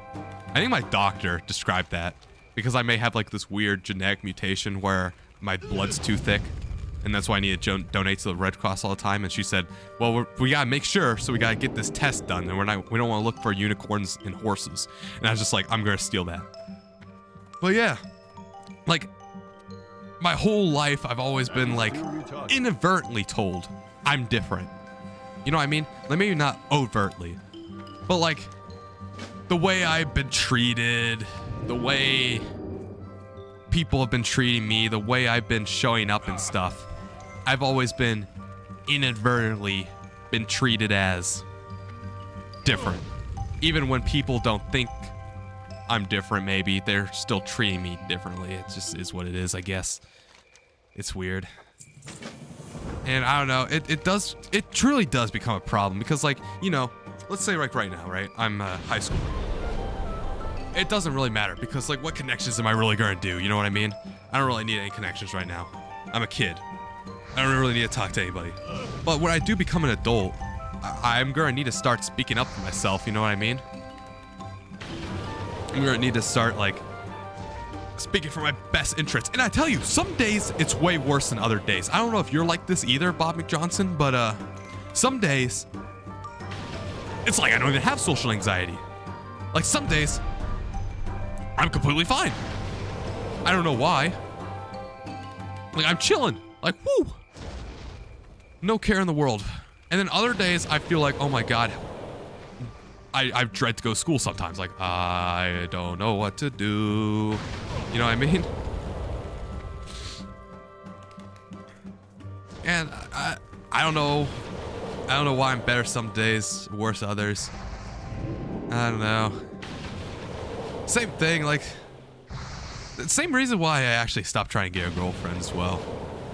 I don't know, I might pursue one in college, but like, That spell is not ready yet. every single time I've tried to ask somebody out, it's always been weird, man. Like I could tell it's a weird scenario for both of us, both her and me. It's like it's really weird. That's why I stopped. Because honestly, I was kind of like making a fool of myself, I guess. I mean, not really, but kind of, you know. Like I was putting myself in a position that I don't need to be put in, you know. Like she's feeling weird. I'm feeling weird.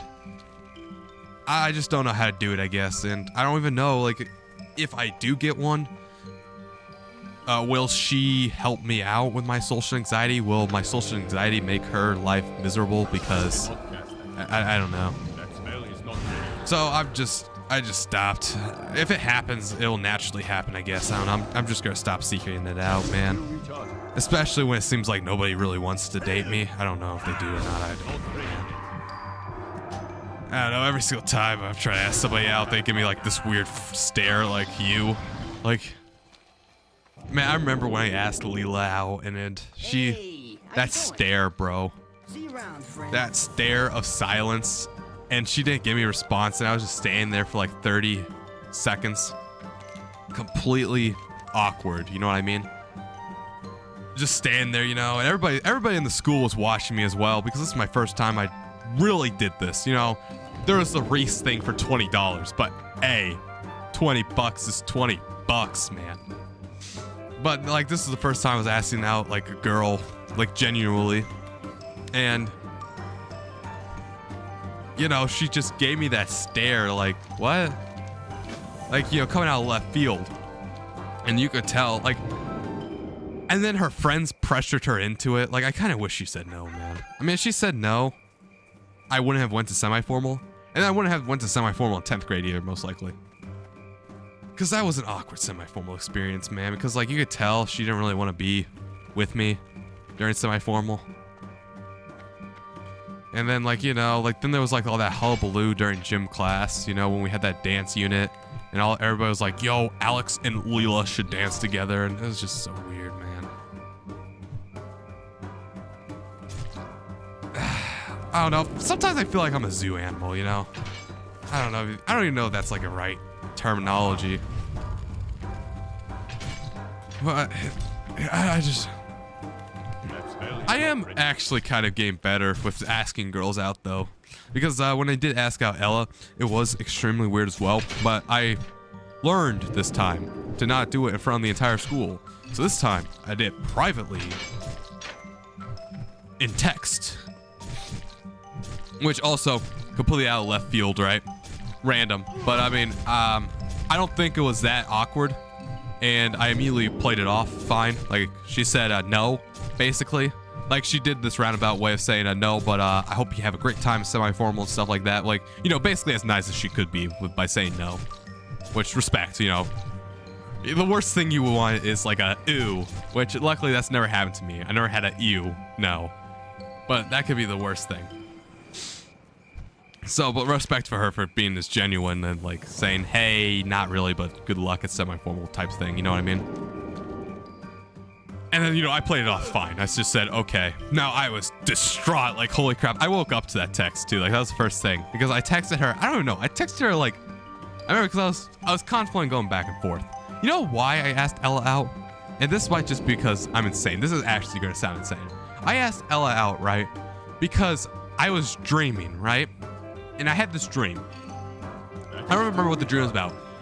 But I remember in my dream, somebody said, ask Ella out before it is too late.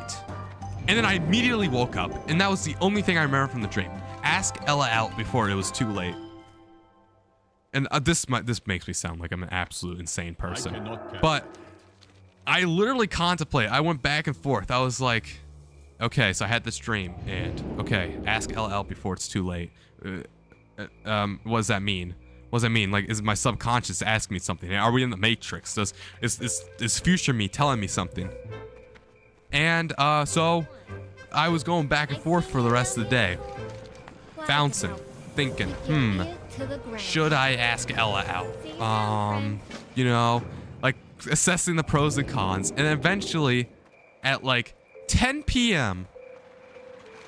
or it might have been 9. I don't know. I sent it. No, I think I sent it at 6.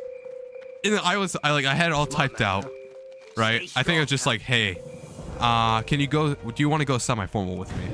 Like just something like easy as that. I had it all typed out, and I remember I was staring at it. I was staring at that text message. Oh my god, for like 30 minutes, man. Like my entire, like I felt like my heart was about to escape my stomach. Not my stomach, my chest. There we go. I thought my heart was about to escape my chest. I was staring at it for like 30 minutes.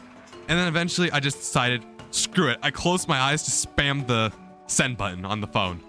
And then once when it's sent, you can't delete it because it was like an actual text message. It wasn't like a Snapchat or anything. So boom, I sent it.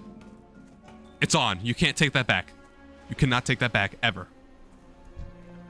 Well, she did not respond until the morning when she probably woke up, right? She probably just woke up and then she woke up to that text, I'm assuming, because she didn't respond until the morning. And I don't know what she was doing. It doesn't matter really. And then I guess she just responded and she like wrote that roundabout way of saying, no, thank you, but good luck at semi-formal. I hope you find somebody to go with or something like that. You know, the most kind way to let somebody say no. I cannot cast that. And oh my god, I was distraught, man. I was so distraught.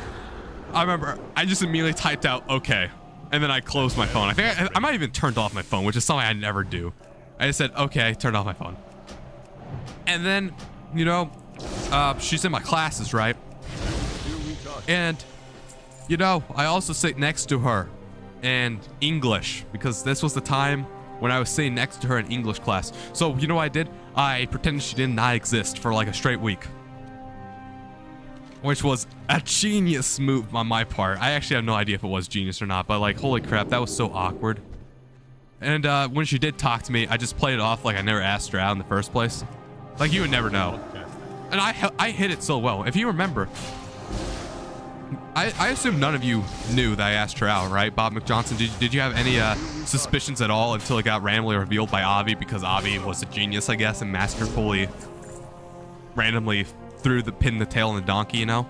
Because I think I hit that extremely well. I'm really good at playing stuff off now, you know? And it was a time. It was truly a time, and I was, yeah, you didn't know. Yeah, I don't think anybody knew. I'm really good at hiding things, man. It took a lot of effort, you know? And on that, basically I knew I had to act like a normal person, you know what I mean? A normal around her. Act like I never asked her out, because I think that's the play. I don't know, have you ever been rejected before, Thor? Like, have you ever asked somebody out and then been rejected? Because I don't know what the play is, to be honest with you, because what are you supposed to do when you get rejected, you know what I mean? Like, I have no idea. So I just played it off like I never asked her out in the first place. Just be a normal guy. And then, like, you know, we got nerds over here. Yeah, so like, how'd you play it off? Like, did you just like, you know, pretend that you never asked her out or something? Because like, I don't know how you're supposed to play it off, you know what I mean? Because I tell you, like, I'm getting better at handling rejection. Because I was crushed with Leela, right? Like, that was the first straw. Like, straw number 1 was Leela. And then straw number 2 was Art, you know? Like, if it was just Art, I probably would have been in a much better mental state. But I was, like, lamenting over Leela as well by getting rejected and stuff. But Ella still hit hard, right? but it didn't phase me as hard. So I am getting better at like taking it, which is fine. But I don't even know if that's a good thing. I don't know. Maybe I'm becoming numb. But you know, eventually you just gotta give up. I don't know. Because what else is there to do? You know what I mean? I'm just gonna wait and then hope. I don't know. Maybe it's like some universe. Maybe there is a god. Maybe there is a universe. Maybe there's some all celestial being that will send me my way. You know what I mean? Like send me somebody I can talk to and like, you know, have a girlfriend. I don't know. I don't know, man. I've stopped. Like every single time I try taking something into my own initiative, it's always blown up my face. Always. Anything I've ever tried to do, like anything, like for example, this is a great thing. Art. The harder I try art, the worse it is. Like I swear to God, like holy crap. If I draw a box and I add more art, it just slowly gets ruined. And then, you know, you're already invested into it. So I just gotta keep going at it with this art. Like, you know, I have to keep going drawing this picture. And I'm just keep drawing this picture. And then it gets worse and worse and worse. So like the more I like try to put something in my own hands, it's terrible. You need to be able to prepare to take the hit. Yeah, that's what I'm thinking as well. I was prepared. That's why I did over text. That's why I asked her out over text instead of in person. Because over text, you know, you're not on the spot. It's not live. Never reject the THAT Man here. Oh, what's up, THAT Man? Yeah, I mean, no pressure, by the way, Bob McJohnson. If you don't want to talk about, you know, like anything you don't want to talk about, just say too public for me, and I'll totally agree. I mean, like, there's no reason to stress out. I mean, really, it's only 7 people, but yeah, I understand if you want to keep something private.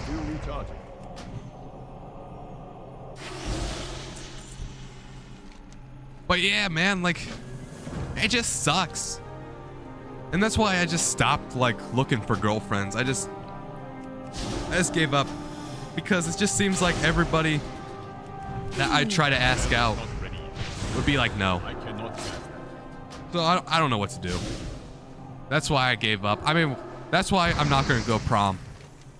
Unless I get a girlfriend by next year prom, I'm not going to prom. That's already guaranteed. And I know there's like Tristan, right? Tristan was really trying to get me to go prom. He's like, well, what if you regret it? I don't know, man. I don't think I will regret it.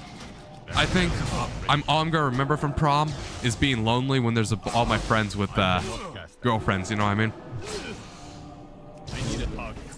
So I just don't know, man. See, what's great about this channel, King Alex Gilbert, is everybody in school knows King Alex Gilbert, right? It's me. But the best part is nobody's gonna be going into this stream at 4:16. You know what I mean? So like at 4:16, that's why I feel like I can talk. You know what I mean? Like talk freely. Because nobody from school's ever gonna watch this. Like nobody from school that I don't want to watch. Like, all right, yeah. Nobody from school who I don't want to watch whatever I'm saying right now is going to be able to watch this, because nobody's going to watch this specific stream and go in at 4 hours. That's why I'm able to talk so freely about this. Yeah, I don't know what happened with Tristan, man. Like, dude, I don't know what went on, because I remember that one day he was like defeated. Like, is that confirmed? Like, or are you just saying that? Like, did he actually cheat? Oh, drugs in the bathroom? Yeah, that's okay. That's actually kind of crazy, THAT Man. What a crazy prom experience. But yeah, Bob McJohnson, is that confirmed? Like, did Tristan like actually cheat, or are you just saying that? Because like that's actually kind of like a jerk move if he like cheated. Because like Tristan said he and Abby, I think Abby was the one that broke up with Tristan. Like that's what his story was. Like his story was Abby broke up with me because, you know, she's a little unstable. Which I had no idea about Abby. I don't know who Abby was. Never seen her. Well, actually, no, I did see her. I seen her at Semi-Coral. Didn't utter a single word to her. I did see her though. Oh, he broke up with her? Wait, if he broke up with her, why was he so mopey? Like, I can get if you're like a little sad, you know what I mean? But like that day, like no offense, like I don't know what he was going through. Like No offense to Tristan, but I mean, come on, man. If you broke up, like if you initiated it, you can't be sitting here being all mopey, you know what I mean? Be like, my whole world's falling apart. But I don't know, like I said, never had a date before, so never had one, never even been close. I don't know, man. I don't know about going to prom without a date, man. I think that's just gonna exacerbate my loneliness, you know what I mean? Because at least with semi-formal, that's not like heavily romantic, I guess.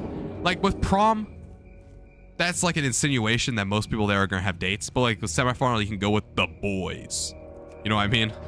But like with prom, I don't know. I feel like there's just gonna be a lot of people with dates, and everywhere I'm gonna look, there's gonna be a date, and then there's just me, who sits down with the Sprite drink and just drinks it, you know what I mean?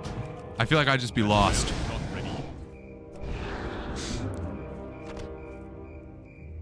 I don't know. This has been kind of like a sad stream. I wonder what the other two random people were doing, you know? Like, what do you think the other two people are thinking about? Because I think Tatman just joined. He said that if he ever had a bad day, she would get...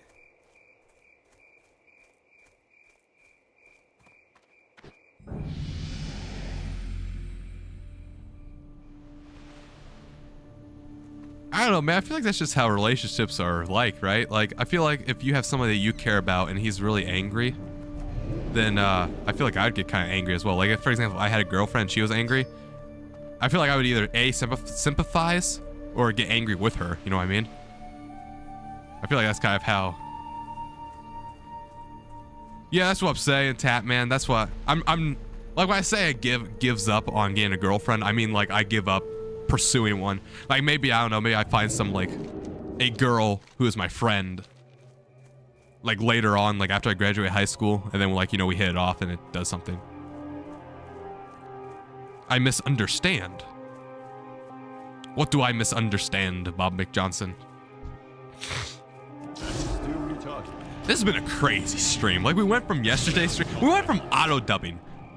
We went from auto-dubbing to this, by the way. I do not have a target. If something bad happened to him, she would try to one-up him. Oh, okay. Ah. That would kind of be annoying. Yeah, that would be annoying. Yeah, no, I get that. Yeah, that sucks. I get that. Like, man, I had a terrible day at school today. I got an F on this paper, and she'd be like, "Well, I got 2 Fs on this paper." Yeah, I can see that. That's a bad scenario. Then I still don't understand though. Why would you be mopey for that? You should be freeing. Like when he broke up with her, he should have been like, "Yes." Oh. But then again, I mean, if he was cheating on her, like if he was trying to date, I don't know who his girlfriend is right now, but if he was trying to date that girl at the same time as dating his Abby, that'd be kind of crazy, not gonna lie. I mean, he's kind of a jerk move too. I mean, they're both kind of jerks in that scenario. But I don't know. Like I said, I don't really comment on this. Never had a girlfriend before. Don't know how relationships work. Heck, I don't even know how friendships really work that much. Like I said, I mean, I seem to drive people away from me. Like, I mean, at school, I mean, I'm always making Tristan mad. I'm always making Brayton mad, you know? I'm not even like, let's say try to. I'm just saying stuff, you know, and they just get angry with me. So, I don't know. Maybe my point is just to stay from afar. Maybe I'm just meant to be like a spectator, you know, like not like a personal friend. Maybe I'm not cut out for friendships, you know what I mean? Because it seems I just make people angry most of the time, you know what I mean? Like with Tristan and with Brayton during school. Like I would just say something. Like, you know, especially with arguments, man. Like truly. Like people say I always move the goalpost when I'm arguing something. But I don't know. I don't think I'm moving goalposts when I argue something, but I don't know, man. Maybe I am slightly. Maybe that's just a bad thing I do. Yeah, if you ever need anything, I'll be transparently.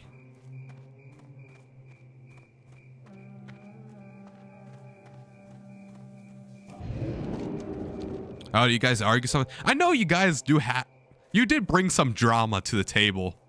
Lunch table. I could tell. Like, I could tell when things are off between you two most of the time. Like, when you, What do you want? she was really sad that you took so long on your art project and it was like due in like 2 days. Like, I could tell when you guys are, I know it's not perfect with you guys, obviously. If that's what you mean by that. I cannot cast. Wait, Secret of Azurite? Oh, Asharite. Dude, Azurite comes out in like Battle for Azeroth like many years later. They should have just called it Azurite.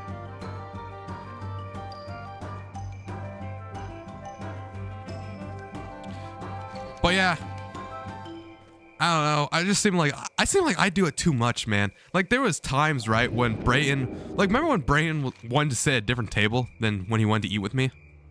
Like he would rather sit alone at a different lunch table at some point. Like now we're chill, I think. But like at some point, Brayton would rather sit at a different lunch table than eat with me. Like he'd rather sit alone. Just because my presence was there. I don't know why. I don't know what's off with me. I don't know, man. Like I see it in Reddit. Like, I don't know. Apparently I annoy people online. I annoy people in real life. I just push people away. This isn't even like meant for sympathy or like pity. Like don't take pity on me or anything. It is what it is. I don't know. That is still retarded. I'll get over it, you know. No loitering. I just don't know why. You know what I mean? It's hard to tell why. Because I can't tell when I'm being annoying, you know what I mean? Like, because if somebody does what I do to them all day, like joke around, like to me, I'm just joking around sometimes. Like, sure, I may do some like stupid argument and argue with that for 30 minutes straight, but I'm just joking around, you know, like it's not genuine most of the time. Sometimes I do pick an argument that I am passionate about, and then I don't know, like I add, like you guys give me good points and I'm like, okay, yeah, no, that's a good point. So I guess the argument should be like this, right? And I guess that's bad because I try to compound like my arguments with like the data you guys are giving me, but I guess that's bad. Man, these guys are gonna kill me, you know? I can't believe I could die. I'm not used to dying when leveling up. Normally this stuff's so easy. I guess I don't have any heirlooms. One sec. I gotta try to read chat before I die. I was gonna read chat, but no, I'm still dying. I'm just gonna run out.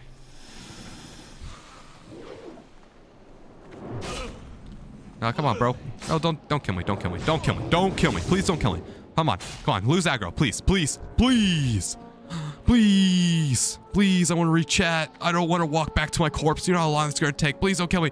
Oh, let's go. Okay. All right. Now I can read chat while I eat my food to get better health. Might want to ask people these things. I mean, I did. Yeah, I did ask. I don't know. Like, I asked them, and then I think I'm doing fine, right? But then I'm not. You know what I mean? Like, that's hard to tell. And then, like, if you're, like, imagine if I keep doing that to you. Like, I try not to, but you can't tell. If that makes any sense, Tatman. I mean, that was really bad words. I put that into terrible wording, but if that made any sense to you, like how should I say this then? It's like, especially when they get pushed me away, like when they get pushed away, I'm like, hey, yeah, is there anything I can do here? And then they say, yeah, you stop doing this, and so then in my mind I think I'm stopped doing this, but like I'm not really. And that's what I'm saying. Last night with the YouTube discussion, like, I thought we were making, like, really, like, insanely good points. Like, for example, Bob McJohnson brought up cards, like business cards. So Bob McJohnson brought up business cards. You were bringing up stuff, and I was agreeing with you, too. Like, I was like, yeah, some stuff's right. And then I think we could agree to disagree. Like, I don't feel like, in the end of the argument, one side has to fully agree, though. But you did drag me your way, if that made any sense, Tatman. Like, for example, yeah, I do agree now, you're not entirely entitled to impressions because of X, Y, and Z. And I think, yeah, I can settle for that toggle that we were talking about yesterday, where you can just have it be toggled. I can settle for that. I think the problem is when we're arguing, like when anybody argues, they want the other person to completely conform to their point of view, no matter the cost. Can I kill this guy? this nearby. So can I? How do I do this? I guess interrupt, and then I can destroy. And then what can I do? Oh, okay. Yeah, that's cool. That is still recharging. That spell is not ready. So yeah, because like personally, from my point of view, I thought we were making an insanely good discussion. Like yeah, we were repeating some points, but overall, I thought the conversation was going, if you know what I mean. But I guess to other people, it sounds like we're just talking in circles or something. I don't know. And it happens like no matter if it's on online, and people have told me this before, like on Reddit, they're like, you're incapable of talking to another human being. I don't know, maybe I am. Maybe I don't understand their struggles, but it does hit hard, man. Especially like when your friends don't want to talk to you because you push them away most of the time and they don't like being in your presence. Like I drain their social battery too much. That does suck, you know. I don't know. I mean, Bob Johnson knows. Bob Johnson knows me in person. He understands the drama sometimes between my friends. It seems like I'm always the one driving a wedge, though. It doesn't seem like anybody else. Like, everybody else always seems to get along. It's just like I drive a wedge. And it does seem like I'm a burden to them sometimes. And it is, like, actually kind of sad. I don't know. Maybe I'm not a burden. I don't know.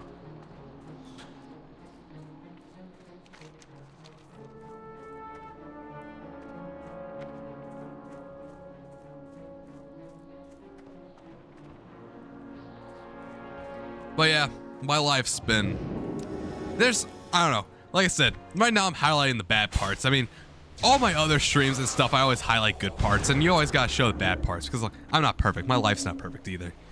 Socially, my life's always messed up, at least according to the norm. According to the norm, my life's not how it should be, you know? I should,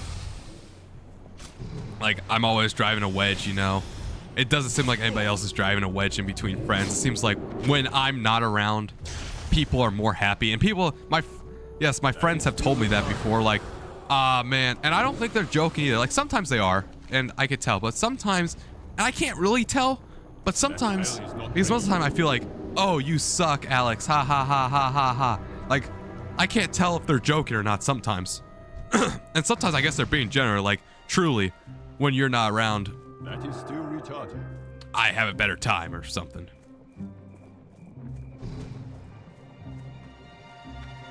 Yeah, I don't know. Like, that's what I'm saying. Like, this is, I don't understand, man.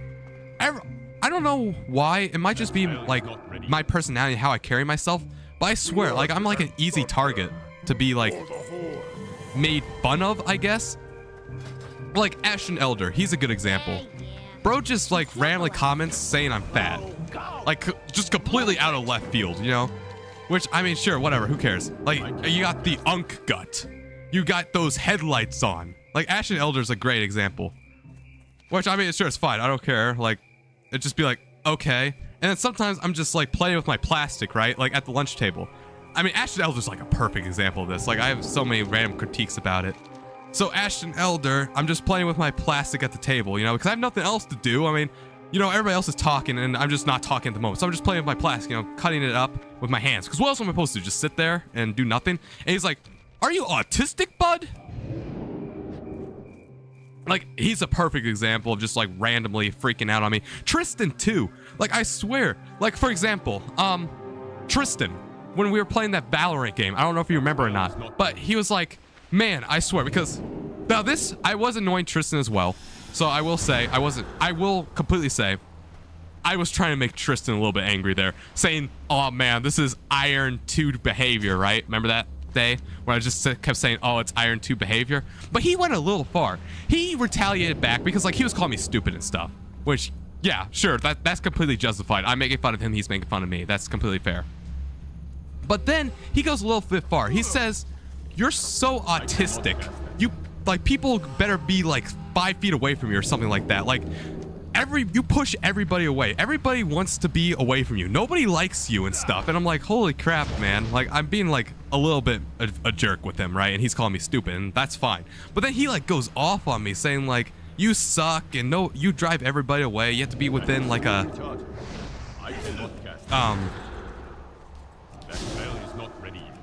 like 7 feet away from you, like stuff like that. I don't know. I didn't record that Valorant game. I normally record all those Valorant games, so I didn't record that one, unfortunately. Which, yeah, I can take the heat. Like, if you call me stupid, right, and I'm making fun of you, yeah, that's fair, right? I'm making fun of you. That's completely fair. You can launch back and say I'm stupid. But they keep going, and like they try to like find something. Yeah, which I'm not a literal idiot. I mean, I might act like a literal idiot, but I'm not. That is still retarded. Which, I mean, it's fine. Like, I don't mind the Ashton. Like, I don't hate him or anything. He's annoying sometimes. Just like how some people might think I'm annoying sometimes. And they just keep going, right? Like, for example, Brayton and Tristan. Like, you know, when I'm making like, I'm not really like making fun of them, but I'm annoying them. Like, you know, like, is your refrigerator running? Like, I'm doing harmless jokes like that, and then they're calling me stupid. More harmless jokes, right? But like, they keep going, and they keep trying to find something until I react, right? Until they found the Ella thing, where they started like saying, "Oh, what do you want to do with Ella?" You know, like stupid stuff like that. And that like really got to me. And anytime I would say anything remotely, like even if it was completely genuine, like even if I would say something that might be a little bit stupid in retrospect, but I completely like agreed with it, they'll be like, "Oh, what do you want to do with the Ella?" Because they think I'm, you know, joking, right? Like they think I'm trying to like stir up an argument or be annoying. So they say, "Oh, what are you gonna do with Ella?" And it just shuts me down because like they're always trying to find something I react like that makes me really react. Which makes me like not want to talk to like really anybody, to be honest with you, because like what's the point, right? Because yes, I might draw people away, and I completely understand. I might be annoying, right? But if you call me stupid back, it is what it is, you know. But like, what's the point of having friends and talking to people, right? If the closest people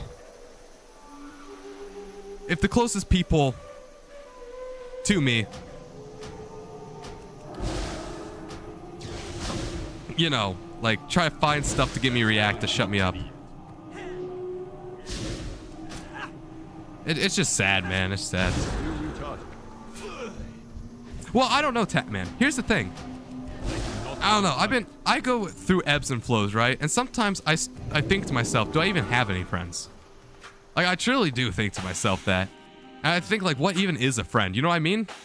Like, I have people that I talk to in school, I guess. I cannot cast that yet. That is still recharging. And obviously, you're only hearing one side of the story. I do want to say, sometimes it is provoked. Like, although the Ashton one, Ashton's not provoked.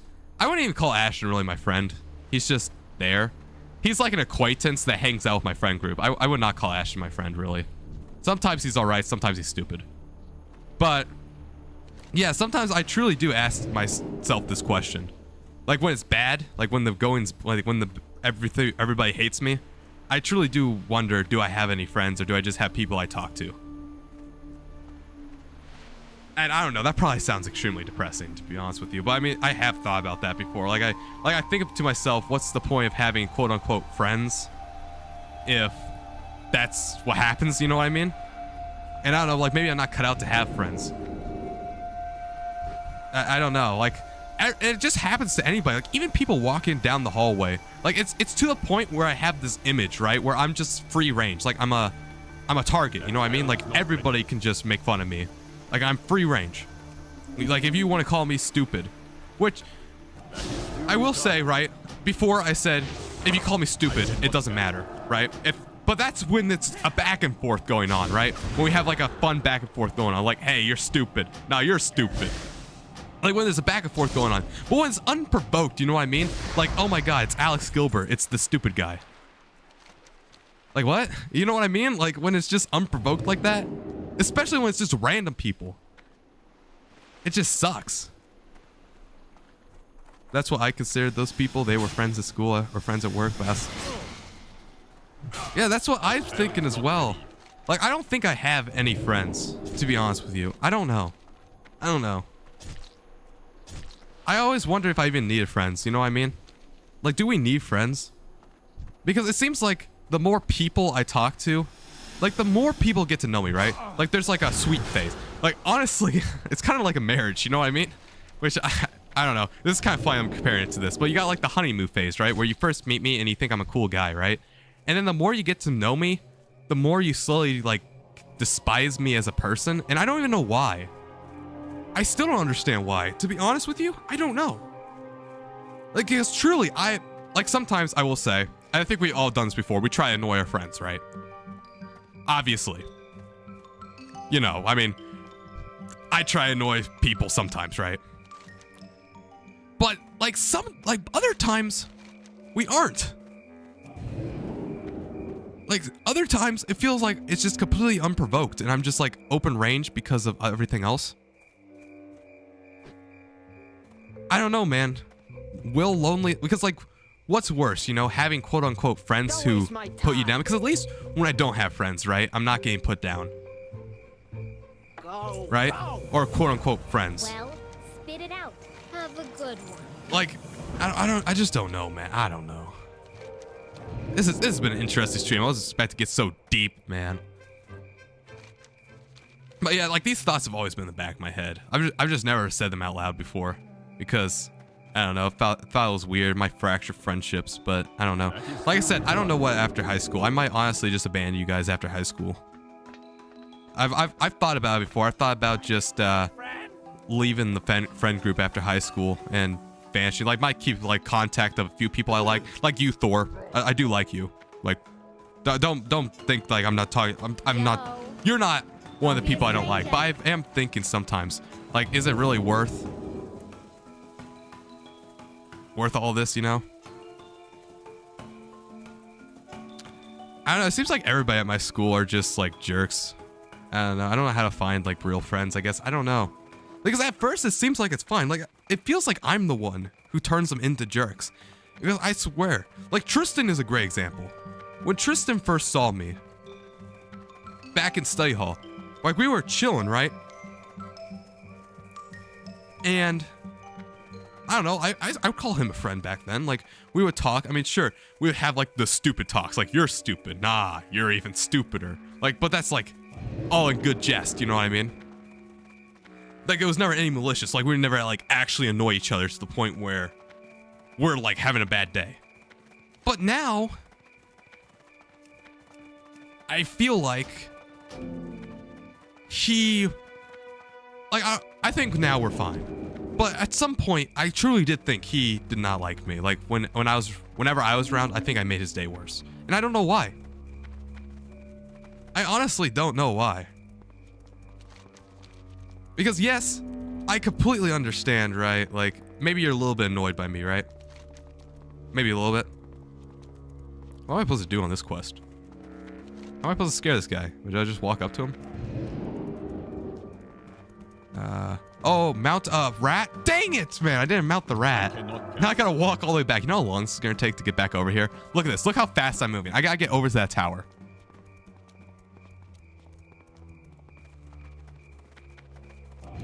But yeah, like I said, like I feel like,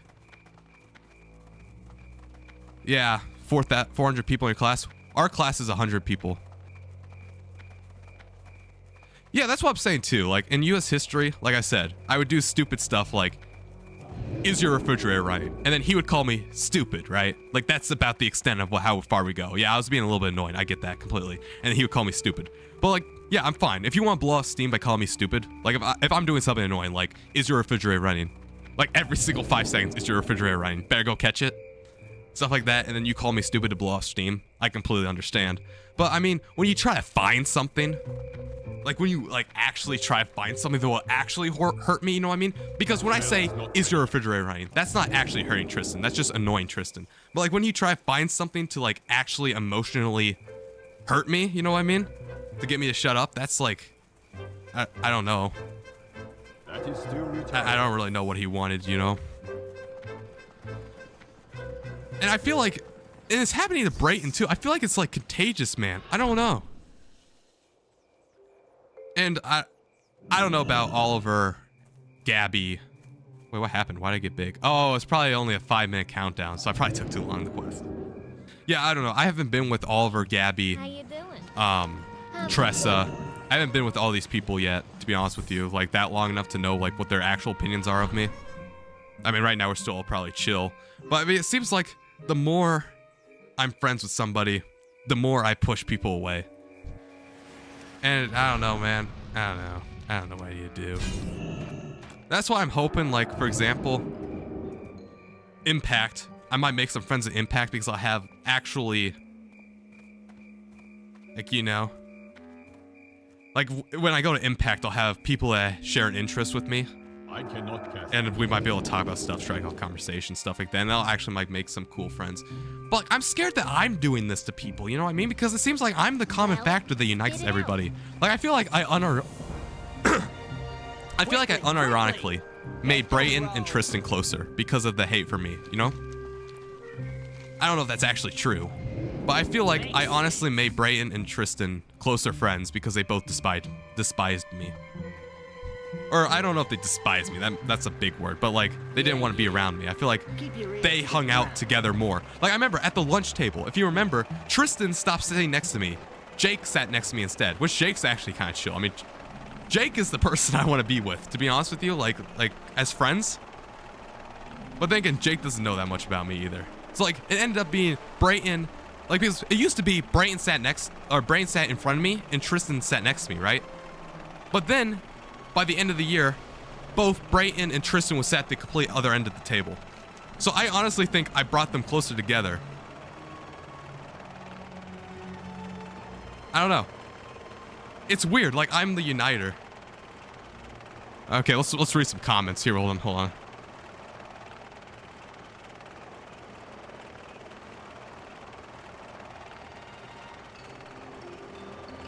Yeah, I will say, yeah, like Bob McJohnson said, I'm not being purposely annoying. Now maybe, yeah, I do say a stupid comment. Like normally my brain's not filtered. So let's say I'm talking about something, right?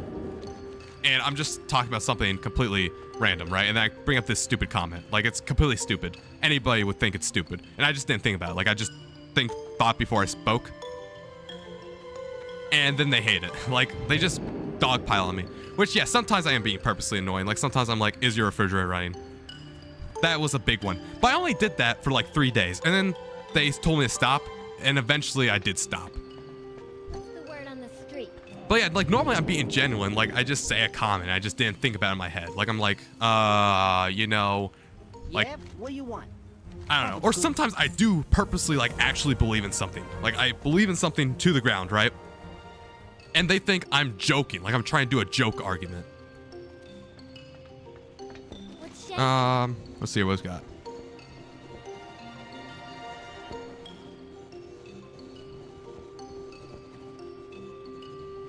Catch you on the flip side. Let's see here. Yeah, but Tristan. Oh, they moved apart again. That's interesting. So yeah, that does prove then, right, that I actually did unite Tristan and Brayton. Because I feel like they were like, I feel like Brayton and Tristan, they were like best friends during high school. Like during junior year. Well, it wasn't like 3 days straight, right? It was like 10 minutes apiece. Because it was during only U.S. history, right? So it would be, you know, I'd say, is your refrigerator running like 5 times? Then we'd go back to working. Like it wasn't 3 days of that nonstop. Plus, I mean, like they call me, normally they actually started too. I believe, right? I mean, Thor, you could confirm, right? I honestly might be a little bit delusional here, but I feel like sometimes they would be the ones to start it, and then I would just say, is your refrigerator running? To be like, okay, you want to start this? All right, we could just do like a little back and forth, why not? But I could be a little bit delusional in that aspect, and I completely, like, I don't know. Well, like, you're an unbiased source, basically, Bob McJohnson. Oh, wait, no, I didn't want to buy those back. There we go. There. Yeah, they started. Yeah, that's what I'm saying. Like, normally it's a small thing. Like, I will say, like, it's not, they don't, like, come out the game swinging. Like, it might just be like, you're stupid. And then I bring out is your refrigerator running? And then they say, they ramp it up a bit. They say, like, well, you're like the most stupid person on the planet. And then I say, is your refrigerator running? Like I just stand my ground with it. Is your refrigerator running? There is no time to waste. So I don't know. I don't know. Maybe I'm in the wrong. Maybe they're in the wrong. Maybe we're all in the wrong. I have no idea. I don't know how to do anything, man. I don't know how to. I have no idea, bro. I don't know. I don't know what the crap I'm supposed to do. Now recruiting recruits for Operation Fistgut. Dude, the goblins have such cool music.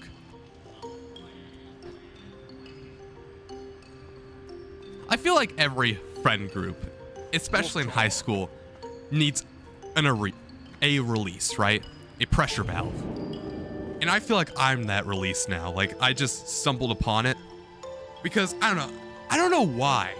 Like what about me like inspires hate? Like yeah, I can get it sometimes. You know what I said? Like I said, maybe sometimes I'm a bit too annoying. Like I can see some parts, but like all the time, and especially like to distance me, like you know it's bad when Brayton said, I'd rather sit at a different table all alone than sit with you, Alex. Like, I believe he said that to my face.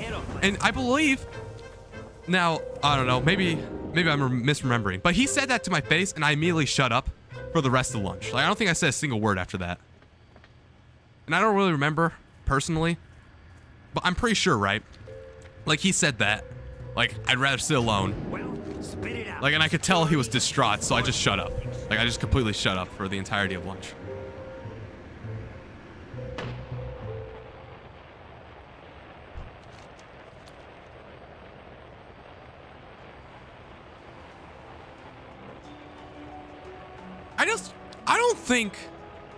I don't know, because if I imagine somebody was doing that to me, right? Like, let's say one of my friends came up to me and was like, is your refrigerator running?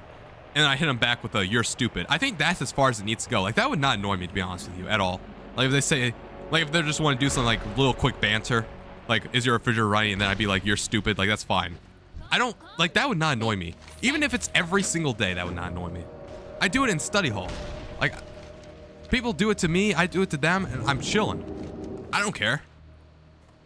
Like, I don't know, they're always like, what would it be like if I go into their shoes? Well, if I go into their shoes, I wouldn't care either. I'd be like, okay. Like, you know, I would honestly think it's kind of funny as well. I am forsaken. Like, I would be like, haha. Especially when you start it. Like, if you start it and then get angry because I'm too annoying, well, you start it, you know what I mean? Because, like, normally, what happens is I'm doing my work in U.S. history, right? And then Tristan talks to me, like, makes some, like, random remark, right? Like, random, like, slight, like a sneak diss, you know? For a THAT man who's really into rap, he does, like, a sneak diss, and I catch on to that. So I'm like, oh, is your refrigerator running? And then it just escalates. Die, Naga. Like, these guys are actually called Nagas, so don't think I'm doing the racist talking points here. This is actually, these guys are Nagas. There you go. I don't know why they're called Nagas. Yeah, I don't know, man, but I've always just held it in. I've always just held in my feelings, because who cares? Because I know it's when I talk about it, right? When I talk about how they treat me, it's like, whoa there, Buster. You know what I mean? They're like, hold up there. How you feel? How do you think we feel? Who? And then they make it feel like I'm the bad guy, which I don't know. Maybe I am the bad guy, and that's what's like psyching me out, right? Because I don't know. Am I the cause here? Because I don't know. I will say everybody makes fun of Trace, right? Everybody. Like Brayton brings up Trace like he is the boogeyman, right? I cannot cast that. Me and Trace have always been chill. I don't know. Maybe I'm just more acquainted for that group of friends. But I swear, like, me and Trace, there's never been really a bad, oh crap, you know, like there's never been any animosity there. And I was like really good friends with Trace back in 7th grade and in 8th grade a little bit as well when we created E-Tops. There was never any doubt in my mind really while I was like, oh, Trace is like playing me or something, or Trace is being too much of a douchebag. Like, that's why I never understood why Brayton hates Trace so much. To the point where, like, I think Brayton hates me a little bit because I am a Trace associate. Because I've never had a bad experience with Trace. I don't think I can remember one. Actually, one time, he was supposed to pay me 20 bucks for doing a dare, and he didn't. Like, I had to eat this disgusting thing, and he was supposed to pay me 20 bucks for a dare, and I didn't do it. But, I mean, you know, who cares? It is what it is. I mean, who cares about that? That wasn't, like, really animosity, you know? That was just a prank, I guess. It was kind of bad, but who cares? I was a little annoyed, but I got over it real fast. It wasn't that bad. And other than that, like, I've never had a bad experience. Closer. He's never been annoying. Like, every single time I've ever been grouped with him or talked with him, it didn't seem like he had any external agenda. Like, I remember back in 9th grade, I sat down with Trace. Like, Mrs. Who's put us in a table with Trace. Like me, Leela, and Trace. Us three were at a table together when we didn't have assigned seats anymore. Or no, she gave us assigned seats because we as a class were loud. She was like, you know, let's turn that down. You know what I mean? Let's turn that completely down. So then she sat me, Trace, and Leela at the table because at that point I never talked to Trace really, so she probably thought me and Trace weren't friends. But then I sat down at a table with Trace, and I remember literally the first day when I was leaving the classroom, Brayton was like, watch out for Trace. He's like a snake, or like something like that. And I'm like, don't you worry, man. I can fend for myself with Trace. Like, because like me and Trace, we were laughing, right? We were having the time of our lives because we got so lucky that we got put together. He's like, he's just playing you. He's just playing you because he has no friends around. Which, I mean, he's just playing me. What? Like, huh? What? He's not playing me. It's just that, yeah, he can't talk to anybody else. He's going to talk to me. And then I can't talk to anybody else, so I'm going to talk to him. Like, that's all mutual. I don't really care. I mean, like, what? So I don't really know what he's on about. Like, that was like, he gave me a warning. Like, don't get too close to him. He'll backstab you. He's never backstabbed me for the 3 years. And he would always come back, right? He's like a returning character in the Alex universe. He would leave, like for example, I made E-Tops, and then he would leave, he like kind of left E-Tops. He wasn't that much of an E-Tops person anymore. And then he came back in 9th grade. And then he left again after language arts. And then he came back in 10th grade for study hall. I've never had really that bad of an interaction with Trace ever. And it makes me wonder how much of, like, obviously, I don't know. It makes me think that Brayton is making bad stuff up about Trace. Because I've never had a bad interaction with him. I mean, I know Trace is a douchebag, though. He can be a douchebag. I've seen some of the douchebag things that Trace has done, so... I mean, I agree with some of it. But also, to me at least, he's never been... He was there since day one. Because, I remember, because when I was first at school, Brayton was a person that was supposed to escort me around. And he was just like, oh, well, here's Trace. And then he just said, Trace. Because back in 7th grade, Trace and Brayton were friends. And he just gave me, and he's like, Trace, can you show this guy around? And that, like, Trace has been an OG, man. And I've never understood the Trace slander. I mean, yes, I can see he's a douchebag. I've seen, like, his douchebag abilities. But, like, to me, at least, he's always been, like, fine. Like, he's not the kindest person in the world, obviously. But he's better than my other so-called friends. You know what I mean? To be honest, I don't know. Yeah, I cannot really remember a time, which is weird. I don't know. It's almost like Trace kind of does respect me. I don't know. I don't know if it's respect or whatever. I don't know, man. But I never, like, I don't think Trace ever hates me. We're chill. Same thing with, like, Brayden. Like, I don't think Brayton likes Brayden. Which, for THAT, man, these two names are very, very similar. So you have Brayton, like Brayton, who is my friend, and you have Brayden, who is Trace's friend. Like, I don't think Brayton likes Brayden, right? Because he's also a Trace affiliate. Like, it seems like anybody who is even an affiliate with Trace, like, you don't even have to be best friends with him. You just have to be known to be around him. It seems like Brayton just automatically despises him. Like, I remember one time, right? We were in a Discord call with Brayton, and he was talking about his life, right? And then he's like, well, I don't want to talk with Alex in the call because Alex might talk to Trace. And I'm like, what? Like, am I not that close of a friend to you to think that I'd betray you like that? Like, the fact that he does not think that I will keep a secret and I would just, like, talk to Trace. Like, I don't even remember what Brayden was talking about. I don't think he told me. But I remember, like, I don't understand. Like that was like a huge realization, because I was just saying in stream, right? And I was just chilling with you guys in Discord. And I sat down, you know, just like chilling, you know, talking and stuff. And then Brayton, it started getting a little bit personal. It's like, that's about too personal for me. Alex is in the stream and he might talk to Trace. And I remember I was like, because I can kind of see it at first, right? Maybe he thought I talked to Trace a lot, and maybe he thought I would do that. So then I made sure, I was like, hey, I don't talk to Trace that often anymore. And if it truly is that personal to you, I won't tell it to anybody else. And still, he was like, no, I don't trust you. Which makes me think, like, how close of a friend am I really to Brayton? Like, that was like the first doubt I had with my situation with Brayton.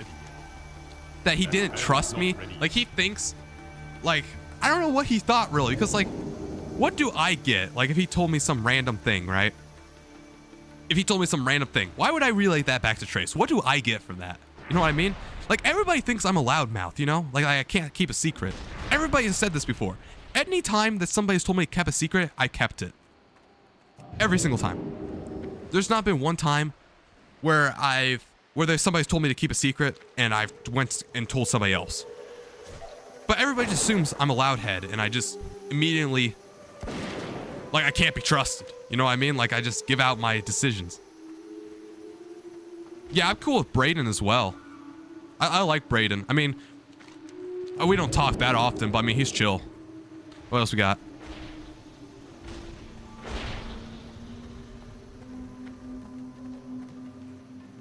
Yeah, that's what I'm saying. Like, obviously, Trace is a douchebag. Like, I will confirm.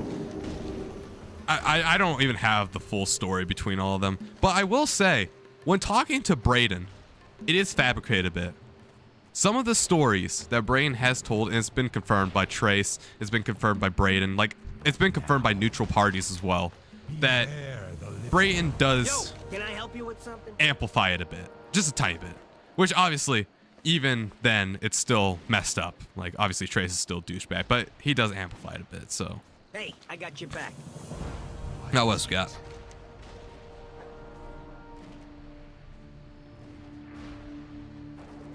But yeah, I don't know what the last comment was for, like what it went to. Not really. It's just that most of those people were all there when that stuff happened. I probably took too long to read that comment, so I don't know what it actually went towards now.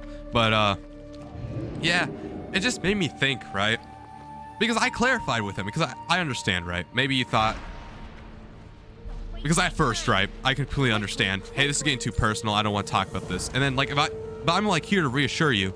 Hey, don't worry, man. If it's too personal, I'm not going to tell anybody else. You have my word, man. And then he's still like, no, I don't trust you. Then, like, what's the point of me being your friend? You know what I mean? Like, what am I to you? You know what I mean? Like, if you can't talk to me about something personal or something, like, close, after I reassured you, you know what I mean? Because, like, you know, I reassured you. We're friends, right? You have my word. I'm not going to go and talk to Trace. I'm not even going to go talk to anybody about this afterwards. But he's still like, no, I can't trust you. And I just don't know. What do you do there? You know what I mean? What do you do in my scenario? No loitering. Like, am that means. I his friend? This Like, gig ain't so bad. Smart mouth, huh? and it's only him, because remember, I believe Nation was in that chat as well. Get lost, will you? I think Nation was in there as well. Especially Tristan. And we know Tristan is in it. Like, how the heck did Tristan get off so easily? Like, Tristan literally gave Ian a phone, like his own phone, so he could start a group chat argument with Brayton. Like, predominantly Brayton. I mean, it was you two, but it was mainly Brayton, right? And Tristan just completely got off scotch-free. And still, Tristan was probably in that call, or Nation, who were basically Trace affiliates too, but he just singled out me. Like, I can't be trusted. And I don't know why. I just don't know. Because like I said, you know, I completely understand if you just want to clear this up first, be like, hey, I don't know, can you please not tell Trace, or not tell me, or like not tell anybody else? Can you please not do that? Like, before you start, like, if you say, hey, this is too personal, And then I reassure you, yeah, don't worry, man. I'm not going to tell anybody. Like, I'm fine with that hesitation at first. Like, I'm fine with the hesitation at first. Completely understand. But if I tell you, I'm not going to tell anybody, right? If I tell you right now, hey, I'm not going to tell Trace. I'm not going to tell Brayden. I'm not going to tell anybody except the people in this call of what happened today. And he still says no? Well, then what's the point? Like, am I just an acquaintance? Am I just a person you talk to when you need fun? Like, what's the point, you know? Yeah, like, it's crazy how easily Tristan got off on... How do I destroy these things? I thought you popped the thing. How do you destroy these? Yeah, I don't know how to... Okay, I don't know how to do that, I guess. But yeah. Like, Tristan got off completely scot-free. And I remember, I was telling everybody, I was the only person saying, I don't know, man, can you really trust Tristan? Because a month earlier, remember, he went off about me. Which, it was a little justified, right? I was annoying him. But he went too far. He pushed it too far. How I was just saying he's Iron 2 behavior. Because that was only a month prior. And he went too far. And I remember, I was the only person saying, I don't know, man. I was not involved in this, but I don't think we should, like... Remember last month, he just did this to me, personally. I don't really know if we can, like, trust him completely. But no, everybody was completely fine. And then, like, 2 months later, he was buddies with him. Like, Big shot, huh? all because of me. Like, I drove Brayton to Tristan. And I don't know, this probably all sounds like complaining, man. I don't know, nobody really cares about this, I don't think, right? This, like... I don't know, man. Maybe, I don't know. I don't want to sound like I'm complaining because it is what it is, man. I don't know. I don't know what to say. It is annoying, man, when, like, it feels like I'm, like, if we put this in science controls, right? The control group is whenever I get put inside a friend group, it's bound to fall apart whenever I'm involved. Like, no matter what happens, it's always when I'm involved. It always brings things down. I've always makes people angry. I always make people annoyed. I always push people away. Nobody wants to date me that I have asked out yet. I mean, like, what's the point? I'm always in social isolation. You know, I get too much social anxiety. You know? I mean, it is what it is. I mean, some of this stuff I can easily fix, right? I mean, not easily, but I could fix. Like going outside more. It'll take some skill, but I can fix that. But I don't know. I can never fix people's opinions of me. It is what it is, and they're always probably gonna have that opinion of me. I'm just the guy in the background. I'm the release whenever somebody needs somebody to talk to. When I'm like the punching bag, man. I'm the punching bag. And it just is what it is, man. I just keep it all in my mind because, like, you know, if I was to bring it up to them, they'll just be like, whoa. Because I remember in the Discord chat, when they did it unprompt, like in the Discord chat, they're like, what do you want to do to Ella? Like, I was just randomly talking about something, right? Oh, it's burnt French fry. Yeah. I was recording burnt French fry. My audio. I'm like, hey guys, I'm so hyped about burnt French fry. And then all of a sudden, they're like, what do you want to do to Ella? And they unprompted it. And then I'm like, holy crap, what are you guys doing? Why are you doing this to me? And they're like, whoa, whoa, whoa, whoa, whoa, whoa. Why are you doing this to, or why are you doing this to me? No. Why are you harassing us? No, I'm not gonna apologize to you. Like, I just don't know, man. Like, that still irks me. Like, I was recording burnt French fry, right? Just doing my thing. Completely just doing my thing. Type it in chat how much I love burnt French fry. It's gonna be the sequel to brown French fry. Obvious diss track. This was like a couple of months ago. It's gonna be insane. And then, That is still retarded. all of a sudden, unprompted, spamming. Oh, what do you want to do to Ella? What do you want to do to Ella? And then when I'd ever type, I'd be like, guys, stop it. Like, come on, I'm not provoking you. Like, well, why are you doing this? Because it's one thing to do it when provoked, right? It's still wrong to do it when provoked. But when I'm just sitting here doing my thing, right? When I'm genuinely happy too. It's like, I'm psyched up about this rap trap. I'm feeling good. I just finished recording it. I'm like, guys, this is amazing. I can't wait to post it. And they're like, what do you want to do to Ella? Stuff like that, like. And then I tell them stop, like, bro, I'm not Like, what? And then they got all defensive. They're like, whoa. Whoa! But you're the one. You're the enemy. You're the person that's annoying. When I didn't prompt any of this. So I don't know. And then that caused me to go into like hibernation for like a whole week. I didn't speak unless in the beat channel because it was annoying. People were annoying. And eventually, you know, they did apologize. But I mean, do you know why they kind of apologized? Because I feel like the rest of the server, like the neutral parties. So not Elliot, Brayton, or Tristan, right? Because they were the aggressors. Elliot, Brayton, and Tristan were the aggressors of the scenario. But I feel like the neutral parties, like you, Nation, and Gabby to an extent. Like Gabby was in on it, but she didn't realize why she was in on it. And then once when she realized what happened to, yeah.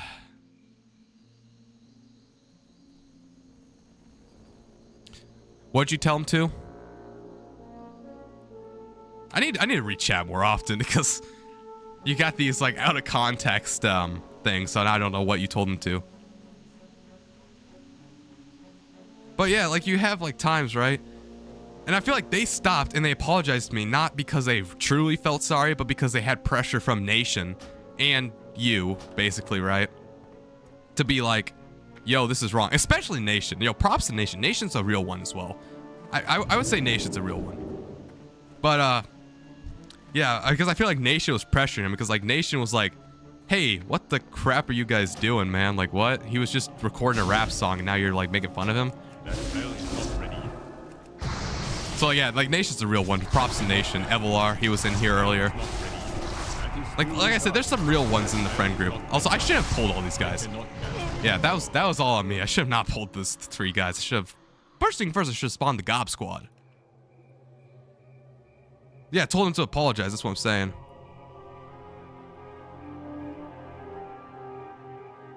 Stick up to yourself, tell them off, and never talk to them again.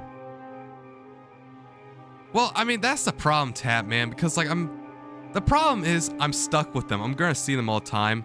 And the problem is, like, there are some real ones in the friend group, like Nation and Thor. And, I guess there's some neutral people, like Avi and Oliver. I haven't got... I mean, actually, no, I'll call them the real ones. All right. I mean, Avi's stupid. Avi was the one that started. Like, Avi could be stupid sometimes, but I relate with Avi. Avi's like me. Avi's like the 10th grade version of me. Because Avi was the one who technically did start What Do You Want to Do to Ella? But Avi was kind of just so stupid that he didn't realize what he was doing. So Avi gets a pass there, because I could tell that was not malicious.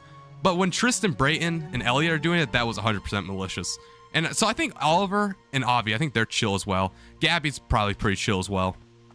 But the problem is, I can't really tell them off because for number one, we go to the same school. So in order... Yeah, so we go to the same school, and they're going to be all in my classes because we're all in the advanced classes, so we're always going to keep talking to each other. It's going to be so much drama.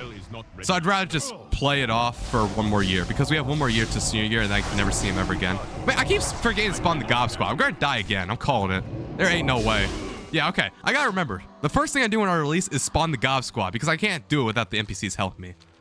So yeah, first thing first, we're all going to be in the same classes, so there's going to be too much drama. It's going to be like a war, and I don't want all of that on my plate for the last year of senior year. So I'm just going to write it out for senior year. Then I might just ghost them.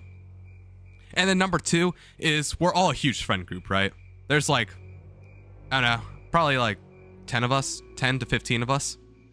So I can't really like ghost them without them still being around me unless I leave the entire group. And I mean, there are real ones, like I'm saying. And it's just a sticky situation. It's annoying. And I mean, Thor, you probably like Brayton, right? Do you like Brayton? Or I guess Bob McJohnson. Sorry, I keep using your real name. Hopefully you don't mind that. But yeah, you probably like Brayton and Tristan, right? It's just that you don't like how they treat me. Like, I'm assuming you still like them as a person. And the same thing with Nation. Nation probably likes Brayton and Tristan as well.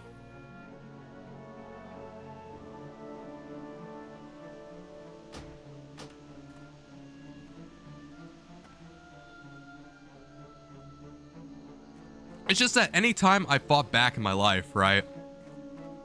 Against anything, it would just make it worse. So I'd rather just play it out, you know, subside. Just take it, be like, oh, okay, sure, whatever. Because, like, if I tell them off, then they're just gonna harass me even more. Because that has happened before. with other people. Back in 4th grade, I used to get, like, actually physically bullied. Like, this would actually be the definition of bullied. Back in 4th grade, people would pinch me.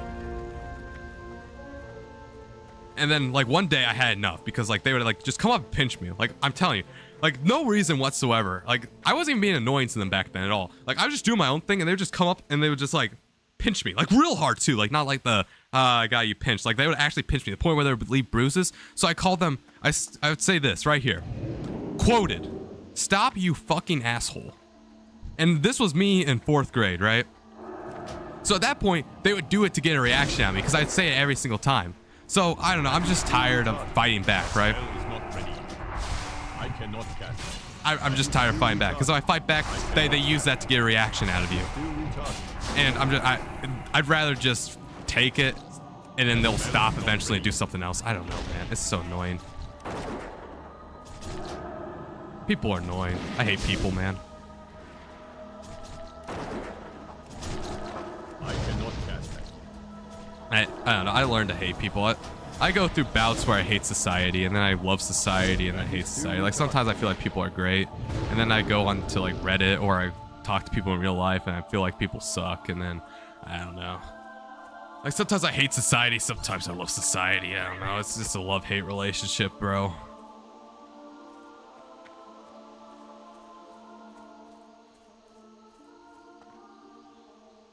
Yeah, we got 11 concurrent viewers, though, so wow, this is crazy. I don't know, if somebody has a tab open or something, we might actually have 11 current views. I might just keep streaming then. I might just keep going. Do not mind? Yes. Oh, probably do not mind for Brain and Tristan, so that's what I'm saying as well. The nation likes Brain and Tristan. So I will be, like, kind of alienating the real ones, you know what I mean? I cannot cast that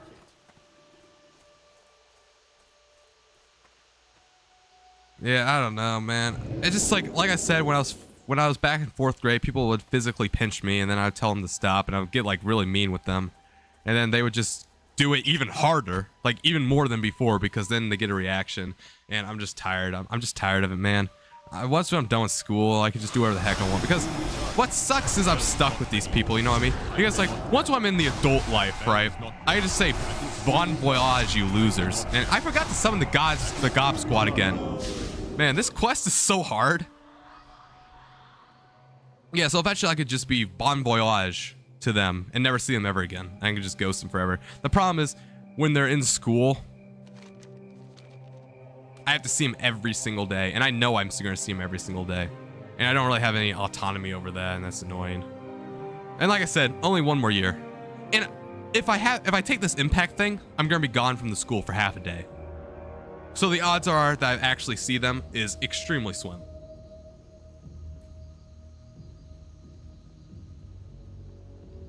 My best friend of 16 years based on my brother ran away with my girlfriend. Oh, that's crazy. No, that's crazy, man. That sucks.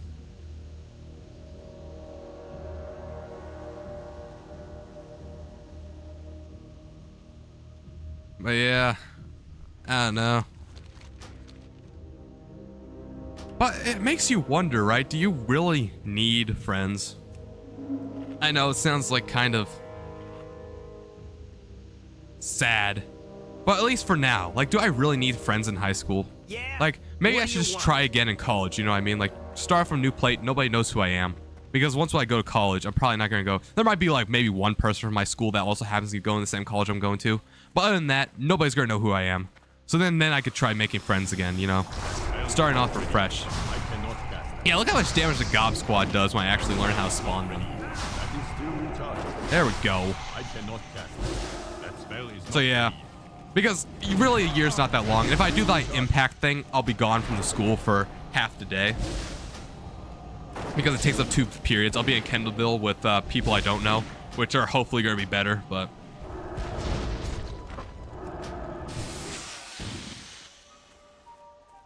But yeah, and like I said, this isn't like, I don't know, don't take this as like me complaining or anything. If you do are taking this complaining, or I don't know, man. I don't know. This is just, it's just me speaking my mind on everything.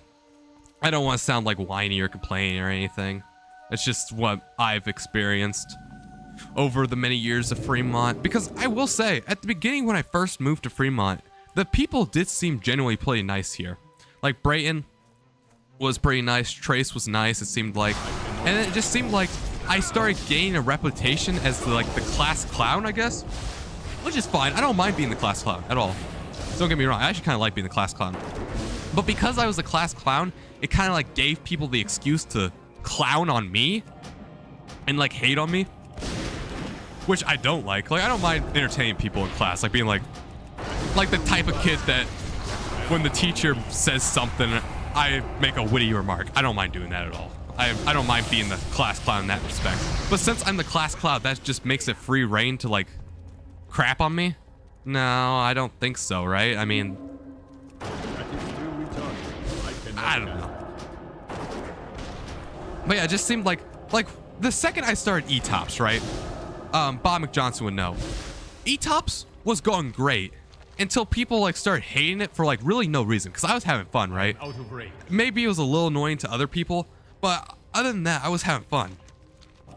And then like slowly E-Tops died because you can't keep that going for a while. By the way, for Tatman, if you want to know what I'm talking about for E-Tops, the time I accidentally started a cult. I don't know if you watched that video or not, but that's what E-Tops is. I go into depth about it in that video. But as soon as E-Tops died, it seems like people just started treating me different. Like I'm a, like I said, I'm a zoo animal. I'm like entertainment. Like I'm the type of guy that you can say anything to. Anything at all. You ever need any? You know where to find And I don't know. I don't know. It is what it is. Stay strong, pal. Maybe people don't even realize that. Maybe people do. I mean, I just don't know, man. Yeah, that's what I'm thinking too. Yeah, because like once when I'm not forced to be around these people, maybe I'll find some people I actually like, and I have a lot more freedom in general. And yeah, I could, that's why I'm thinking, just writing it out. Only one more year, then it won't matter for the rest of the time. But yeah, like it's weird. It's weird because people generally thought I was a genius. Like I don't remember if you remember this. Oh no, you were not in 7th grade, Bob McJohnson. Yeah, you were not here in 7th grade. But people actually thought I was a genius in 7th grade, which I know is crazy now because everybody thinks I'm a freaking idiot. You know what I mean? But like back in 7th grade, people honestly thought I was a genius because my NWA scores were maxed out. I was quiet, more reserved, and I would always get A's. Like I had a 4.0 GPA and people thought I was a genius. Then 8th grade rolled around and I made E-Tops and then people thought I was an idiot. Like I don't know how you go from thinking I'm a genius, which nothing's changed by the way. I have a 4.3 GPA. So I'm not stupid by any means. And I'm in college classes as a high schooler, so I'm not stupid, just for anybody watching this that cares. I don't know how you go from thinking I'm a brainiac, right, to thinking I'm stupid in less than a year because of a little fun thing I made within school, how I accidentally created a cult. I just don't know, like, you know. And I don't know what to say, I don't know what to do, man. I'm just gonna write it out, see how it is in my next chapter. I mean, it could end up being, right, that high school could be the worst experience of my life. And it could be all sunshine and rainbows up here. I hope so, but I don't know. Like I'm saying, I don't know what I want to do for a job. Like, it's gonna be so scary. I don't even know what I want to major in. I don't know what interests me. And if stuff does interest me, I feel like it's gonna be like if I work at it every single day, like 9 to 5 for years on end, I feel like I learn to hate it. So I don't know what I want to do either for a job, but maybe I'll figure that out in a couple of months because I need to start filling out scholarships for college. If I am gonna go to college even. But yeah, write out new school, new faces, new scenery, stuff like that. Because like I've been with these people. I moved here in 7th grade, so I've been with these types of people that I'm describing for how many years now? It would be 5, right? Yeah, it's been 5 years.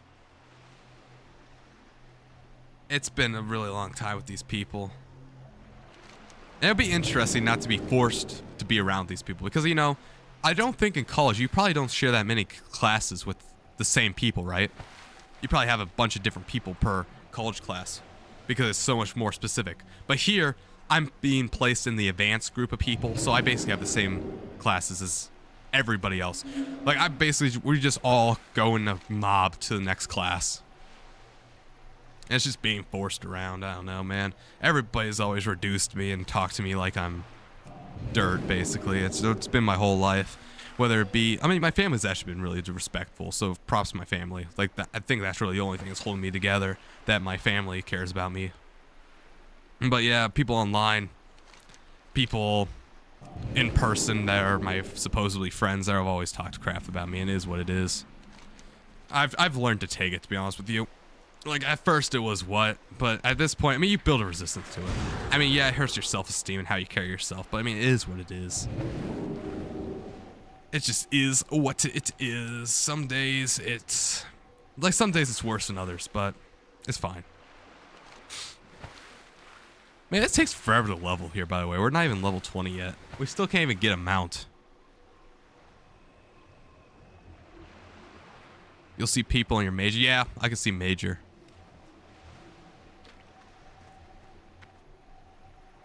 Yeah, because I've taken college algebra and I've taken advanced literature. And then I've also taken Spanish. So I basically have all the basic classes done. So I guess, yeah, maybe. Because I'll basically be only taking major courses in college. For whatever major I pick. So I guess maybe I will end up being with the same amount of people. But it's less hours because you don't go for the whole day, right? It's not even the whole day, and you don't show up every single day, right? So it'll be a lot more, I guess, freeing. If that's like a better term. Man, I'm so glad we made it to 10 viewers. We're hanging at 10 viewers. I guess it does matter. Length of the stream does matter, because if you remember earlier in stream, I was kind of complaining. I will say, it was kind of complaining, which sucks, because I don't want to come off as whiny as complaining, especially when talking about stuff that pertains. Like, when I'm talking about bad stuff, I never really want to talk about, like, how I'm complaining or being whiny, because if I do that, like, if I talk about bad things in my life, I've learned, people just say I'm complaining or I'm a whiner, go fix those things. So I hate to come off as complainy or whiny, but I don't know. I mean, this is my channel. I can talk about what the heck I want to talk about. If people want to call me a complainer, it is what it is. But it just sucks, you know, when you, like, talk about these things, and then people that, like, when you bring up these problems, they're like, nah, you're a whiner. You're a complainer. What about me? What about what you caused to me? Yeah, I had a schedule where I went all day. Yeah, that's what I'm saying. So that would help too, because I think there is some frustration. I think you're bound to get some frustration by just seeing the same people every single day. You know what I mean? Because, like, now you get some breathers away from these people from Tuesdays and Thursdays. Like, on Tuesdays and Thursdays, you see these people all day, but then you don't see them for the rest of the week. So I think that's nice as well. Like, we need that. I wish school had some more times off. Like, you only get the weekend. We need a middle day. Like, if we get Wednesday off for public school, that would be the best scenario. You know what I mean?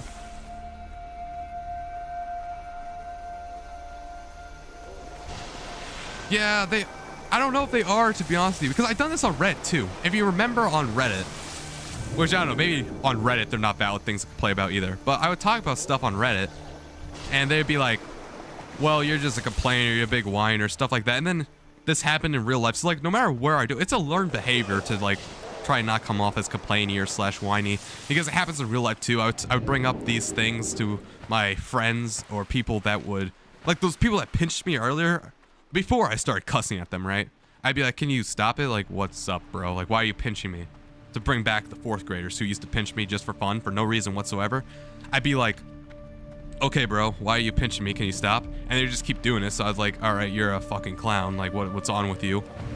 And then they'll be like, oh, we got him to say a cuss word at the age of 5. Or I don't know why.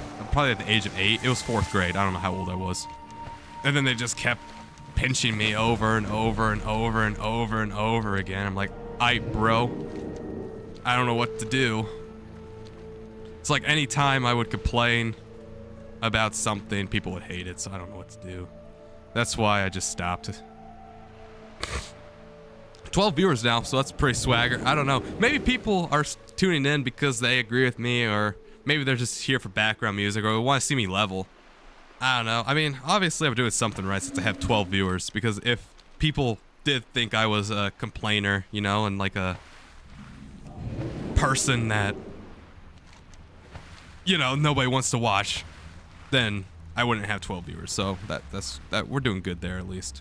5-hour live stream, that's nice. Breaking double digits. I mean, that's what I want to do. I wanted to see if I could stream constantly at double digits. So this live stream has been a massive success. So that's great at least. But yeah, I think, to be honest with you, social anxiety, like my crippling social anxiety, might just honestly be a learned behavior because of everybody I've interacted to that's not my family have just treated me as like a clown and an animal, to the point where I'm like, okay, why should I even care?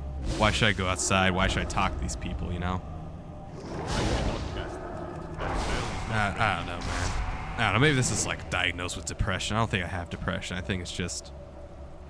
I think anybody who's in my scenario would feel how I feel. It is what it is. I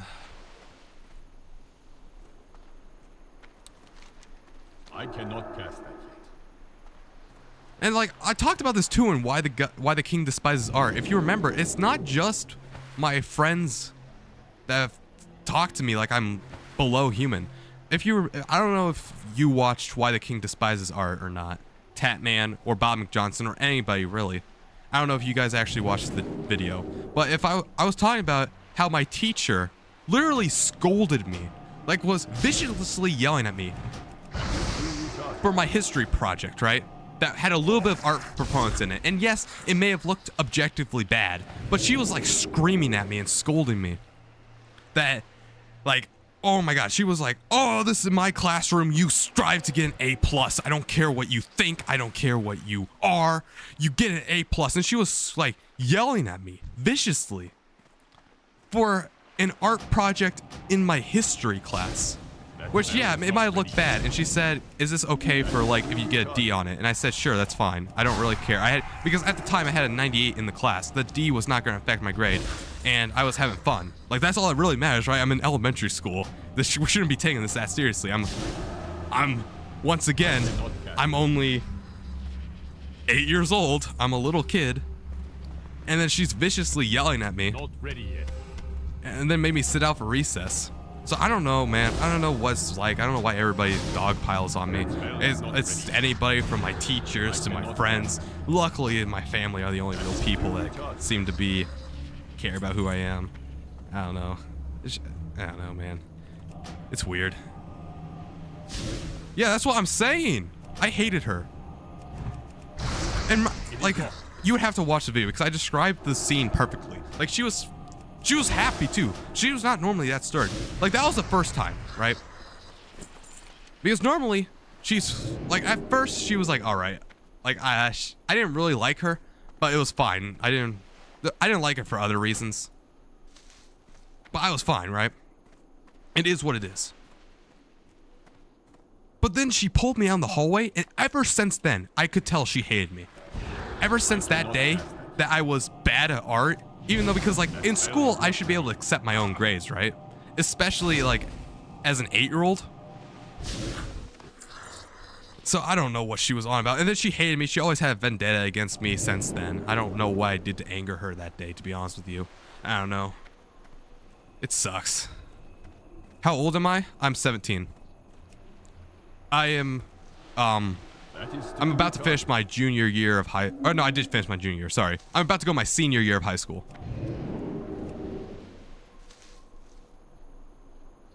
Yeah, I hope it's going to be better in college. It is what it is. And plus, I don't know, man. Like I said, I learned to deal with it. So like, it honestly, it bugs me. Yeah, it does bug me. But it doesn't bug me as much as it used to. It is what it is. That spell is not ready yet. Like now I learned to live with it, you know, like because eventually you build up immunity. You build up immunity like anything. It starts callousing. Like what happens when you cut yourself? Your skin grows back and it calluses or it scars. So what I've been doing is I've just been callousing, which is a callus is a better example because I think a callus is harder than a scar and harder to break, right? I cannot cast that. So I don't know, man. life's just been toxic. And I don't know. I don't even want to paint this as I had a bad life. I think I've had a pretty good life. Like I said, I have this amazing gaming computer. I've done basically whatever I wanted to do at all times. I honestly went down a rabbit hole after I saw one of your posts on Reddit and ended here. That spell is not Oh, ready hey, welcome, man. I cannot Hey, cast there's a lot of people that come from Reddit. That is still retarded. I do have a good Reddit audience. Like Tatman's from Reddit also. The guy is also in this chat. I don't know where I want to go to school. Like I said, I don't know what major I want to be in. But yeah, there's all kinds of video posts. Like you can watch my storytelling videos and stuff like that if you want to learn more about me, or my past live streams, my rap videos as well. Everywhere you'll see that there's some hate, but you're gonna learn more about me in the person. Yeah, I know. Like they said, I've had a bunch of like cliche advice like that, Tammy. Not saying your advice was bad, but yeah, I've heard like a lot of advice, even like not even directed towards me, but like as a YouTube video in general. Like my life sucks right now, and then like some motivational YouTuber would be like, well, none of this will happen in years. So yeah, I know none of it will happen in years. But yeah, I also want to say, it's not like I have a bad life at all. Quite the contrary. I've always done really whatever I wanted to do for the most part. Like I said, I have this amazing gaming computer. I have World of Warcraft. I'm playing all this for free, right? I've never paid a dime on the gaming computer. I have this nice phone that I'm using webcam on. I've always, like, home life has been great, man, most of the time. It's just, even in social life, like I said, I have a 4.3 GPA. Grades have never been a worry towards me at all. I've always been a gifted student, I guess, as that's what you would call them. So don't worry about me. Don't. Like, I've had a great life, I think, so far. It's just that this aspect of social life has sucked, unfortunately. It is interesting though, because I guess, you know, you can't have all aspects of your life be perfect. Now, if I could wish, right, like if I had a magic wand and I could wish for people to treat me better, would I do that? Obviously in a second, but you know, you can only have so many good aspects of life. So at least I have a good home life, you know. I can do whatever I want. I have this amazing YouTube channel. We are seeing some growth, you know. This channel, I get to do whatever the heck I want to do. I have some amazing loyal supporters like you, Tatman. My industry plants, like my actual, I would say real friends like Bob McJohnson, Evelar, Chin. I have my real friends that come in and watch me. Emerald Dev, Scratchetti. Like, I have real people that treat me as a human, you know. And yeah, we'll see. We'll see where life takes me. I am interested because right now I don't know where I want to go to school. Like you said, Ancients Joe. I don't know what my major wants to be. I have no idea whatsoever. And that scares me as well, because doing something unknown, and I need to start doing scholarships this year, and I need to figure out my major and something to do for the rest of my life, and I don't know really what interests me. So I gotta find that out soon. It is gonna be a bunch of insane stuff, really. A bunch of insane stuff is gonna happen. What happens today will draw the course of my next life until next year. And it'll probably affect my first 3 years of my life, because whatever happens this senior year will affect 3 years of my life, because it'll affect what I do for college and stuff like that. So we'll see how it all ends up. It'll be interesting. But yeah, hopefully I'm a good live streamer. We got 11 concurrent viewers in here. So I don't know. I mean, hope this is interesting, you guys. I hope I can help you, because truly why I'm talking about this, right? Because like I said, I don't want to come off as complaining. I don't want to come off as arrogant, whiny, stuff like that. Why I'm talking about this is if you are in this similar situation, like maybe you're one of these 12 viewers, 13 viewers now. Maybe you're one of the 13 viewers in this stream, and you're going through what I'm going through, or you're going through some sort of it. I just want you to know that you're not alone. There's crap stuff going on. It is what it is. You'll get through it. I cannot cast. And if not, it may sound a little like douchey, but you'll get used to it. You know what I mean? Like, you'll grow callous to it, and it will help you out. And it just, trust me, it'll be better for you in the long run, eventually. At least it is for me. Because like I said, it really did affect me like 3 years ago, but now I'm slowly growing callous to it. I mean, when, especially Ashen Elder, when he just randomly calls me fat out of the blue, like with the unk gut and stuff like that, and I'm just playing with my plastic because I have nothing else to do, and he just calls me stupid out of the blue. That right there, that still gets to me. But for the most part, other comments don't really. Hey, I could get a mount now. Do I want to do that? Maybe I'll kill these guys and get a mount. Because now I can get my... Yeah, I can get my riding mount. But yeah, this has been a great stream, honestly. Even though it has been a lot of complaining stuff, we have had great growth. You know, 12 people are watching the stream as we speak. I've talked about cool stuff. And, you know, I always like to do this, right? You can't have everything be too fake. You can't have somebody always talk about the joys of their life, the best parts. Now, that's always great if they talk about that too. But if you really want to be a real person online, you gotta talk about your, I wouldn't say faults, but your downfalls, you know, stuff that feels bad, you know? I think it's important to talk about that too, because that helps you understand I'm human as well, you know? I'm not just a guy on the screen. I'm human too. I feel bad. I feel envy. I feel jealousy. I feel depressed when people like call me bad names, when they don't treat me like a human, stuff like that. Just uppercut the dude. Yeah, I mean, that'll get me expelled though, and I'm on my senior year. Although, I don't know, you're alright. I might, would that be I guess that wouldn't be self-defense. That's what's kind of annoying, because I don't want to get caught with charges. And, like if that happens in real life. But yeah, like, I mean, I tolerate him too. I mean, he's not always a jerk. It's just sometimes. Look, guys, I will say, Ashen Elder, he's not always a complete jerk. Just sometimes he's like stupid, you know? It's like sometimes he's fine, sometimes he's stupid. These guys hit a lot of damage too. I'm surprised that the questing here is rough. But yeah, 5-hour live stream, because this is what you guys wanted, right? You guys, I made the poll, right? And you guys, here, I'll show you the poll. I asked you guys a question. I said, how long did you want live streams? 5 hours or more? And I am delivering right now. I wasn't expecting to go this long, but I am. So here we are. Trash me over and over again. I mean, yeah, we get some good comments, some great posts. But I mean, other people would just be like, who's this guy? He's stupid, you know? Or like stupid things like commenting on my name. Like at the time, God Alex Gilbert. Like what? You know what I mean? Like why do you care about, like, out of anything you could critique me on, you choose my name. Like what? Like I would almost rather be called like, I'd almost rather like say my voice is stupid or something than like my name. Like out of anything you could pick, you picked my name to critique me on.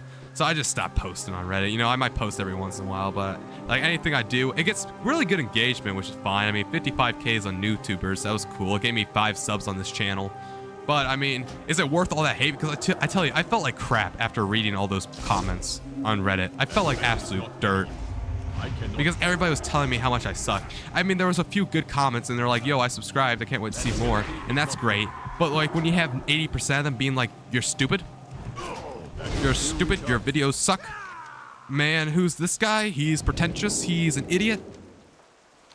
You know, I don't want to do all that.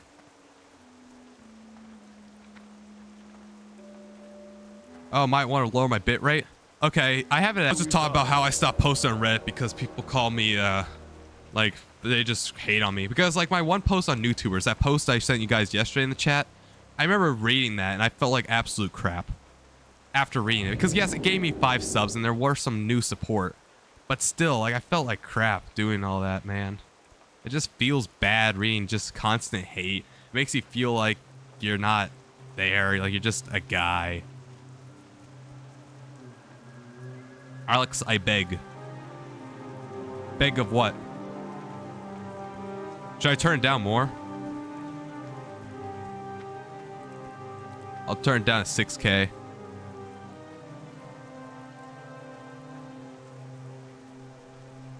There you go. I turned it up a bunch because I was playing World of Warcraft now instead of live streaming other things.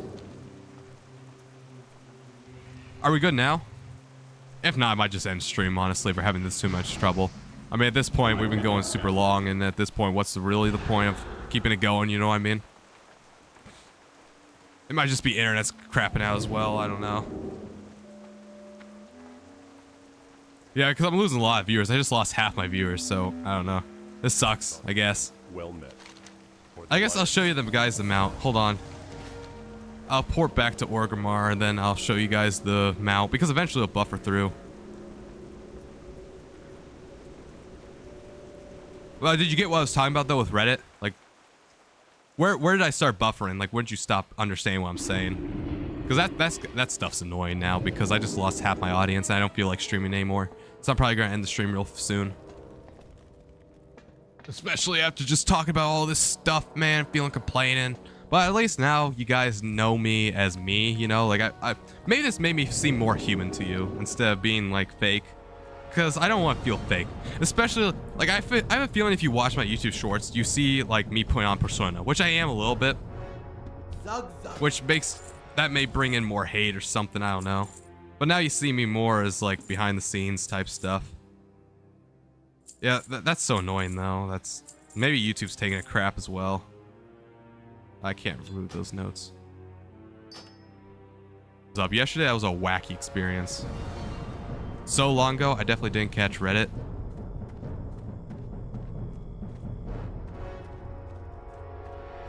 Oh, darn. Well, no, because it said 5:05 a.m. I have them timestamped, so I do have a screen for chat. So basically, right, I stopped doing Reddit. I completely stopped having anything on Reddit, right? I stopped posting on Reddit because when I would post on Reddit, I would have multitudes of comments of just hate, complete hate. It made me, like, honestly miserable because I made that post on YouTubers, right, that I sent you guys yesterday. It got 55k views. Technically sort of went viral. You could say it went viral.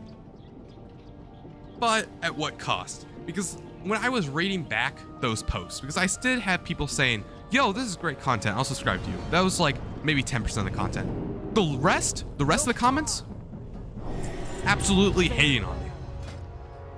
Being like, you suck, your videos are trash,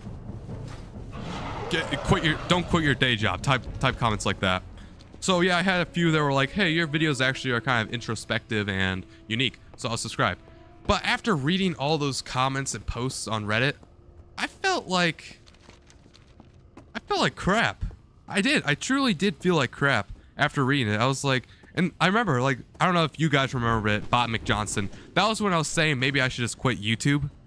Because I had all these comments. Like, I had so many comments. Like, I believe I had like 200 comments. And they were all saying, yo, you suck at videos. Like, what are you doing? Just please quit. Like, why? Why are you even trying? Why are you wasting your time doing this? And I was like, okay. Man, we're back up to 10 concurrent viewers. Never mind. Holy crap. Maybe everybody still wants to watch me. 11 now. Everybody's coming back. Holy moly. Hey, welcome back, everybody. But yeah, people were being like, yeah, you completely suck. Garbage. Trash. That's all I'm reading. Like, and I'm just reading this. And, you know, it gets in your mind after a while because I'm reading 200 comments and replying to them and they keep saying you suck. I'm getting downvoted in Reddit as well. I lost like 100 karma. Like 100 comment karma from that. Comment karma. There we go. I lost 100 comment karma from doing that. And, you know, it is what it is. Every YouTuber will say not to put... Yeah, but I mean, and obviously, yeah, I could take a few hate comments, you know what I mean? Like, for example, here, I'll show you a comment today, where, I mean, it is what it is, you know? Actually, it wasn't today, it was yesterday. Pretty much, from every angle, this is awful. Like, that did not faze me whatsoever. I even said just, okay, thumbs up. Like, what are you supposed to say that, you know? That did not faze me whatsoever. I could take 1 or 2 hate comments. But, like, when you're reading 200 hate comments, you know what I mean? Because, yes, sprinkled in there were a few good guys. But when you're reading 200 hate comments, it sucks. Like, oh my god, it sucks. It's terrible for your mental health probably as well. I mean...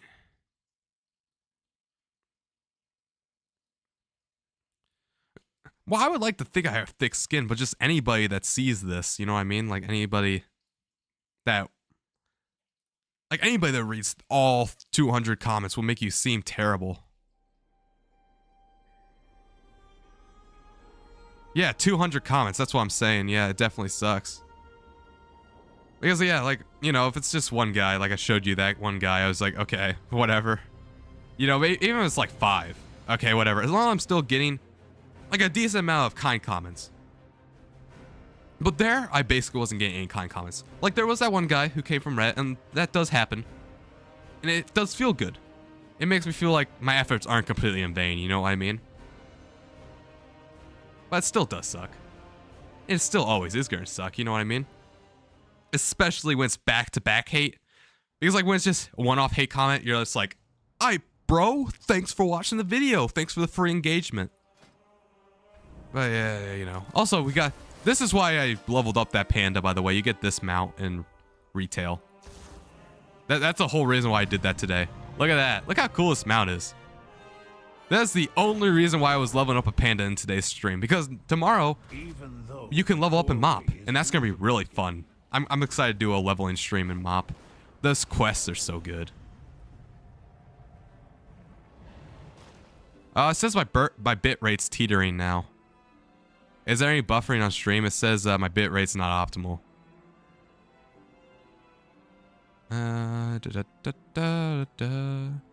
Yeah, it says it's lower than the recommended bit rate of 6,880.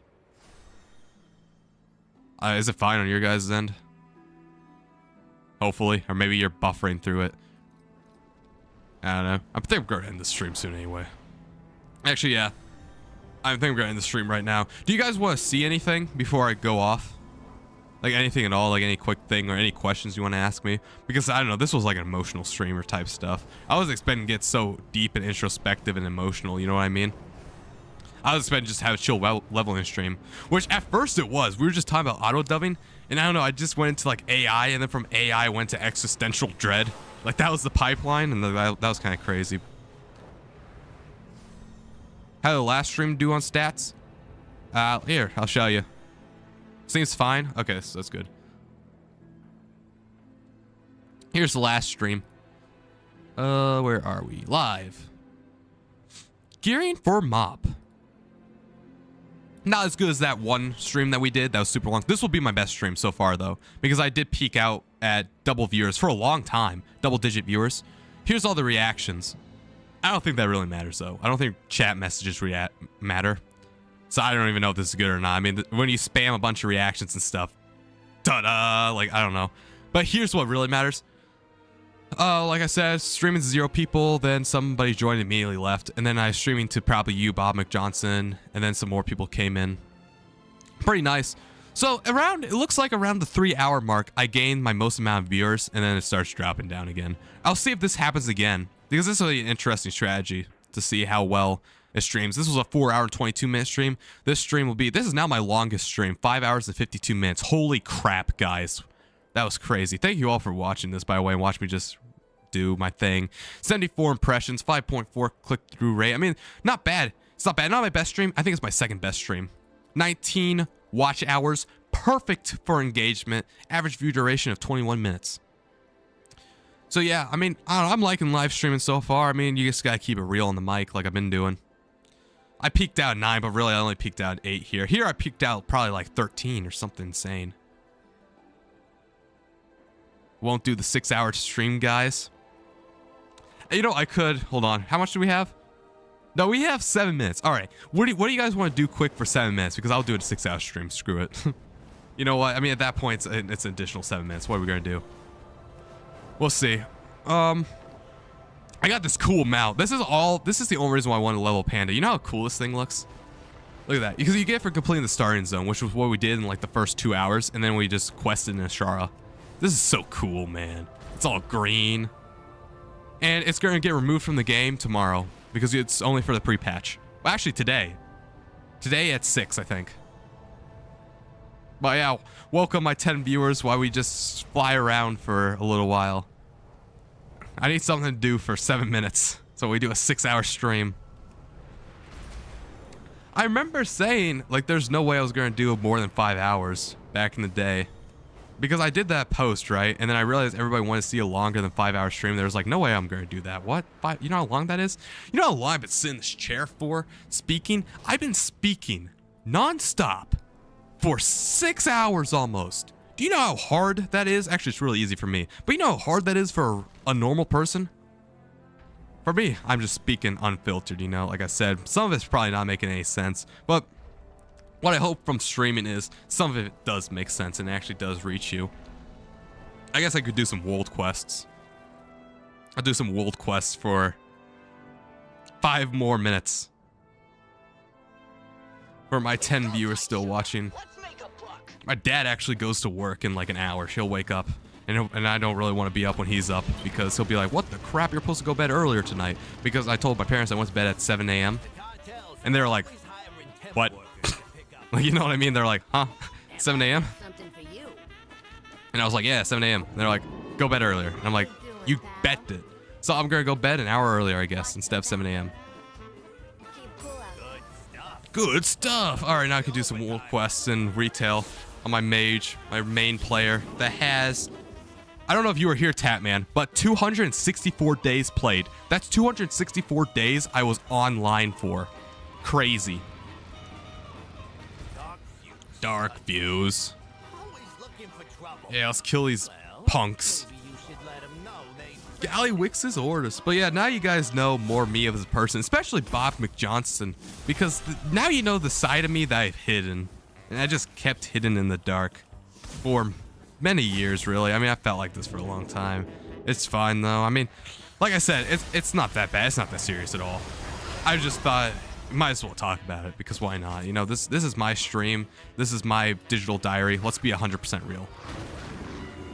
But yeah, now you know the other side of me. You know, the sadder side of me. You know, you've seen the happy-go-lucky King Alex Gilbert. You know, sometimes the dreary, sad King Alex Gilbert has to come out sometimes, you know.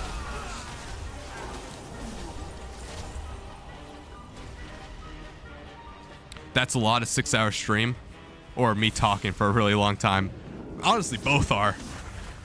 I'm telling you, keeping a conversation for 6 hours straight, man, most people will not be able to do it. Now, I don't know how coherent my conversation is. If any of you have 6 hours to spare and want to watch the VOD when it's done, can you please tell me how coherent I was? Especially during the economy portion of the live stream.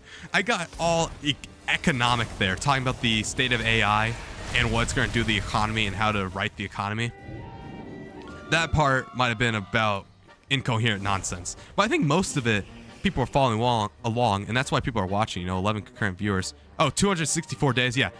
Like I said, all I would do in life is play WoW. I would go to school and instantly go home and play this character right here. And that's just this character, by the way. This isn't all the other characters. Like, just this character, I've been online for 264 days. Straight. Well, not straight, you know. Not straight. But yeah, 264 days. I don't know how many hours that is. That's probably a lot. And that's just this character. If we count up every other character I've made across all the World of Warcrafts, because like I said, I'm playing all these different World of Warcrafts and I have characters on each different World of Warcraft. It's probably been over a year I've played in this game. Like over a year. Or maybe even just a year. So yeah. It's fun. Over 5K hours? Yeah. That's what I'm thinking as well. So many hours, man. Like I said, I don't know if I'm normal or not. I don't know if this is a product of what I'm thinking about, you know, like being so socially isolated. I need to fill the void with something. And I don't know, maybe I filled the void with this. I mean, this is really fun to play too. Don't get me wrong. Like, I really like playing this game. So I don't know. I need to get this stuff out. You know, I need to get this stuff off my chest. And might as well just talk to a bunch of random internet strangers than Bob McJohnson. What's a better person to talk to it to, you know? Now you people see my perspective on me being annoying and stuff like that, and I don't know, my take on it for, well, mainly Bob McJohnson. But yeah, it's truly interesting. I wouldn't think too deep about it. It's a fun game. Yeah, I know, right? It is. It truly is. I love playing this game. Dude, like, beating up mobs, getting loot, killing bosses, dude. Some of my best times in life have been in this game. So yeah, like I said, I don't regret playing this game for a single minute. For all those 264 days, I don't regret a single second of it. I love this game. This game is so fun. Look at this, we're racing right now. I've done all kinds of stuff in there.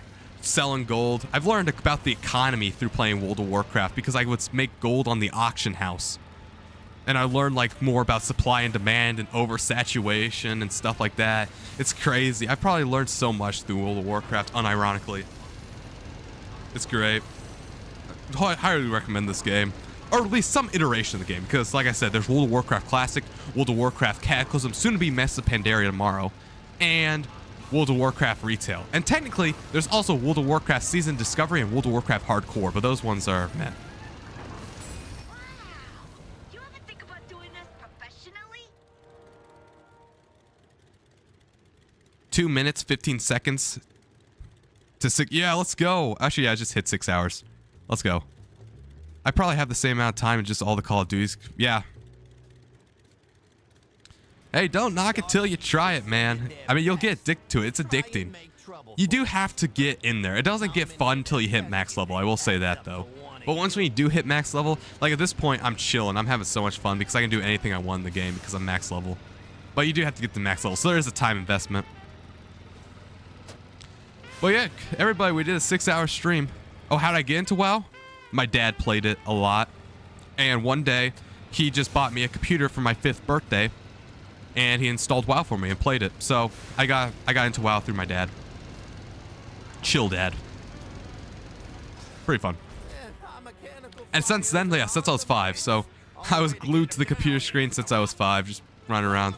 I haven't played a Call of Duty game ever, I don't think, though, THAT Man. So we are on the polar opposites here. You'll probably never play you'll probably never play, what is this guy? Oh, Treasure Goblin. Oh yeah, because a Diablo event's going on.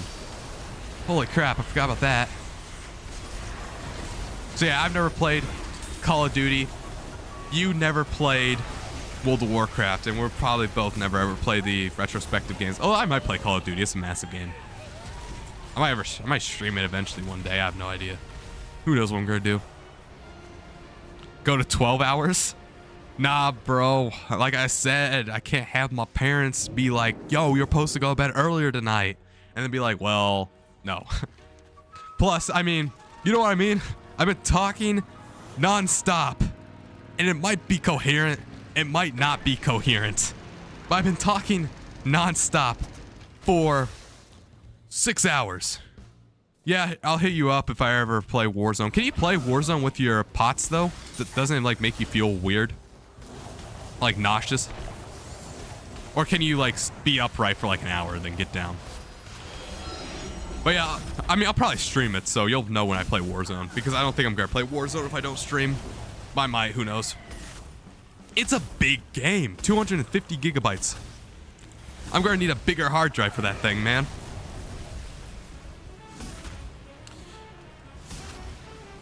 But yeah, why I finished this last quest. Do you guys want to see anything for the stream?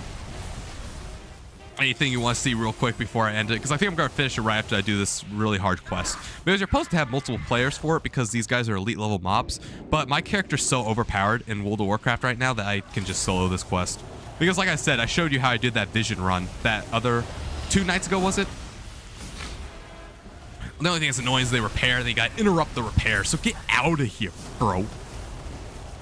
But yeah, I wouldn't say it's hard to talk nonstop. It's hard to talk coherently without getting distracted and without saying a bunch of filler words, you know, and repeating yourself 85,000 times. That's what I'm learning from streaming, at least. But at least it's sort of interesting because, like I said, we're popping off right now. 11 concurrent viewers.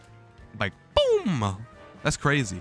And then I should see, like, when I get the dip, that'll be great for my analytics because I can tell when I dipped. Like for when I was having bitrate problems, that'll help it a lot. And you know what's crazy too? I haven't even went to the bathroom. Like normally when I play video games, right? I normally walk around for like 15 minutes. You know what I mean? I normally get up and walk around or I do something else. Like maybe I'm playing video games for an hour, then I have to like take out the trash or something, like do my chores.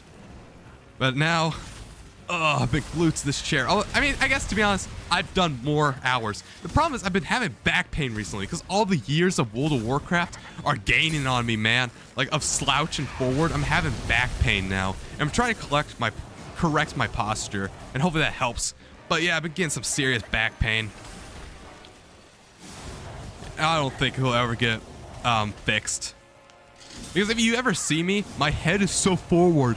Like, if you ever look at any of the videos, my head is crazy forward. I have forward head carriage, which I'm trying to fix. I'm doing some small exercise, but I keep forgetting to do them. I just did the bench press today, though, and that felt great. And that actually did help me have good posture for a little while. But now my posture's back to crap because the bench press effects were wearing off. But yeah, I have a bench press, like, literally right over there that I do bench press on every once in a while. I haven't been doing it recently because of streaming, man, and all this other stuff. I've been busy and I keep forgetting to actually bench press, which only takes like 5 minutes to bench press, so there's really no excuses on my part, to be honest with you. But I did today. I did 3 sets. Perfect. Whenever I see other streamers who are new, you like have... Hold on 1 second.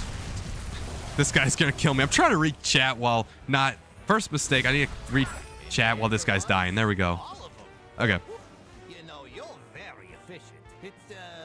Whenever I see other streamers who are new like you, they have way less viewers. Yeah, I'm surprised by how many viewers I have. Like I said, this is my 8th ever live stream ever, I think. Maybe even 7th. I don't know. I'm not counting anymore. Actually, we can count real quick. I have my channel up.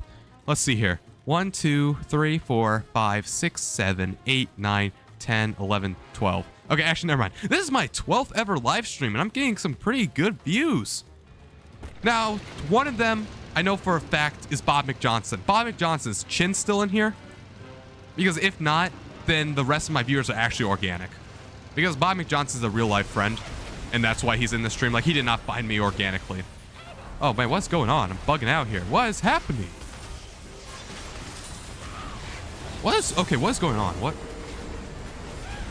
Okay, yeah. So, one viewer is not organic. Bob McJohnson, he's just an IRL friend. So the rest of the 10 viewers are completely organic, which is great. Like, I didn't do any influence. Like, the algorithm just found them. Why am I... Do you see what's going on? What is happening? I'm stuck.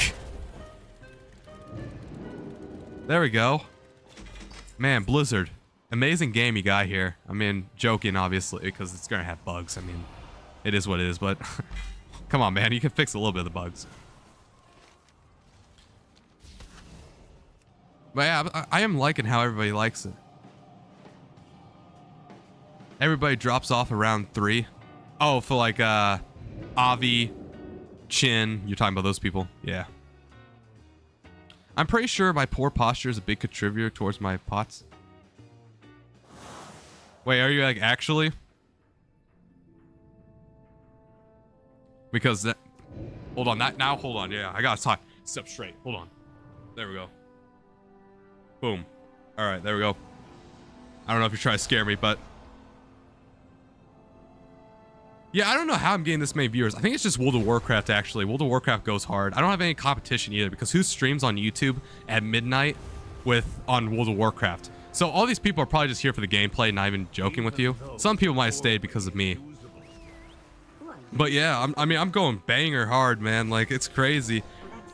I think it just... Because, like, if you go to Twitch, there's a lot more competition, right? Because there's a lot more gaming streams on Twitch. Like, who really goes on YouTube to watch a live stream? Not that many people, I don't think. And nobody really live streams on YouTube either. And nobody live streams World of Warcraft on YouTube, really. So, I hit all of those. And that's why I have these amazing views, I guess. Wow, really? Okay, then. Hold on. All right. Yep. All right. Hold on. Nope, we're going to do an exercise stream. Hold on 1 second. Screw it. We're doing an exercise stream before I get off now. I'm going to show you guys my regimen to do my things, right? How to get better posture, because that's crazy. Hold on. My mic's here, so if I put it up like this...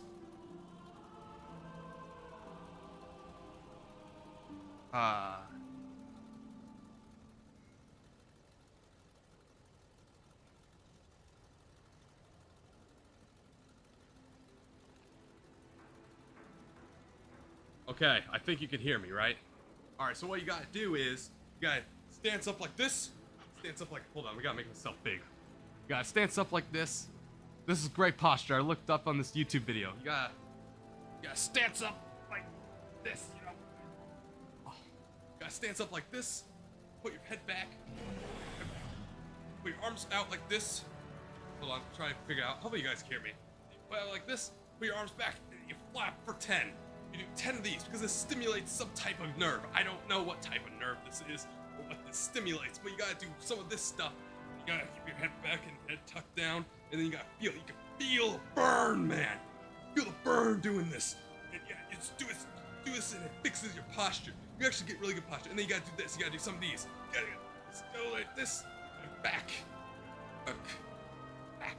And true, this actually works. I'm not even joking. Like, I searched it up on this YouTuber. I thought this dude was bogus. No, this dude's actually making a lot of sense here. So it's kind of crazy. You know, I gotta do some of these. Yeah. And this one really hurts. This one really burns, and you can feel it. You can feel it right now. Bam, it really goes. And then you gotta do some of these. Then you gotta keep that going. You know? Yeah, like there. You gotta do some of these. I mean, there's a bench right here, and I keep putting my head on that on accident. You gotta do some of these. Oh man, you gotta like, you know what I mean? You gotta do this amazing posture. Then you gotta do this again. You gotta do this in a set of 3, and this is what I'm supposed to be doing every single day, but I keep forgetting. But if I don't want those pots, man. No offense to THAT man, but like that stuff sounds bad. Ugh. Okay, hold on. I get choked a lot in Jujutsu, and one of the things that can happen is someone can press your vagus nerves. Okay, yeah, that sounds like it would suck. Yeah, you just gotta sit back and more of these. These seem to help the most. The first 2 help the most. I don't think the one where I go up to the sky helps that much. I think that's, luckily, that means I'm probably not as bad as some people. So yeah, we're doing some amazing streaming. As you see, we're losing viewers because who the heck's watching this random dude? This is not a WoW Cata live stream. This is an exercise stream now. Oh yeah, here we go. And now, as you can see, look at that. Watch this from a side view. Look at that. Perfect posture. Perfect. From before, normally I'm like this. This is what my normal posture looks like. But now I'm standing perfectly like this. Perfect. Let's do some of these. You can feel it. Like, you feel it in your shoulders. Like, you feel it in your nerves and stuff. And it's really good. It's really, really good, you know? So yeah, yes. Hold on, I forgot my camera's down here. So there we go. Thank God for the boom arm. I don't know if you could. I don't know if that was good audio or not, but now you guys can actually hear me, so we're good. But yeah, see, now look at that. I'm perfectly straight. It resets your posture or something. It's really good. Now I'm actually like gaming. Okay, so anyway, yeah. Anything else you guys want to see before I end stream? This was an exercise stream, I guess. Quick exercise stream. 12 concurrent viewers, that's crazy. It has to be because of lack of competition. The sun should start coming up soon. I gotta go pee as well. About to go pee. Because, I don't know, that's good. I hope you guys like the exercise portion of it, by the way.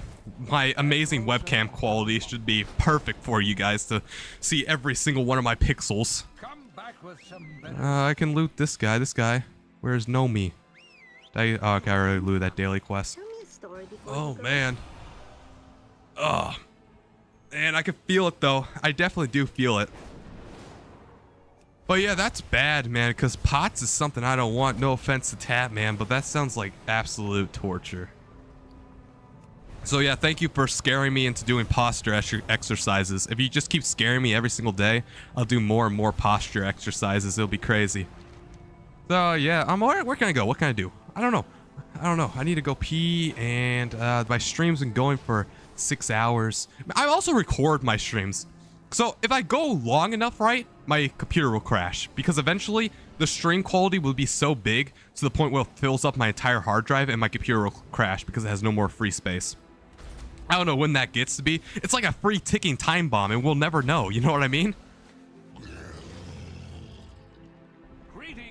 Hey, your existence isn't that awful. I mean, right now you're in this stream, you know, you're helping me out on my life journey. And, you know, Hey, also, I don't know, man. One day we might find a cure. I mean, don't get too down. I mean, we got medical advancements coming through every single day. One day we might get a cure. But yeah, man, my arms and stuff are tired now. That is like, it kicks my butt, which it does not. It looks really easy. And I wasn't even doing it like perfectly right because I had to like talk into the microphone. So I wasn't even doing the exercise completely right, but yeah, because now if you look perfectly straight, it's great. C4 hard drive. I mean, that basically was what it is. Here, I'll show you. This is my hard drive, right? 47.6 gigabytes, my local drive C. Nobody cares about all these other hard drives. I'm only talking about my local drive C. It saves right there, 47.6 gigabytes. And it's capturing as we speak, but it doesn't write to it. So basically what I'm doing, right, is I'm recording the video, but it doesn't write to the hard drive until I end the stream. So at any point, right, I could end the stream and my computer could explode. That would be terrible, but hilarious at the same time. Oh yeah, I definitely help out strangers on the internet. Definitely why I wake up. Yes, it is not great at all, but it's not completely full. It's just almost there. It's fine. I mean, I was getting great performance as you saw. And even when live streaming, my live stream only dipped a little bit during that one weird area, which was probably my internet provider problem in the first place. So yeah. Step closer and don't bump. A greedy emissary. Nah, see? You wake up because you hope one day there'll be a cure. And I'm rooting for a cure, man. Like, truly, from the bottom of my heart, I really hope there's some type of cure or something they could do to help you out, because, like, that sounds terrible. Like, actually, I don't know what I'd do, personally. I guess, actually, no, I'd probably just live stream again. But then again, I can't be upright, so I don't know how I would live stream World of Warcraft. I just wish, that's crazy the government does not recognize it. Because it's one thing to have that terrible disease. It's another thing to not even get paid for the terrible disease because the government doesn't think it's a real disease. Like, that's actually kind of crazy. But yeah, I think I'm gonna head on out tonight. What was this live stream? A 6 hour, 16 minute, unless you guys want to see something real quick. I'll give you until I do my outro, which is gonna be really fast, to type something. All right, thank you all for tuning in to my lifetime struggles live stream, I guess. Like, we got real personal here. This is King Alex Gilbert. You saw like the more sad, mellow side. Really sad and depressing. But you know, you have to show the sad sides. You can't just all be sunshine and rainbows because that's bad. But thank you all for watching this stream. I'm King Alex Gilbert. Please like, comment, and subscribe to show your support. Thank you, by the way, for getting us to double digits. We live streamed to 10 people. Actually, no, right now we're at 11 people as I speak. So thank you all for watching. I hope what I did today was interesting to you. This was King Alex Gilbert. Peace out. Have an amazing day, amazing month, and amazing year.